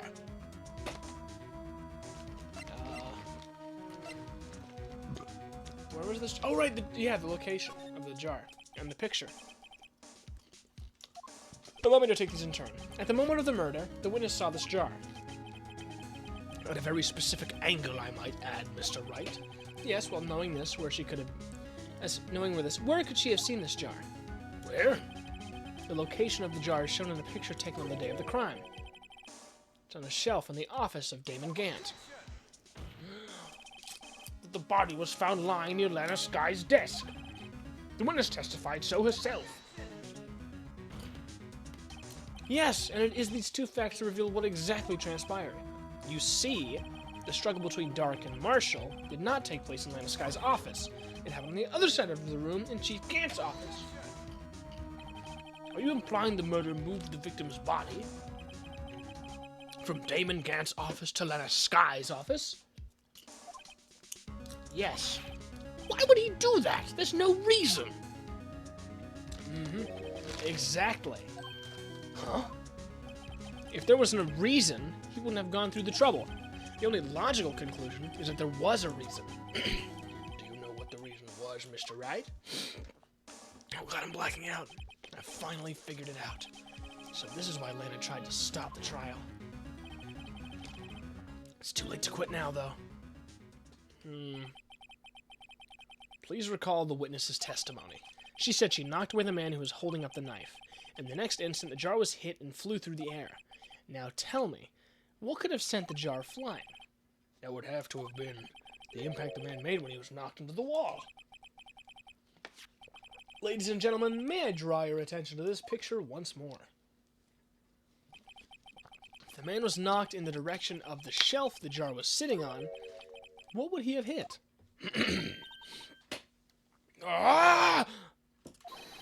The suit of armor, holding a very sharp and dangerous-looking sword. I knew there was something up with that thing! Yes. And since the man who was knocked into the armor was carrying a broken knife, he would have had to have been Neil Marshall, wielding the King of Prosecutors trophy. No, Mr. Wright, you can't be thinking. Yes, there is another possibility of what actually transpired in that room. Another possibility? Of course, the perpetrator would have no idea, but nevertheless, I don't know if I can go through with this. Mr. Wright, what's the matter? If events took place as the defense theorizes, then the outcome is obvious. In that moment, assuming the man Emma Sky knocked away was actually Prosecutor Neil Marshall. Whoa! Wow! Wow! Wow! Whoa! Whoa! Whoa! Whoa! Whoa! Whoa! Uh-oh. Did she kill him? Uh-oh. You mean Mr. Marshall died because of me? That's right, bitch, you're going to jail. Uh-oh. And there she goes. I never imagined her testimony would lead to this. So was the witness who took the victim's life. And then proved so with her own testimony. This is unprecedented. Dang. Objection. Oh, God, leave us alone. What are you saying? I'm sorry, Miss Sky, but given the circumstances... Joe Dark murdered Prosecutor Marshall. How can you think it was Emma? How dare you try to pin the crime on her? Imagine that coming from you. No. If you recall, it was you who admitted to forging evidence 2 years ago. The reason you moved Prosecutor Marshall's body was to keep anyone else from finding out about what Emma did, wasn't it? I assure you, Mr. Edgeworth, I have no idea what you're talking about. If you hope to have anyone believe your insane allegations, I'm afraid you're going to have more proof. Tell me, do you have any conclusive evidence that proves my sister killed Neil Marshall? Evidence? Thud. I'm willing to bet you don't. Yes, it certainly would be difficult to prove this with evidence. We don't have evidence, and then we'll have to rely on testimony. I'm afraid that won't work in this case. Both parties involved in the incident are dead. We certainly can't get dead people to testify. This has all been a wild goose chase from the beginning. A wild what chase? Touche, Miss Sky. Of course, that only leaves us with one possibility. You mean there's still another possibility? What do you mean, Mr. Edgeworth? I mean, the possibility that the victim has left us a message. For better or for worse, Mr. Marshall did not die instantly. He may have left behind the name of the person who took his life, in one manner or another. That's impossible. Yeah. Well, Mr. Wright, this is the only possibility left to you. It's a message from the deceased. Does such a message exist? You gotta think back to the court record. The real murderer's name, that The real murderer's name that the victim may have left behind is in the evidence. This message from the deceased is already in our possession. Mr. Wright, will you stop at nothing to prove my sister's a murderer? Oh no. Do not be mistaken, Miss Sky. What? Our purpose is not to accuse Emma of any crime. There is only one thing we seek. The truth. No matter how painful it may be. Now then, Mr. Wright, resources. Conveys a message from the deceased. Okay? Sorry. Sorry, I have popcorn in my teeth. It's really annoying. Give me a second. There we go. It's the cloth, right? Yeah, it's gotta be. Here you go. Right? This is the message from the deceased. Right. Now then, this is the message from the judge. What? Oh, I guess that wasn't right. A dead person left behind a message. It would have to be in written form. It's the only logical conclusion. You'd better be careful, or you might wind up deceased yourself. Edgeworth be like, I'm gonna end this woman's whole career. Let's try this again. Now then, Mr. Wright. Zumrag? No. I conveys a message from the deceased. Ugh.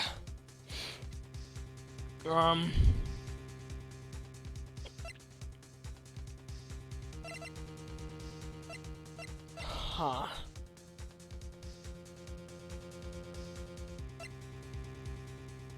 What the heck could it be?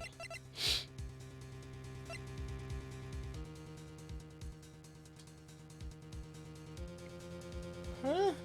I'm actually really confused. I could have sworn it was this. Evidence list.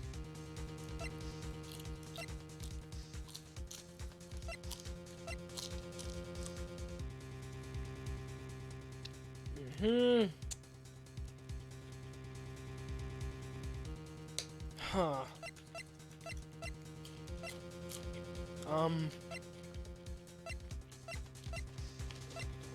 Oh crap. I really have no idea.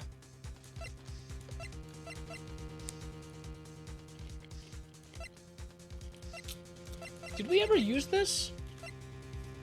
I can't remember using that. Oh crap.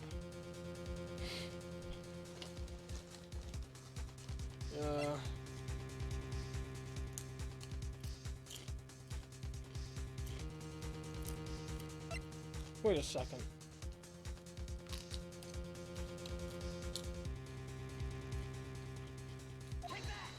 Maybe this is the message left by the deceased.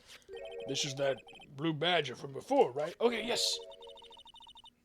Oh, was he just gonna speak the killer's name? If that thing could, I'm sure it would. Little freak. Looks like everyone's forgotten this is just a jar. A message was left here, on the surface of this jar. What do you mean? If you look closely, you can see a faint trail of blood in this jar. Looks like someone wiped the blood away. No, well, I guess the stream delay kind of fixed that. I don't need a hint. Thank you, though, for the offer. Yes, but notice. For some reason, the blood on some of the fragments was not wiped away. Yes, there is a line here, drawn in blood. So what you're saying is these dots were once lines. Prosecutor Marshall did not die instantly. He used the few precious moments left to him to leave behind a message. One that someone apparently wiped away. But blood must have seeped into the jar where the lines changed directions. Precisely so. All we need to do is connect these points, and the victim's message will become apparent. No. Mr. Wright, what kind of message did the victim leave for us? I believe both safe with association. I've got to connect these dots to make letters. There's only one thing the victim would have written given the circumstances. his murderer's name. Oh, easy. Alright.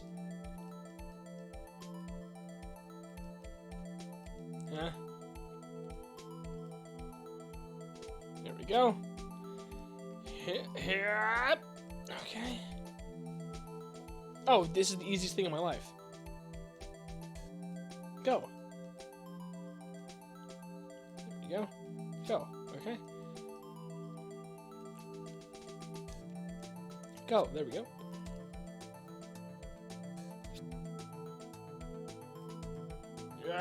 Yeah. There we go. Alright, Emma. It's a defense attorney's duty to prove their client's innocence. That's why all I've been thinking about is saving Lana. After all my efforts, I've never thought it would turn out like this. Emma. So this is the final message Prosecutor Marshall left behind. Oh, crap.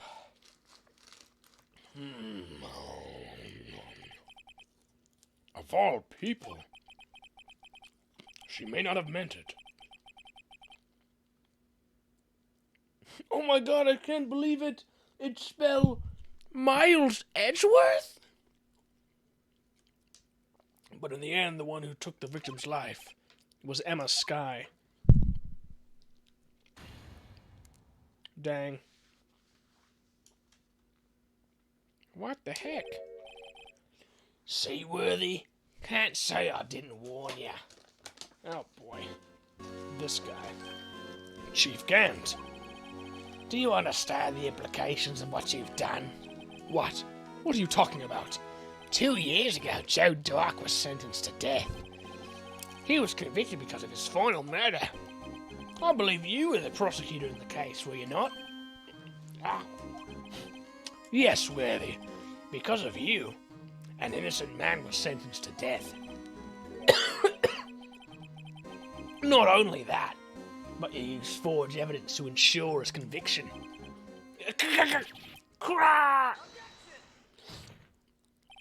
But Joe Dark was really a serial murderer. That's undeniable.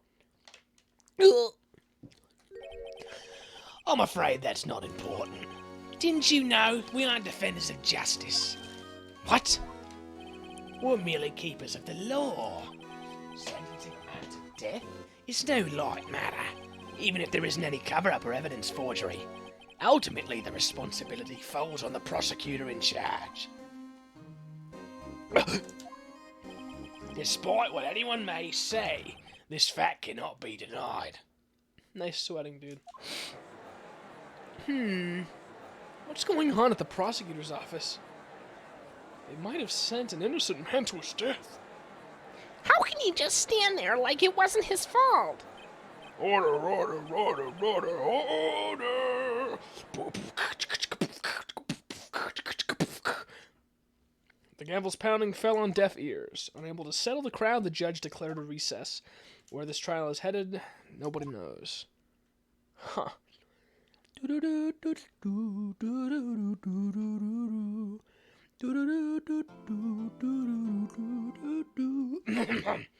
Alright, one more left, I think. I hope. I'm so close. I feel like I'm so close. And now, at this point, I feel like if I try to stop stream, there won't be enough stream to make up, like, a final part. You know? Okay. Sorry, Edgeworth. Woo, sick judge beatbox. He was going order it to a beat. Sorry, Edgeworth. I didn't mean to get you in trouble. Don't worry about it. This is my problem, not yours. Hope I'm not interrupting anything, pals. Hey, look, it's the best character. Ugh. Oh, yes I am. I'll come back later. Wait, Detective Gumshoe, what is it? You've got a lot of nerve, pal, making a detective run out of duty. Top it off, you're call me here. Wait, no way, no way. No, no, no, no, no, no, no, no, no. I didn't just...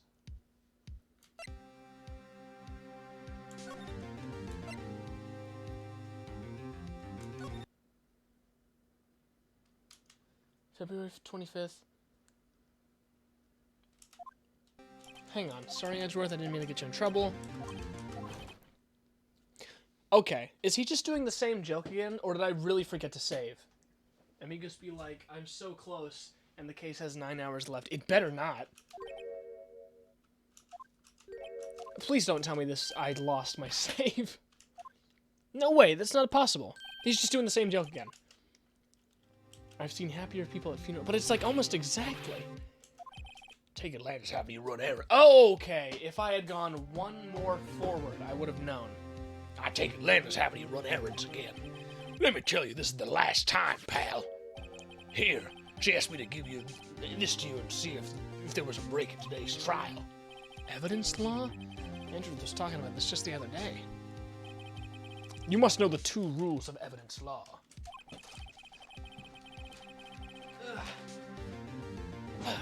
Rule number 1. No evidence shall be shown without the approval of the police department. Is that right, Mr. Wright? Seems so. You could at least study some evidence law, really. Interesting. I love how Gumshoe takes up like a third of the screen. The chief prosecutor also wanted me to give you a message. A message? She said, if you planning to take him on, you're gonna need this book. Him. I guess I'll need to give this book a thorough read. Doesn't look like that book will do you any good now, though.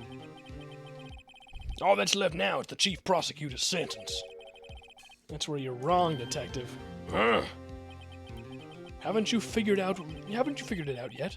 Why I'm still sitting in that prosecutor's seat, despite all these allegations being thrown at me? Big Gumshore. Yes?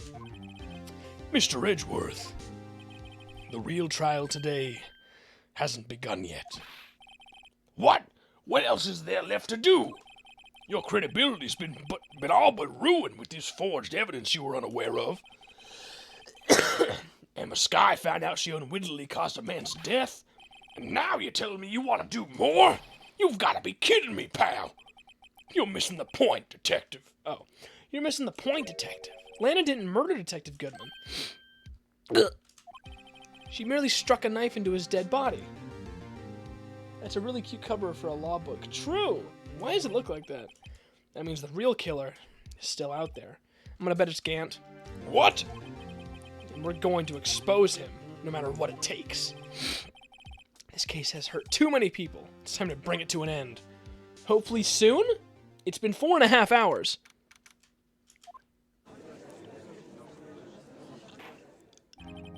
Court will now reconvene for the trial of Miss Lena Shuss. Mr. Edgeworth. Yes, Your Honor. The inquiry committee is planning to impose harsh penalties for your actions. Thank you for the news, Your Honor. Yes, well, normally this is where the prosecution calls for the witness, but this isn't easy to say. You see, there's some concern that you, Mr. Edgeworth, may have struck a bargain? You think I may have manipulated the witnesses? I didn't say that. It's just, you see, everyone's been talking, and... Very well, Your Honor. I have a solution. A solution? That being the case, the prosecution will allow the defense to call forth a further witness. Ooh! Can you check out the law book? Yeah. Let's see here. Seems pretty thick, actually. Rule 1 for submitting evidence. Rule number 1. No evidence shall be shown without the approval of the police department. Rule 2. Unregistered evidence presented must be relevant to the case on trial. That is cute cover art. I like. Okay. But there's no precedent for what you're proposing. Undeniably, this is an unusual arrangement, but a very effective one. It would prove that I haven't struck any deals with the witnesses. Well, Mr. Wright, what do you say? Unbelievable. Edgeworth has found a way to continue the trial. My man, Edgeworth. Very well, the defense accepts the prosecution's proposal. Then it's settled. The defense may now call forth the next witness. Mr. Wright? You do realize this is your last chance. If you call the wrong witness, this trial is as good as over. The defense calls. Time's finally come to bring out the real murderer. Bring out Bruce Goodman. Oh, that'd be awesome. Yes. Damon Gant. The defense calls Damon Gant to the stand. Damon Gant? What does he have to do with anything? As the defendant's partner 2 years ago, Mr. Gant has first-hand knowledge of the crime. I feel we should hear what he has to say about it. As luck would have it, he should still be in the courthouse. He would also be the least likely to have been manipulated by me in any way. Wouldn't you agree, Your Honor? True. All right. Bailiff, please escort Mr. Gant to the stand. Uh-oh, here we go. This is it, the final battle. Let's see. Witness, please state your name and occupation. What is this, some kind of practical joke? I was just on my way to lunch. Your name and occupation, sir. Ah, yes, the Ace Attorney normal-sized book contained 1 page worth of information. Must be nice. True, and it's all remembered. Worthy, are you sure you want to do this? Your name and occupation. So, you want to play hardball, eh? Please, Mr. Gant. Fine. My name is Damon Gant. I'm the acting chief of police. Now then, Chief Gant, the court requests to hear your testimony. Call Mike Meekins to the stand, it would be funny. True. Oh, righto. What's with the grim face? First, let's clear up this SL9 incident. Oh, you mean that time when Lana's sister murdered that prosecutor? Personally, I think it's been made pretty clear already. There are still some things unaccounted for. Oh, like what? Like the role you played in all of this. Son, either you're very brave or very foolish. You are aware, of course, that the police chief has all kinds of weapons at his disposal. Weapons? Sure. Take my testimony, for example. I don't have to give it if I don't want to. What? Is that true? I'm afraid so. The chief of police has the right to refuse to testify. Of course. Such an action carries with it certain risks. Don't worry, I'm not here to hinder your trial. Just remember, if this turns out to be a big waste of time, don't say I didn't warn you. Very well. The witness may now begin its testimony. His testimony, not it. Alright, here we go. You bastard. As I recall, Neil and I were questioning him that day. To make a long story short, we slipped up. That power outage didn't help either. Alright, we slipped up, huh? When I went to my office, I found Lana there. Apparently she had already arranged the crime scene. As you can see, I had nothing to do with the forgery. Interesting. Is my Damon Gant voice at all fitting? Because I just kind of pulled a new accent out of my ass on that one. Is that when Doc was arrested? Him? He was lying on the floor unconscious. Oh dear. Ow! When Emma sent Neil flying, seems Doc bumped his head. I see. Everything seems to be pretty clear-cut. The police chief has the right to refuse to testify, and I'd better hit him hard and fast. Alright. Sick. As I recall, Neil and I were questioning him that day. To make a long story short, I want to ask about this. So the two of you ran immediately after him, right? That's right, but Doc made it to the elevator first, so Neil and I split up. He went upstairs and I went downstairs. Yeah, good. Okay. Guess you could say he got lucky. What's this about a power outage? Oh, that! The elevator stopped all of a sudden, and I got the shock of my life. Well, probably not a shock to Sneer when that knife went to his heart, though. That's not funny. When in my office, I found Lana there. Apparently, she had already arranged the crime scene. As you can see, I had nothing to do with the forgery. Lana did admit to forging evidence. That can't be the whole truth. Somehow, I've got to link Gant to the incident.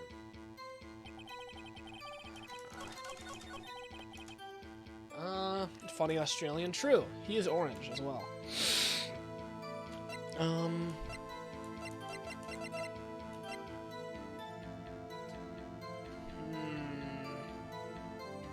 He was hiding this.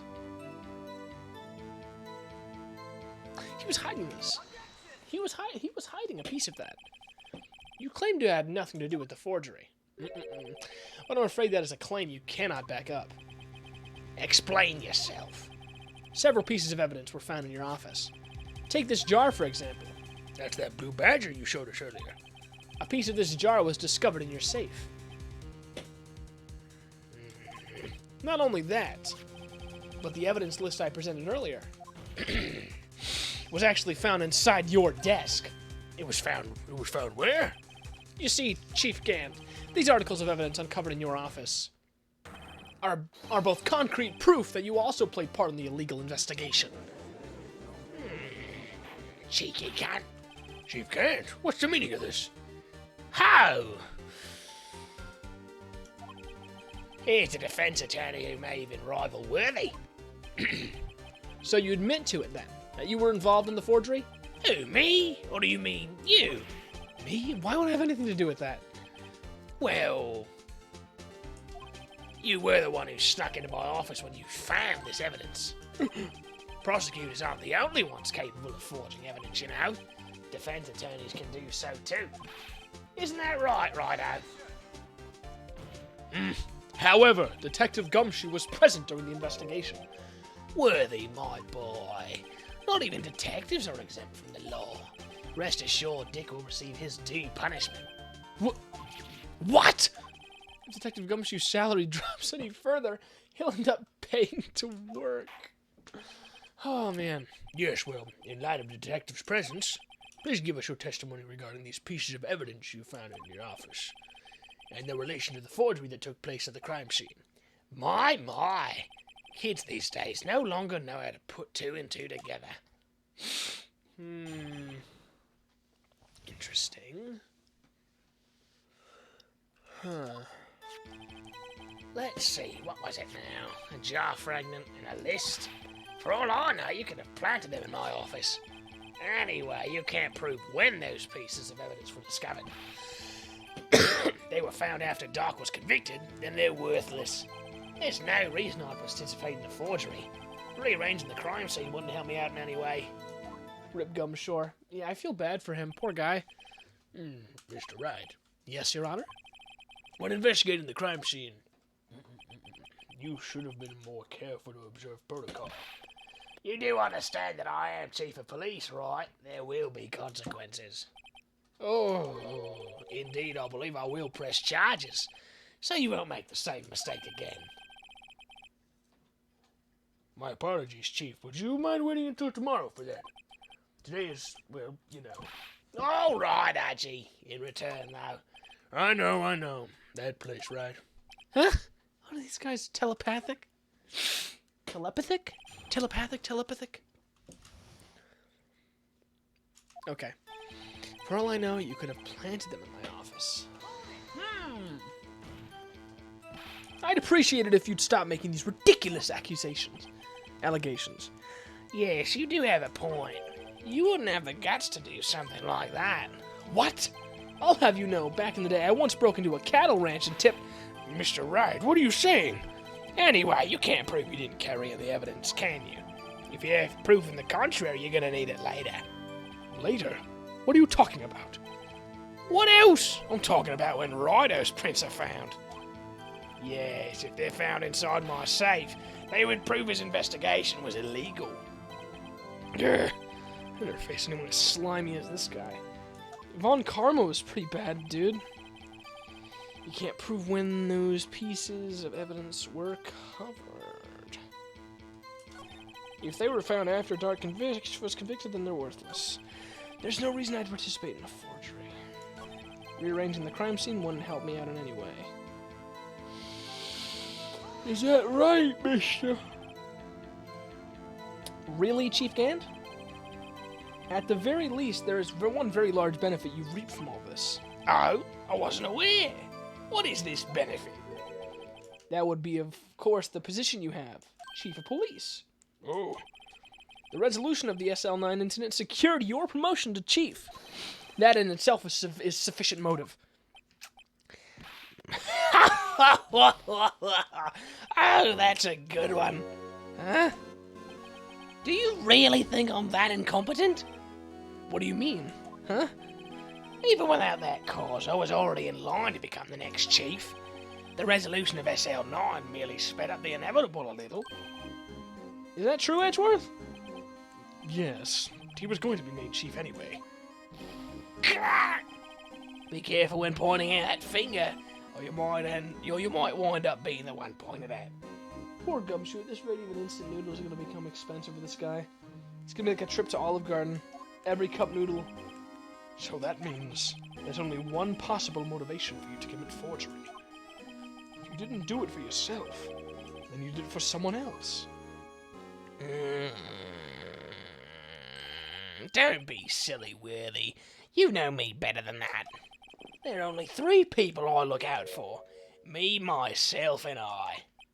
Man, there it is. There, it's out in the open now. Actually, would you mind if I change my testimony a little? by all means, please do. I wouldn't be anyone's accomplice if there was nothing in it for me. You'd have control over prosecutors, little sir. Nothing in it for you. Sorry, but the only person I care about is yours truly. That girl. Lana's little sister, was it? If you think I felt sorry for her, you'd better think again. You're right. You don't feel sorry for anyone. Be tough on crime and tough on people. That's how I was raised. You seem to be lax enough on yourself, though. Oh, that's a good one, Worthy. Could there have been something in it for him? Given his selfishness, would he have helped someone else? Yes, of course! True, you might not help out anyone for their sake, but if it would benefit you, you might decide to assist someone. Mr. Wright, it appears you're positively determined to portray the chief as a nice man who likes to lend people a hand. That's not what I mean. Very well, then. Who is this person you believe Chief Gant may have helped forge evidence? It's gotta be Lana. Like, without a doubt. Take that! Chief Prosecutor Lana Skye, the defendant?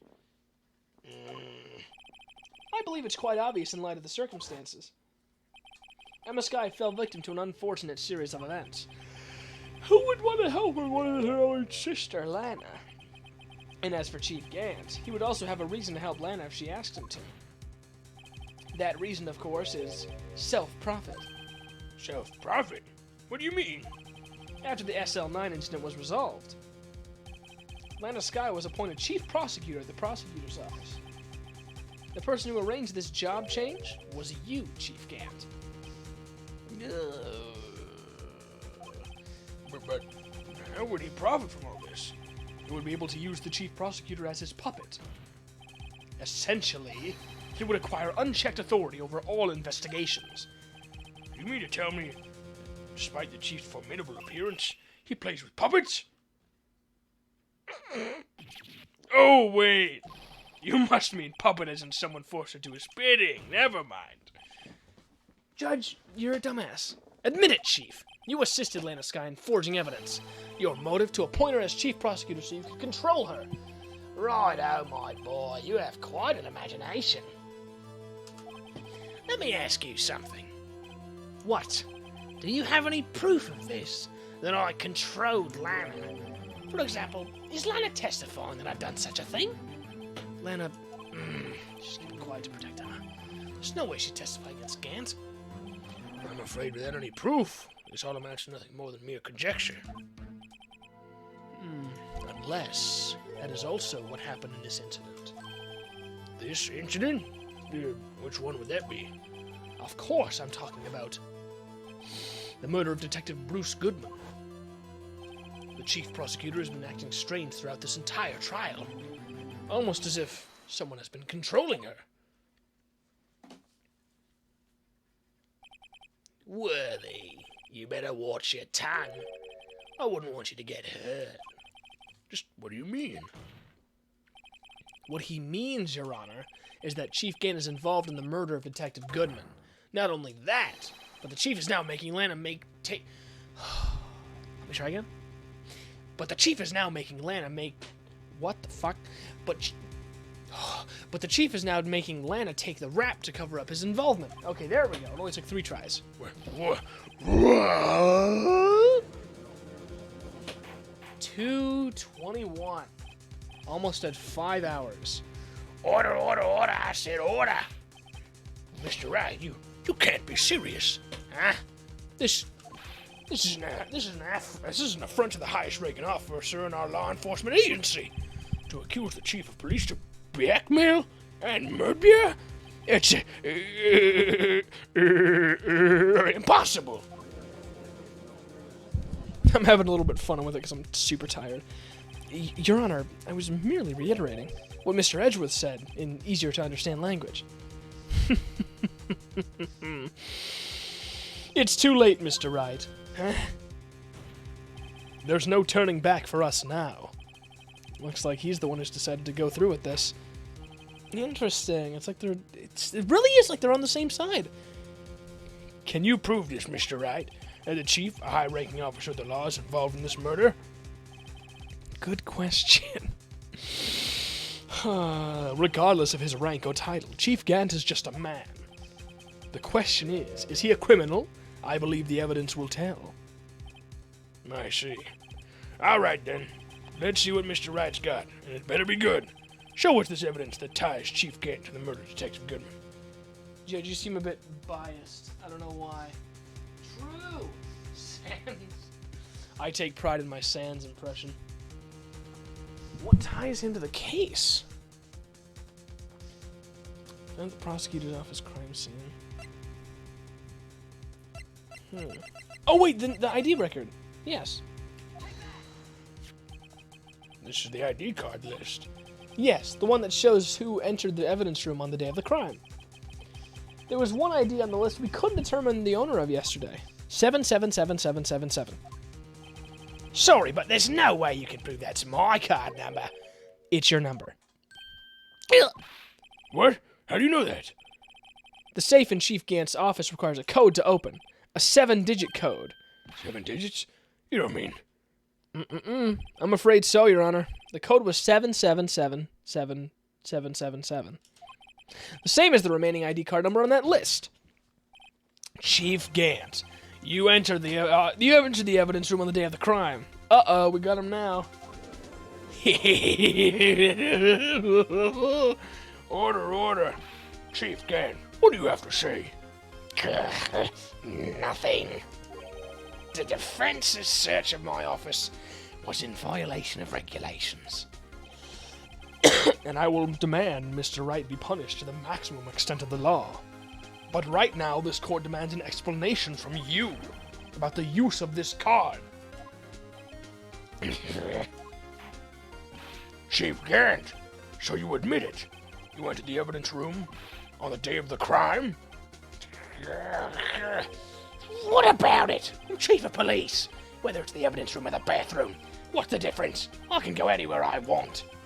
Tell me, when you entered the room, were you alone? I always go to the bathroom alone, as I do in the evidence room. Detective Goodman wouldn't have happened to be with you that day, would he?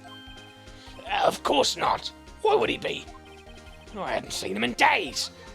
You hadn't seen him in days? Chief Gant, I'm afraid you just undone yourself. On that day, you had to have met with Detective Goodman.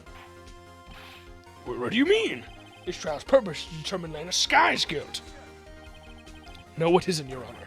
This trial's purpose is to determine the truth.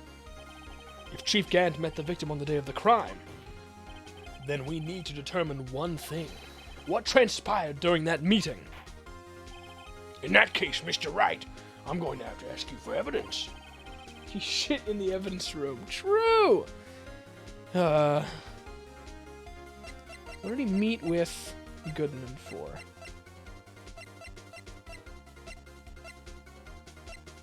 Can only be submitted to the chief of police. Yes! Detective Goodman lost his ID card on the day of the crime. Or to be more accurate, Jake Marshall stole it. So Detective Goodman filled out a lost item report. He would have had to give that report to the chief of police. Yet you are in possession of the report, which means you can't be sure if he filed it. He filed it. How do I know, you ask? Because he needed to enter the evidence room that day. He needed to? Yes, to transfer the evidence out. Oh. Detective Goodman took the form to you, Chief Gant. Then, you accompanied the detective to the evidence room. I accompanied him. There's no other way the murderer and the Detective Goodman could have entered the room. I'm dying. Life is pain. Hold on. Let me guess what you're going to say next. I, the chief of police, murdered poor Goodman. Exactly. But wait. The chief didn't necessarily need to accompany him to the evidence room. You could have just lent him his ID card. Yes. Now that you mention it, I believe. Never mind. Sorry, but that's not possible. According to the record, your card was only used once. Yet you showed us your ID card earlier. If you had really lent it to Detective Goodman, it would have been found on his body. No! What the fuck? Holy shit, that was the coolest, breakdown animation I've seen. Chief Gant, you didn't. Murder was most likely a spur-of-the-moment crime, for no one in their right mind would choose the police department as a place to commit murder. After the murder, you contacted Lana at the prosecutor's office. Why? To dispose of Detective Goodman's body, of course.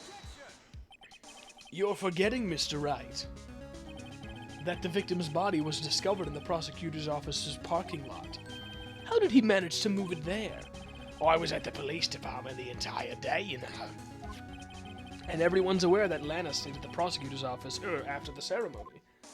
He exploded. True, he short-circuited. He's a robot. Everyone except me, it seems. Still, you're the chief of police. You have an entire police force at your disposal. Oh, so you think I just ordered an officer to do it? Hey, you, take this here dead body over to the prosecutor's office. I don't think so. Chief Gant, you left all the evidence we need to prove how you moved the body to the prosecutor's office. And all this time I thought it was just a useless clue, just taking up space. How could the chief have moved the body? Mr. Wright, show us this evidence. To move the victim's body, Chief Gant used this. Mr. Gant, it didn't just glow up. So they said a useless item just taking up space.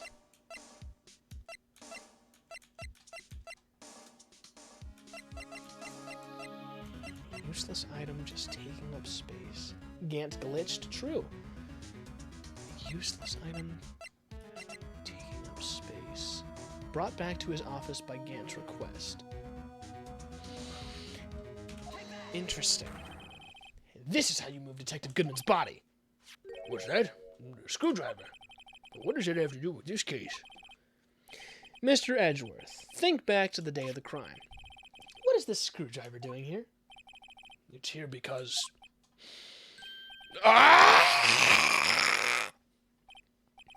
was asked to go by Chief Gant, no less. He told me he wanted me to keep it here in the prosecutor's office. In any case, on the day of the stabbings, I brought this back here. Interesting.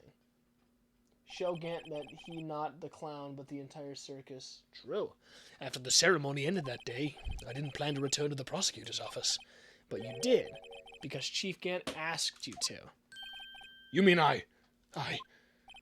The body was found in the trunk of Mr. Edgeworth's car. I think it's obvious what happened. The body was moved by that car. Interesting. Detective Goodman's body was carried in the trunk of Mr. Edgeworth's car. Yes, unless, of course, you have another explanation, Chief. Why else would you have asked Mr. Edgeworth to transport evidence from a closed case? There's only one plausible explanation. To transport the body to your accomplice, Miss Lana Skye. Man, we've got him in good. Order. What's going on here? Is there no room for rebuttal? The defense is outrageous accusations. Think back to the photograph Miss Starr took at the prosecutor's office. Bitch. This was not a photo of the body being stuffed into the trunk to be taken away. It was exactly the opposite. It's a photo of the body being taken from the trunk. Chief Gant, please say something. I believe your time's up. My time's up? Sorry, Rido, but I'm having lunch with the District Attorney General after this. We have to get going if we're going to make it in time for the early bird special. But the cross-examination isn't finished yet. Remember what I told you earlier? A police chief has all kinds of weapons at his disposal. Weapons? Like the right to refuse to testify. I'm invoking that right now. What? That's not a right to be casually invoked. There are certain risks to be considered. So you're going to just run away after all this? Run away? Don't make me laugh, Worthy. Huh? I stabbed old Goodman, that's what you're saying, right? But if you had any conclusive evidence, you would have presented it by now. Well, Your Honor, Edgeworth is having another aneurysm during trial. You think I had Lana dispose the body? If so, then show your proof and get it over with. I'll say it again, Mr. Wright. Damon Gant is the current chief of police. This court will not tolerate any accusations against him without concrete proof. Well, Mr. Wright? Your Honor? Do you have any concrete proof? Proof that Chief Gant murdered Detective Goodman and made this guy dispose of his body? Do I have any concrete proof?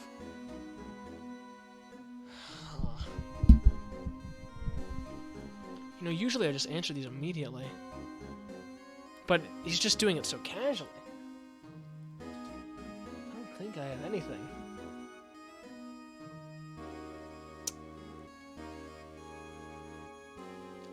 Shit, okay. I don't usually say no, but I ain't got nothing. It's no use showing evidence I'm not even sure of myself. No, Your Honor. At present, I have no conclusive evidence. See, Adji? In that case, this court is forced to penalize you for your allegations against the chief. What? Here's a tip. Never gamble what you can't afford to lose, Rido. Seems that Lady Luck was on my side again today. Okay, Adji, I'll leave the rest of you. What do you mean, penalize me? Am I dead? I warned you earlier, Mr. Wright. This is an affront to a senior officer in our nation's law enforcement agency. What? Huh? What? Lady Luck, Maybe we should have a word with her. Mr. Edgeworth, what do you mean? There's one lady who knows the real truth behind this trial. We haven't even had the honor of hearing her testimony. A lady who knows the truth. Another witness. In the absence of conclusive evidence, the only other method of proof is testimony. But Chief Gant hasn't invoked his right to refuse his testimony. There's still someone else. One more witness who can answer all the questions raised in this trial. Someone right in this very room. It could be you. It could be me. Who is this person? Why are you asking me, Your Honor? Have you forgotten? The defense is the one calling witnesses today. Mr. Wright, does such a witness exist? She may not be willing to tell the truth, but we can't just stop now. Yes, Your Honor. The defense calls forth. All right, come back out.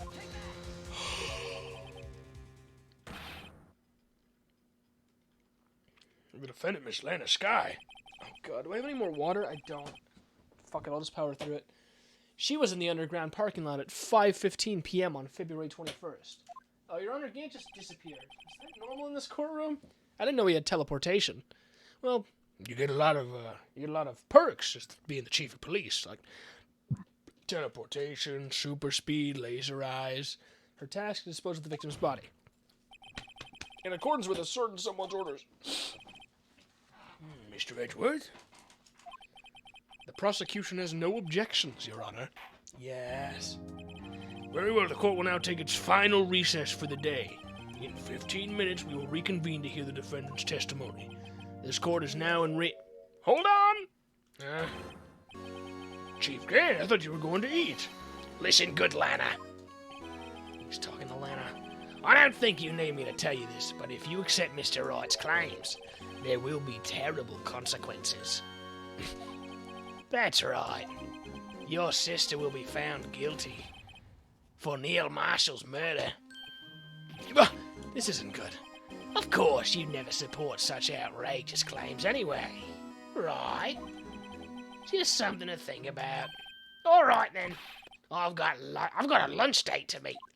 See you later, pricks. Oh, boy. Okay. If there aren't any further objections, this court is now in recess. Goddamn. Is this really about to break my record for fucking longest stream again? Because the last Ace Attorney stream that I did, that I thought was going to be the finale, was almost 6 hours. And we just hit 5 hours just now. Looks like we managed to stay in the game. Yeah, thanks to your help, Edgeworth. I want to thank you guys for hanging out with me this whole time, by the way. It's not usually that people stay this long, so I appreciate you guys hanging out. Judge be like... I don't know if you had other stuff to do today, but I appreciate you guys making some time for me. That chief, he's something else, huh, pals? Detective Gumshoe! I'm not a detective anymore. Oh yeah, sorry about that. Don't worry. I've already decided where to work now. At your office. My office? Sure. I'll take the place of that top-knotted girl you used to work with. Could he mean... Maya? Still, looks like we're all out of moves now. Chief Gant's done it again. How is he always gets the upper hand? God, I'd love if Gumshoe just became a permanent main character and was just always with Phoenix and Maya. It's not fair. It's not fair he has the right to refuse to testify. Settle down, right. Remember what the judge said. But Chief, that's not a right to be casually invoked. There are certain risks to be considered. Like death, I will kill you with my magic battle axe that all judges get in court. I don't know what that was. Risks. What did he mean? What did he mean by that? It's simple. If the chief refuses to testify, the opposite also holds true. I mean, he forfeits his right to say anything, too. Who is this? Emma! Yes! Emma, are you okay? Yeah, when I came to, I was in the medical office. I've been listening to the trial from the gallery. So she heard everything that's been going on. Emma? Okay, this is the final stretch. Just a little more and you're done. Yes, I knew it! I just, 2 hours too long. Sorry for what I said before. No problem, it's 3:40 a.m. for me. I think I sleep now. Okay, that's fine. You hung out for a long, long while. Thank you. I hope you have a good night, Guga. I'm sorry for what I said before. No, don't be. It was the truth. It's funny. I almost feel somehow relieved. Relieved? Yeah. Now I finally know what really happened. To think that all this time, my sister was being blackmailed by that terrible man. And she did it all just to protect me. Ever since her appointment as chief prosecutor, everyone who knew her said she changed. Perhaps it was easier that way for her. What do you mean? What do you think I mean? To follow Chief Gant's orders. She must have shut herself up deep inside to force herself to do anything and everything the chief told her to do. That must be why she became so cold. It was all my fault. It's all because I murdered Mr. Marshall. Hey, don't go blaming yourself now. If you want to blame anyone, blame society, pal. Chief Cat may be able to fool everyone else and do it with his forgery, but he can't fool my memory. I remember now. I knocked Mr. Marshall into that armor. I see. Well, we'd better get back. It's time for the final act. Emma, why don't you wait here? No, I'm going with you. Huh? I want to be there when Lana tells the truth. Let's go, Right. It's time to end this.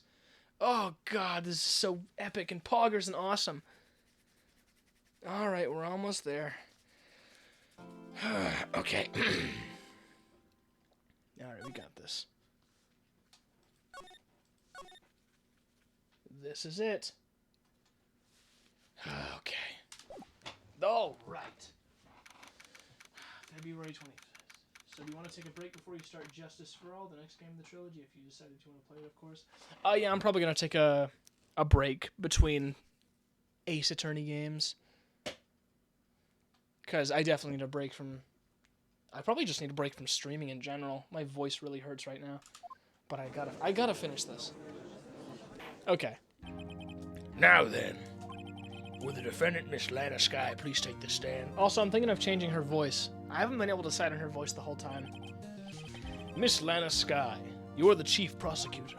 I'm sure you're aware of what is required of you. What voice to give her? But Mr. Edgeworth, you already know everything. You know all that I've done these past 2 years. Please provide the court with your testimony, Miss Skye. And remember, you are under oath. We want to hear the truth. Of course, the truth. Lana, no matter what happens, I'll always be your sister. She's just a nightmare. Now then, your testimony, if you will. First, tell us about your relationship with Chief Gant. Everything hinges on your testimony. You're the only chance we have to get Gant. Yes, my relationship with Gant and fabrication. Now switch to innocent Lana voice. Not yet. I worked alongside Gant for years. There's no truth to this blackmail theory. I fabricated the evidence 2 years ago all by myself. When I found Prosecutor Marshall's body, I rearranged the crime scene. My only motivation was to get Dark convicted. It had nothing to do with Emma. Is that right? Oh, silly judge. You know that don't mean anything in this courtroom. Oh, that oath. Press Lana. I gotta press Lana. The only way to get to this is to press her.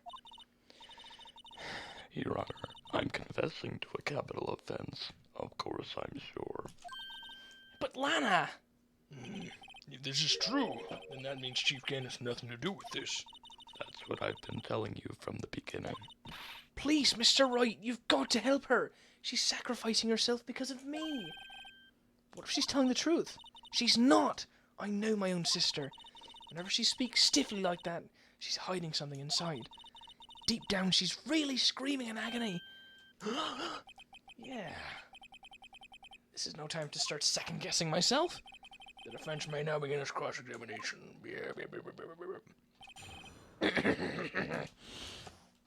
Let's see. I worked alongside Gant for years. There's no truth to this blackmail theory. I fabricated the evidence 2 years ago all by myself.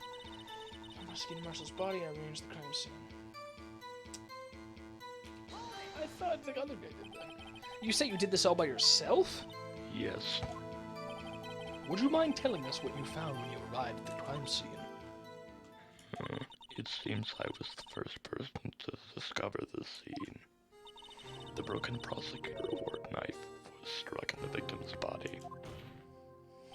What? But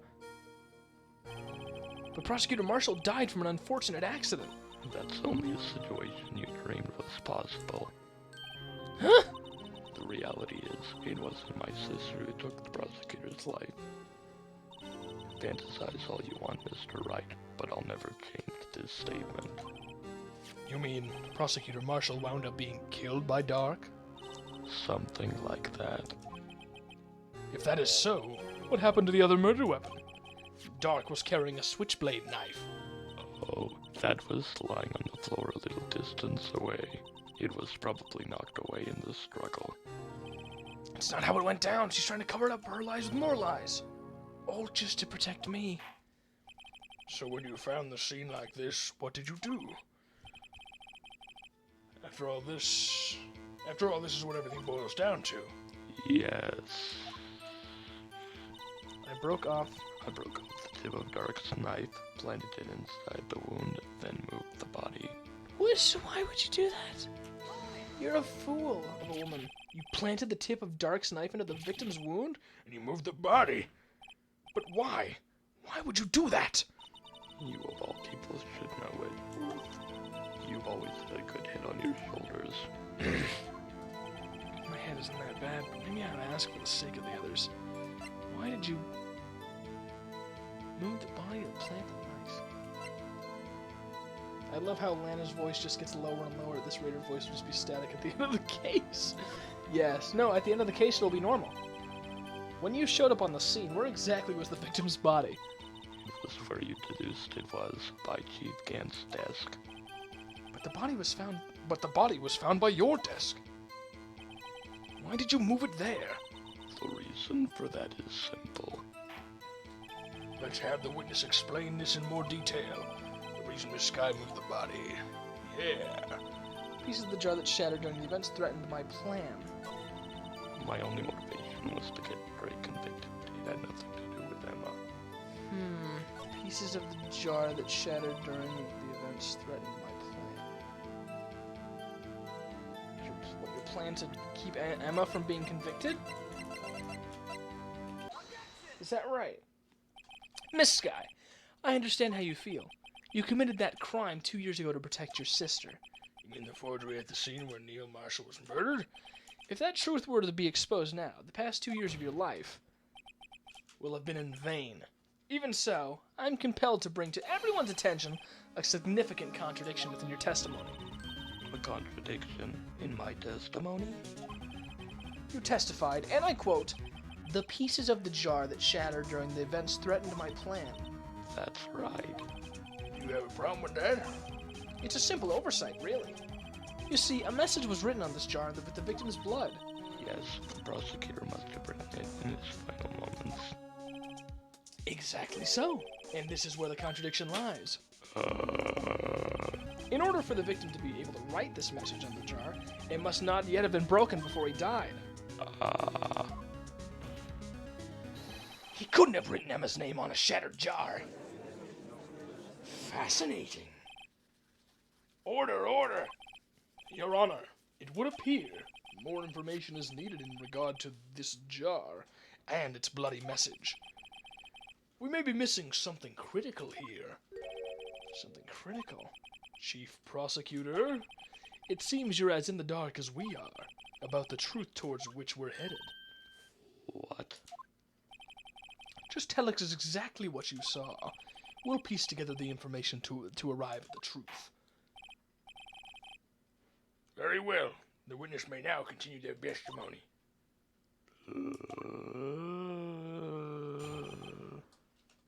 Okay, now I make her voice a little higher.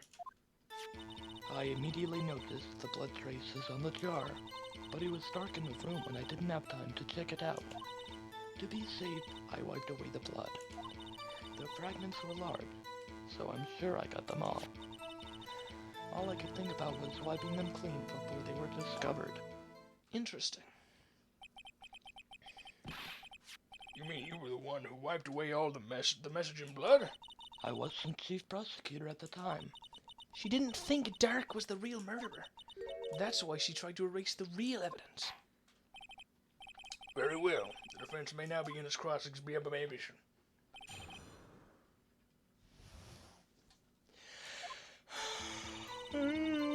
Traces on the jar. It was dark. Time to check it out. To be safe, I wiped away the blood. Safe of what? I'm afraid this action of yours reveals what really happened. What do you mean? If you really thought Dark killed Prosecutor Marshall, you wouldn't have wiped away the blood. What else could I have done in that situation? Lana, I only had a few moments. There wasn't enough time for me to do anything else but gather the pieces. fragments were large, so I'm sure I got them all. I don't... Were they large? Let me check. I could have sworn they weren't large. I'll check just to be sure. No, the music went out, so that's probably yes. Miss Sky, I believe this jar conceals a truth even you were unaware of. What? We found the final piece of the jar in Chief Gant's safe. In the chief's safe? But how? I knew it. She really didn't know. There's something even more disturbing about that final piece. There was still blood on it. But the witness just testified. She gathered every last piece and wiped the blood. Oh, right. Yes, which leaves us with only one explanation. On the night the prosecutor marshal was murdered, You were not the first one to show up on the scene. and with that voice, Lana can just drop the whole prosecutor job and become a text-to-speech program. Yes! I'm so proud that I can do that voice. Chief Gant got there before you. But couldn't the defendant have simply missed a piece? I'm afraid that's unlikely. The pieces are too big for anyone to miss, let alone an ace detective. That may well be, but everyone makes mistakes. I once wasted an entire day looking for my dentures. They were in my mouth all along. Ha! Can you believe that? Have you forgotten, Your Honor? When this witness arrived at the scene, the jar was already broken. Oh, that. There was no way a name could have been written on a shattered jar. Another person discovered the scene prior to the witness. I hope you're not implying this person was Chief Gant. At the time, he was looking for Doc downstairs. Besides, even if he was there for... The question is, if he did arrive there first, why did he hide that fact for 2 years? Well, Your Honor, Can you answer us that? no.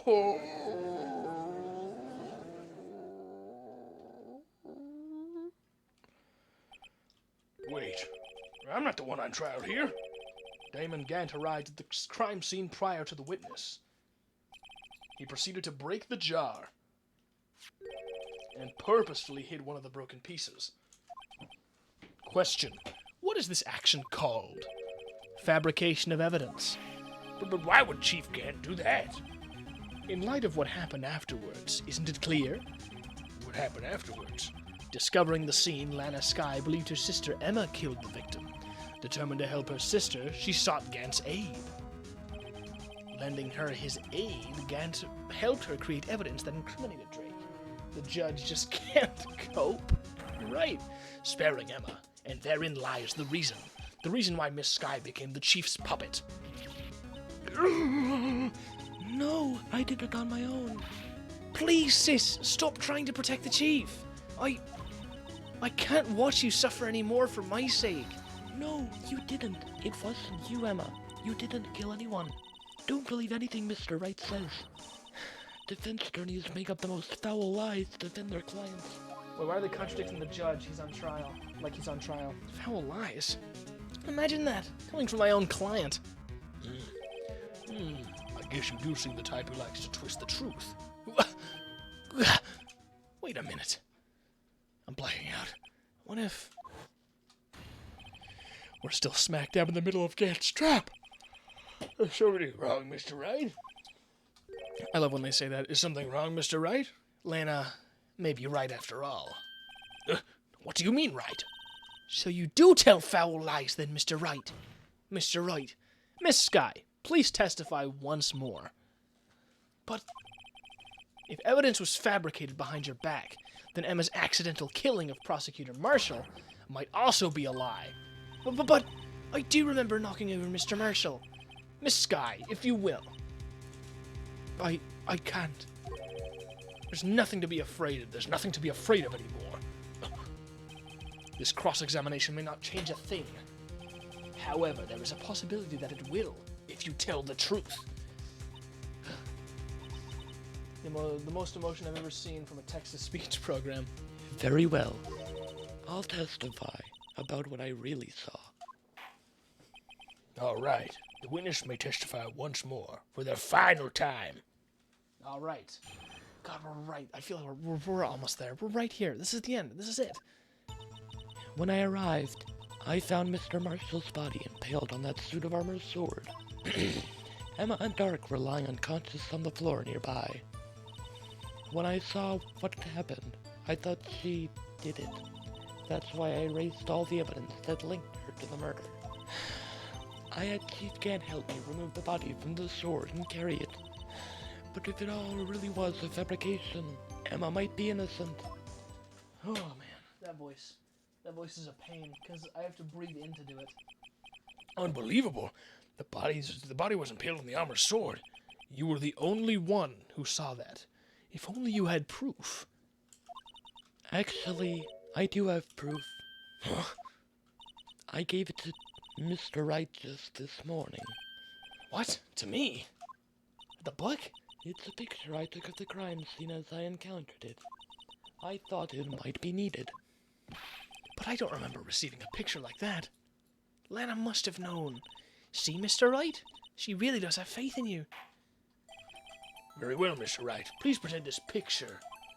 I don't remember receiving any pictures from Lana. Lana said she gave it to you this morning, Wright. Right? Ugh. I seem to remember getting something from her then. Let's check that evidence again. There must be a picture in there somewhere.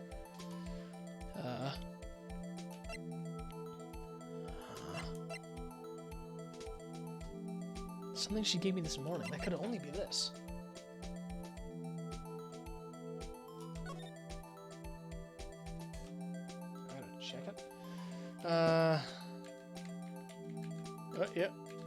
Is there a thing right there? Or am I crazy? Wait a second. No, don't. Oh, wait, you can just rotate it like that. I see. Is there something hiding here? Oh, we open it. Okay. Oh, I didn't know we just opened the book. Hey, there's a picture here. Oy. Oh. Oh my. This is the actual crime scene. No other detective saw the crime scene like this. Because I contacted Criminal Affairs only after I had rearranged everything. Interesting. Mr. Wright! That piece cut out from his vest. Could that be? The cloth we found inside Chief Gant's safe. What's this? It's a handprint, isn't it? And Emma pushed that cloth. It had fingerprints on it. Whosever fingerprints those are must be the real murderer. What? But those fingerprints, they're yours, Emma. Why are your lips turning all purple, Mr. Wright? Anyway, let's get on with the cross-examination. So long as you tell the truth, we should be able to flush out the real murderer. Very well. The defense may now begin its cross-examination. Actual crime scene. When I arrived, I found Mr. Okay. Fuck's sake. Come now, Archie. This is the poorest excuse for a trial I've ever seen. Chief Gant. What, now you want to make me out as the bad guy too? If so, I'd like to put in a word or two in my defense. I'm afraid it's too late for that. What? What? You already declined to testify. That means you forfeited your right to make statements of any sort. Yeah. This must be that risk we were talking about earlier. Just sit back, relax, and enjoy the sound of the noose tightening around your own neck. God damn, he's so cool.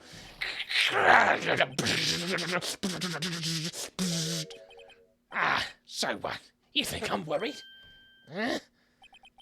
Sorry to disappoint you, but I don't need to make any statements. What do you mean? The evidence will do all the talking for me. Even if I can't testify, I can still present evidence. Yes, that's true. Wait, you mean you still have some conclusive evidence? No, I don't. But someone does. Someone? Gant, I thought you were leaving. True! I want him gone, like forever. So, what's your excuse, Ryder? Huh? Why have you been keeping quiet about it? You do have something to show us, right? Something that proves who knocked over Neil Marshall, causing his death. Conclusive evidence that leaves no room for doubt. Oh, he's talking about the Emma print. Oh, crap. I'm blacking out. If I show that piece of evidence now, Emma's sure to be made out as the murderer. Damn, Edgeworth didn't even have to do Gant so dirty. I know, right? He killed him. Mr. Wright, if you have more evidence presented now, and if you try to conceal anything, you will be the one appearing before the Board of Inquiries. Edgeworth has no chill, I swear. It's awesome. What do I do now? I better think this through carefully. I can't afford to make the wrong decision. Should I present that piece of evidence? The one that shows who really killed Prosecutor Marshall? Oh, God. I'll get in trouble for this. Hey, what the fuck am I saying? It's a video game! Don't. Yeah, if it's wrong, I can just go back to my save. I don't have any evidence I can present at this point in time. What? You lie! Chief Gant, you opened my safe! I knew you took what was inside. The conclusive evidence! I don't know what you're talking about. Mr. Wright, why don't you show them? We found it together. Oh, I see. It's because you know the truth, don't you? You know whose fingerprints are on it, that's why you won't present it. What are you talking about, Chief Gant? Can't you figure it out? Take a good look at this picture. See the victim's vest? Notice anything odd about the chest area? Looks like part of it's been cut out for some reason. You mean you had this in your safe? What? That means you, the chief of police, have been concealing evidence. This is going to be the biggest scandal in the history of the police department. Impressive. To be honest, I didn't think you had the goal right out. Huh? Well, I can't just let you pin me up as the murderer. I'll tell you what really happened. Oh, come on. What? You mean you admit to it? You can't be serious. I'm getting another one now. I was the first person to arrive at the crime scene that day. It then occurred to me that I could use the situation to control Lana. So you really were manipulating her? I knew Lana. If I made it look like the blame lay with her sister, why, that when she solved the scene, she would ask me for my aid. So you assisted Miss Sky? I told her to arrange all the evidence. I had her plant the knife tip in the victim's body and move the body across the room. And I ended up using that evidence to get Joe Dark convicted. When I tampered with the crime scene, I had two pieces of evidence. This was before Lana arrived at the crime scene, mind you. Two pieces of evidence? You mean those items in your safe? But why? For insurance, of course. Insurance? I was sure my plan would work, but it's always best to be prepared for the worst. Gant, why are you insisting on digging your own grave? I actually don't remember. I actually don't know why he's doing this at all. I wasn't about to let anyone blame me for a murder that girl committed. You mean you were calculating that far ahead while forging the evidence? What do you take me for, a fool? I didn't make police chief by dumb luck. See this jar fragment? I had the most legible part of Emma's name. I didn't expect Lana to go and wipe the blood off all the pieces. But if you fabricated the evidence, what's to say you didn't fabricate the message on this jar, too? Some people just don't know when to quit, do they? That's why I kept one more item for insurance. You mean that piece of cloth? Come now, Ryder, cough it up already. I know you have it. What are you waiting for, Mr. Wright? So you admit to it then, Chief Gant? That you were hiding the cloth you cut off the victim's vest in your safe? Yes, I admit it. I didn't want to have to do that, being chief and all. But it's a lot better than being portrayed as a murderer. Well, Mr. Wright, What do you have to say for yourself? Just a moment ago, you said you didn't have any evidence you could present. Foolish move, Righto. You should have shown it then before it was too late. It's been a long battle. But the moment of truth has finally arrived. As long as I don't mess up here, victory's mine. I can't just not show it again. Right? This doesn't seem like one of those things where they insist on showing me the same thing. Show evidence, fine. Your Honor, I do have evidence to present now. All right, then, let's see this conclusive evidence. The evidence that shows who actually murdered Prosecutor Marshall. Here we are. Let me verify this once more. On the day of the crime, you personally cut out this piece of the victim's vest. Oh, yes. At last, you finally brought it out to the open. There's a handprint on this piece of cloth. Your Honor, the prosecution requests that immediately be sent to the lab for analysis. This handprint on the leather. There must have been a strong impact for it to be left so clearly. You mean? It could not have been forged. There must be authentic, conclusive evidence. You're as slow in the uptake as ever, Worthy. What? Think about it. Royo had all this time to present this evidence. Yet he was reluctant to do so. Why would that be? You mean you already know? You know whose fingerprints are on that? Mr. Wright, do you really know? Whoever the fingerprints belong to must be the real murderer. Whose fingerprints are they? Shit. Very well, I'll tell you. Well, should be okay now. Everything's proceeding as predicted. What are you talking about? The person whom these fingerprints belong to is... Well, looks like I'm out of luck. It's Emma. Emma Skye? What? They're mine? I'm sorry, Emma. But why? Why didn't you tell me?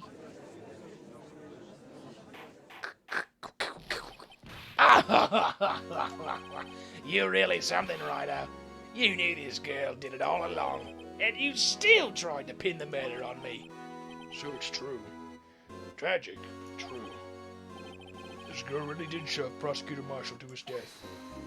Hold it. How could you? You monster! Miss Skye. You knew whose fingerprints were all along.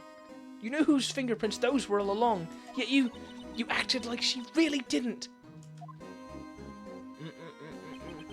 Those fingerprints are mine, Your Honor. I killed Miss Skye.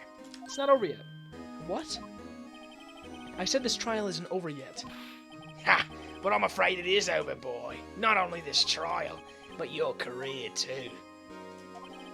You purposely concealed this conclusive evidence that my friend is a serious friend. Is a friend. You are my friend now. I'm looking forward to pressing charges after the defendant is convicted. I'll have your badge, boy. What's the matter, cat? Got your tongue? Aren't you gonna tell us how it feels? How it feels to be the one who single-handedly turned a poor little girl into a murderer?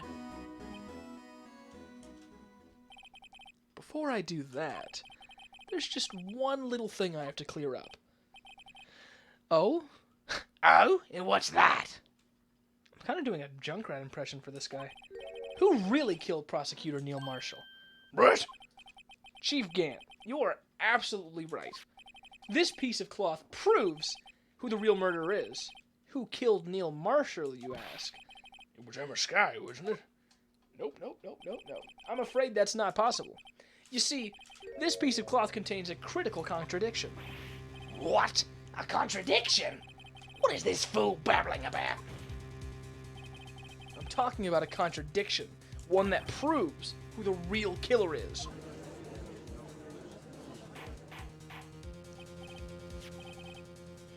Mr. Wright, this piece of cloth, what could it possibly contradict? Chief Gant, your tyrannical reign ends here. Let's go. Behold the piece of evidence that contradicts this cloth.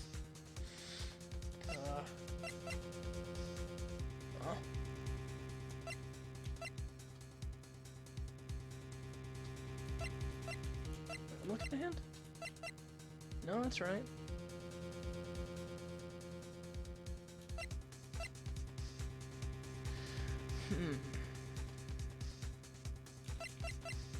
I have your badge, boy. Provide between percent Gant and the badge. Oh, true!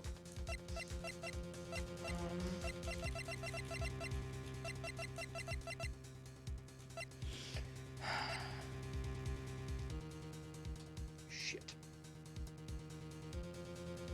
Contradicts this cloth. There's no blood on it. WTF? Where's the blood? And what exactly is this supposed to be?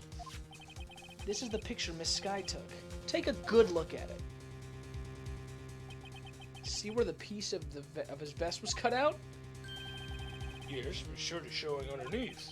It's hard to make out with all the blood on his vest, though. Exactly my point. His chest is soaked with blood. That's only natural. His lungs no doubt were punctured. Blood poured out of his mouth. Oh, but that piece of cloth.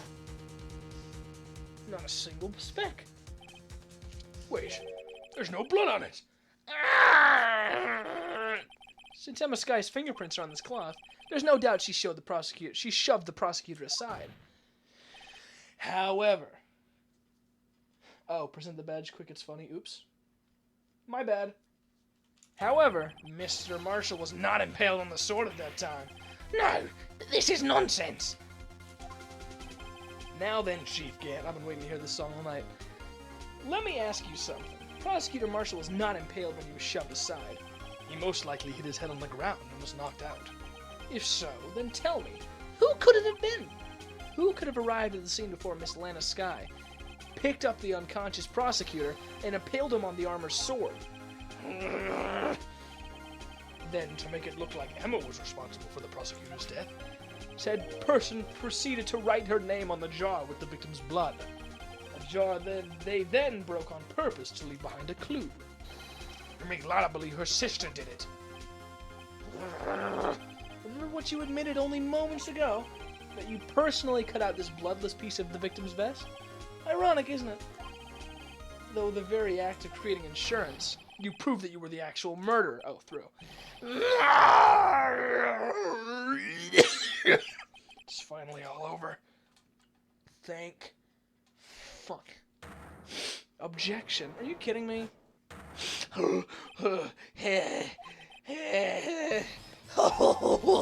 That was close, Ryder. You almost had me. Sorry, but you'll have to do better than that. I'll refute your allegations. What do you mean you refute his allegations? You see that piece of cloth? It's illegal evidence. Huh? Order! What nonsense is this? Illegal evidence cannot be used to convict a suspect. Remember, Archie? Earlier, old Rido here concealed that piece of cloth. So then, what's your excuse, Rido? You do have some conclusive evidence, don't you? Your Honor, I don't have any. None. Well, it's true. The defense did refuse to present evidence. At that moment, that piece of cloth ceased to be legal evidence. But that's not fair. Did you actually think you could best me in court? Looks like the last laugh's on you, son.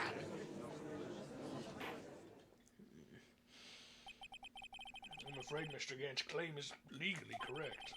Well, Mr. Edgeworth, true. Illegal evidence cannot be used to convict a person. Assuming, of course, that the evidence is indeed illegal. Well, Mr. Wright? Oh, shit, I'm blocking out. Seems last. The time for me to reveal my plan has finally arrived. Mr. Wright, do you admit to it? That you purposely and illegally concealed this piece of cloth? I did not! I would never. Man, show this man some law books. We actually have a law book. I admit I refused to present it at one point. Aha! So the evidence is illegal. Objection. Nope. No, it isn't, Mr. Gant. Huh? It's not that I didn't present evidence then. It's that I couldn't. What do you mean, you couldn't? There are certain procedures involved in presenting evidence. No, Archie, don't listen to his lies. He's nothing but a coward. You can't really believe. There is only one issue left to be resolved in this trial. Is this evidence legal or not? Very well. Let us settle this once and for all. Earlier refused to present evidence. If you can prove your conduct was not in violation of the law, then do so now. Where's the book? I need the book, I need the book, I need the book, I need the book. Check. No evidence shall be shown without the approval of the... Oh!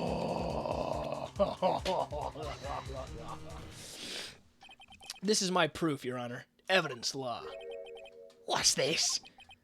I've done my homework too, Chief. Indeed, Emma Sky's fingerprints were on this piece of cloth. However, at that point in time, this was merely a piece of cloth, nothing more. What? You see, it's written right here in this book, the second rule of evidence law. Huh? Rule number 1, no evidence shall be shown without the approval of the police department. I found this piece of evidence myself, inside your safe. It goes without saying I did not have approval from the police department. Rule number 2, unregistered evidence presented must be relevant to the case on trial. And here is the crux of the matter. You see, at the time it was impossible for me to prove the relevance between the cloth and the SL9 incident. What? What kind of nonsense is this? You want relevancy? Just take one look at this picture and... Nope. Sorry, but can you recall when was that picture presented? That was shown only a few moments ago. No. He's right. At the beginning of today's trial, that piece of cloth was still meaningless. The person who gave it value as evidence was you, Damon Gant. You yourself confessed to a certain truth. Let me verify this once more.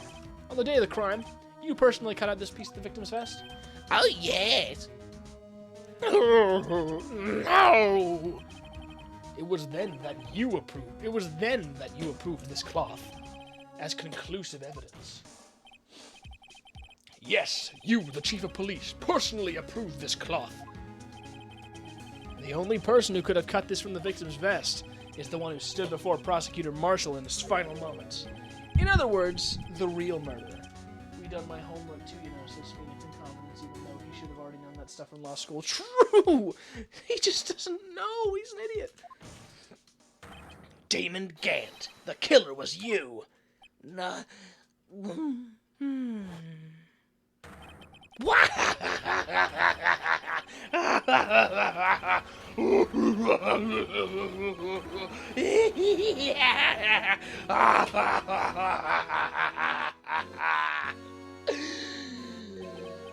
I knew I should have gotten rid of him. Oh, that good-for-nothing scum.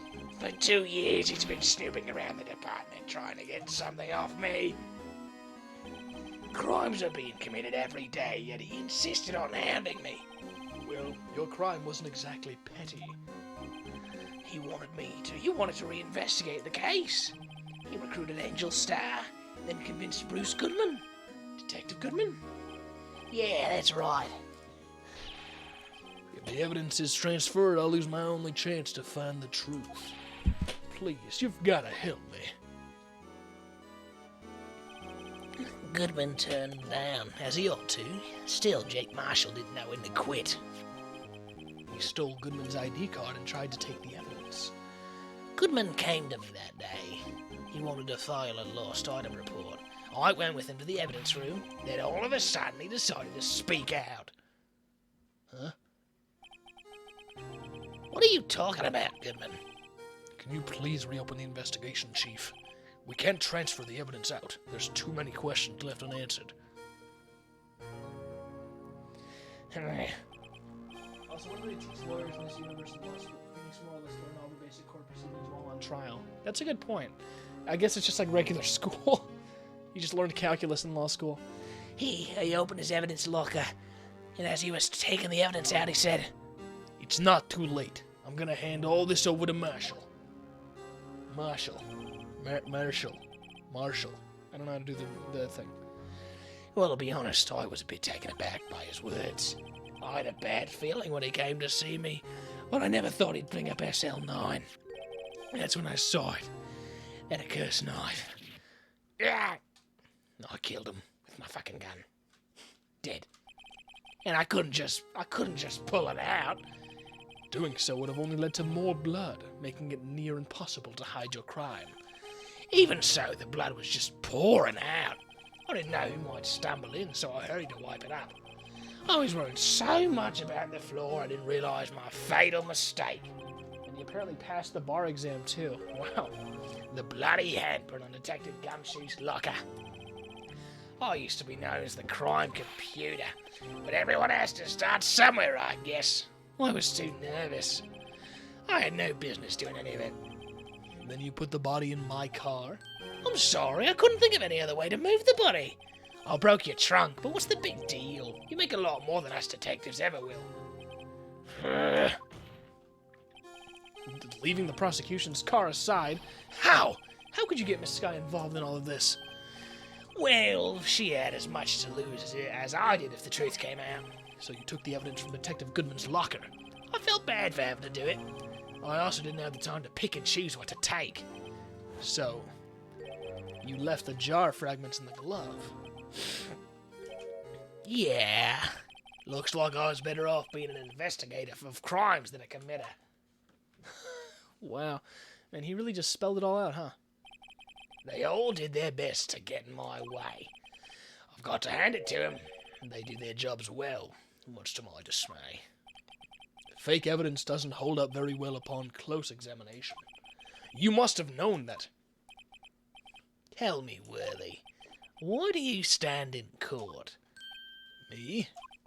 You despise criminals. I can feel it. You and me, we're the same. One day you'll understand. Oh, believe me, you will. You're just one man. You'll see what it really takes to bring them down once you try to go it alone. Hoo-wee.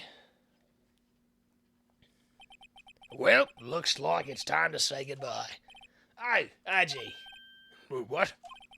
Looks like we'll have to cancel that lunch date. Sorry, old friend. I'm sorry too, and I'm bringing the judge back to his normal voice for this part. I knew you as you used to be a long time ago. You were once a fine investigator, an example to others on the force. I'm sorry to learn that you are no longer that person. Those days are gone now, Archie. Thanks for all the memories, though. Don't worry, you'll be fine.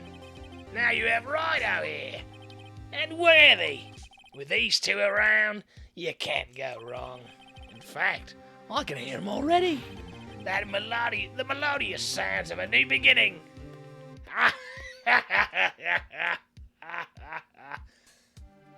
No wonder Gant wanted to work with text-to-speech lady. True, he is the computer. There are two things I want you to understand. Yes? First, your sister never hurt anyone. Second, Damon Gant betrayed you from the beginning. You see, Miss Sky, you no longer have any reason to keep silent.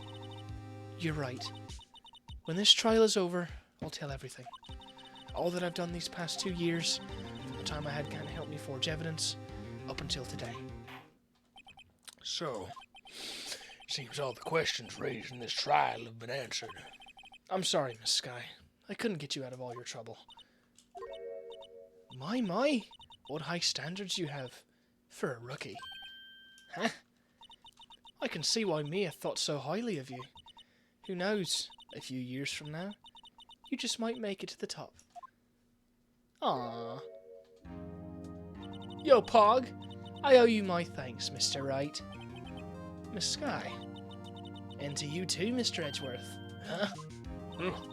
You've suffered every bit as much as I have over these past few days. Believe me, I know how much of an ordeal it's been for you. It was nothing. Liar. I was worried the pressure might break you, and yet you rose above it all and guided Mr. Wright to victory. You've done well, Mr. Edgeworth.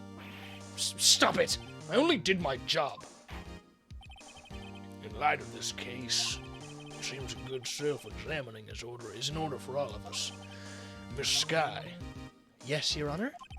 You are innocent of murder. However, although the chief blackmailed you, the fact is you still acted as his accomplice. A trial will be scheduled for these crimes at a later date. Yes, I understand, Your Honor. Is the something amusing about all of this? Why are you smiling? It's been a long time, Your Honor. A long time since I've felt free of these heavy chains. Aw. Wholesome. Well, this trial has gone on far too long already. Regarding the charge of murder, this court finds the defendant, Lena Sky, fucking whatever, man, not guilty. I just want to go home. Yay! And this is now officially longer than my longest stream ever. I've now broken my record by about 6 minutes so far. That is all. This court is adjourned. Congrats, you took down Gant. Let's go! Alright.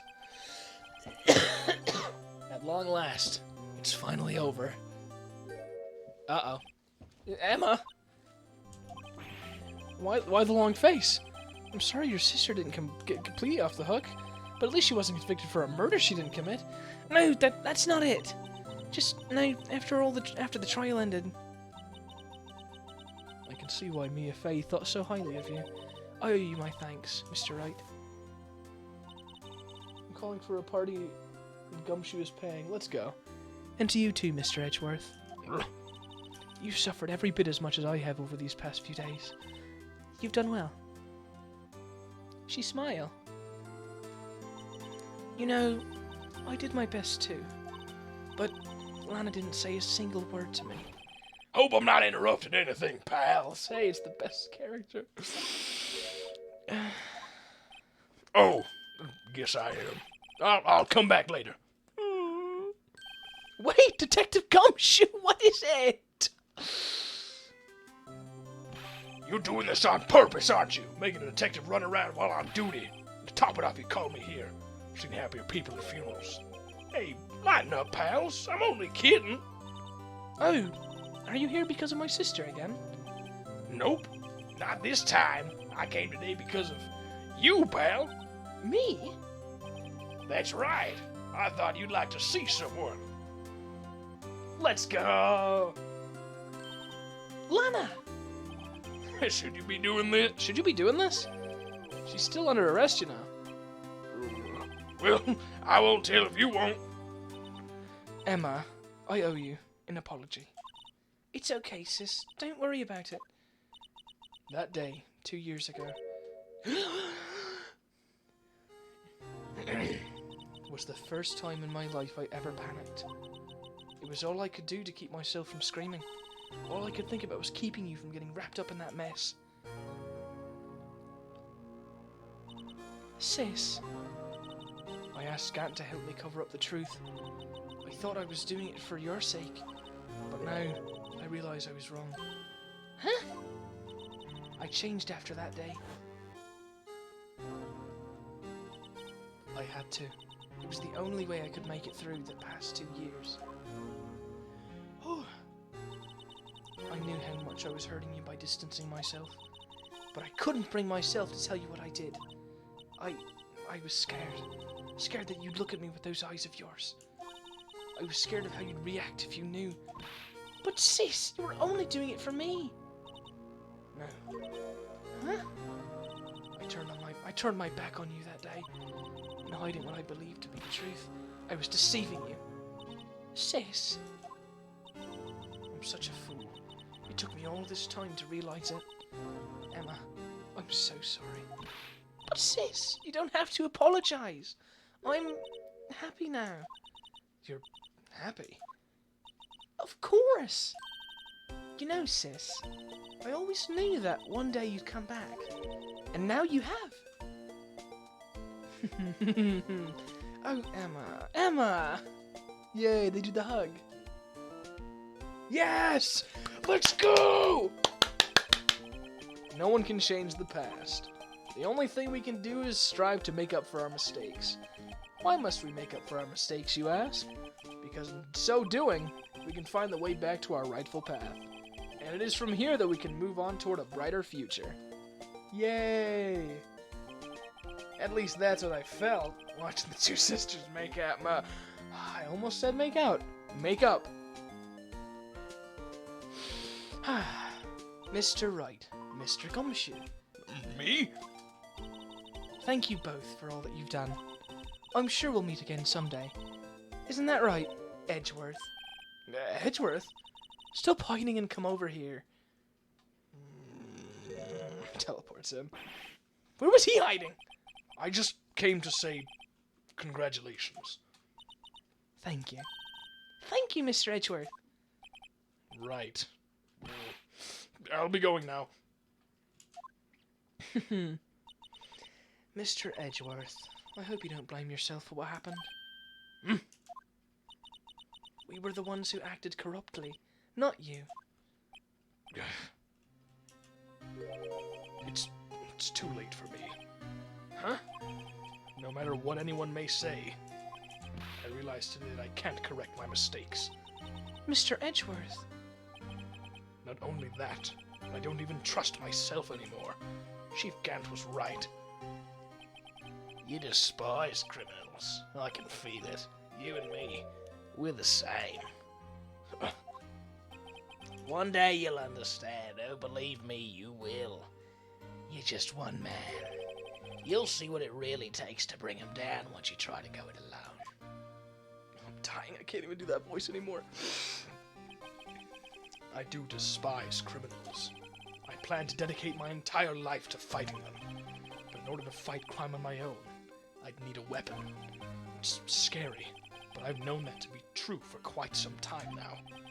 But Edgeworth, who knows? Given enough time, I might have tried to pull something like Chief Gant did. That thought terrifies me. That's why I can't continue on as a prosecutor. Edgeworth, don't you understand? Damon Gant and your mentor, Manfred von Karma, were both the best of the best when it came to fighting crime. But they both made the same mistake. You said, in order to fight crime on my own, I'd need a weapon. That may be true, but think back to today's trial. You weren't alone. You were working together with Mr. Wright. And because of that partnership, you were able to present evidence that otherwise would have gone undiscovered. Isn't that right, Mr. Wright? Huh? What? Oh, yeah. What is this, a pop quiz? Come on, Mr. Wright, show him what Lana's talking about. Evidence, huh? Something that neither Edgeworth nor I would have been able to find on our own.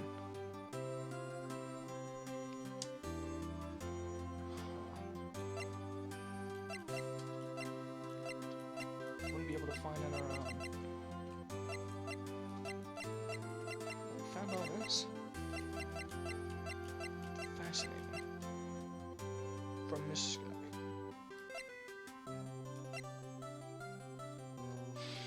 You know what? I'm gonna try the badge.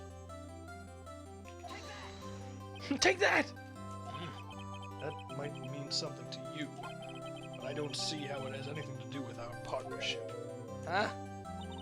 Mr. Wright, it seems you still have a lot to learn as well. I guess that wasn't the right piece of evidence. Dang! It's time for me to go. Mr. Edgeworth. If you'll excuse me, there are still some loose ends that need wrapping up. Take care, Chief Prosecutor. 6 hours, let's go. Edgeworth, what will you do now? Well, whatever you do, just remember. Oh, whatever you do, just remember. You can let what happened kill the prosecutor in you, or you can let it help you grow. In the end, it's up to you. I know. It seems I owe you my thanks too, Wright. But what I face now is my problem. Edgeworth. I'll be waiting for you in court. Farewell. I like Edgeworth. He's so cool. I'd better be going too. Okay, but I'll be by to visit soon. Seems we both have a lot to learn and catching up to do. Here, this is a little something for you. Scientific Investigation. It's the first book I ever bought. Study it well. Thanks, sis. I will. Now I gotta pray that Maya doesn't come in or else my voice will die. And so, another case came to a close. As for the sisters, I have faith. Faith that their lives have only just begun. And as for me, I think it's time I started on a new journey of my own. A journey to rediscover myself. Well, don't go trekking off just yet, pal. Huh? What is it, detective? There's just a little matter to be resolved about the chief prosecutor. You see, she isn't supposed to be out of jail like this. But I thought you said it was okay. Yeah, well, it may be okay with me, but the folks at the prison are a different story. Huh? Basically, I had to bribe a guard in order to sneak her out for 30 minutes. Believe me, it wasn't cheap either. Huh? Way to go, detective. I didn't know you had such a wild side. Yeah, well, you see, Mr. Right here's the one who will be footing the bill. Huh? Huh? What? You think I could afford it with my salary? You gotta be kidding me, pal. Huh? Huh? Thank you, Mr. Wright. You're the best. Why is it I suddenly feel like I want to scream? Hey, I got an idea. Why don't we all go pay it off together? Yeah, that's a great idea. Come on, guys. Let's go. Objection! That was it. Okay. That was... But I still think that's the last case with no karma. I still think the last case with no karma was better. Just because of all the development that Edge gets. I arranged for a friend. I hope she'll be pleased to study under a top coroner. As for me, this affair has pretty much ended my days at the prosecutor's office. Still, I'll manage to find my way back to the field somehow. Then, I'll be able to investigate crimes together with Emma. Yes. This is awesome. It's better because of all the development that Edgeworth gets. True! And Edgeworth is really growing. Phoenix stays the same because he's kind of like a self-insert character, I guess. Everyone else is really good. Yikes! I thought I was gonna for a moment there. In the end, though, they overlooked my unauthorized investigation of the chief's office. If we penalized you anymore, it would be worse than firing you. Yep, that's what they said. It just goes to show. You can't shake me off that easily. I love you, Gumshoe. Never change. Not that you can, because you're a little video game character. Oh, man. I'll sit out the credits, because there's some good dialogue here. Man, Ace Attorney. Even with that little extra bit at the end that totally extended my...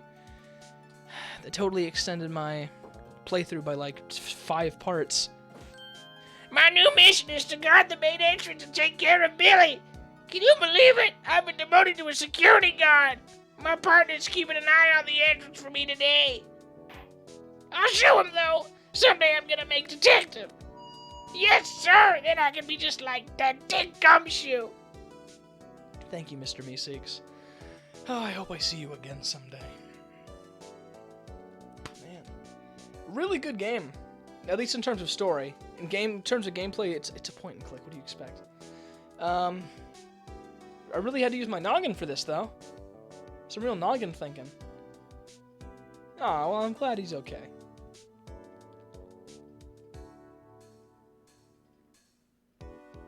Yay! Oh, no! What the heck? Why would you do that to the badger? Programming, Fumiyaki Sato.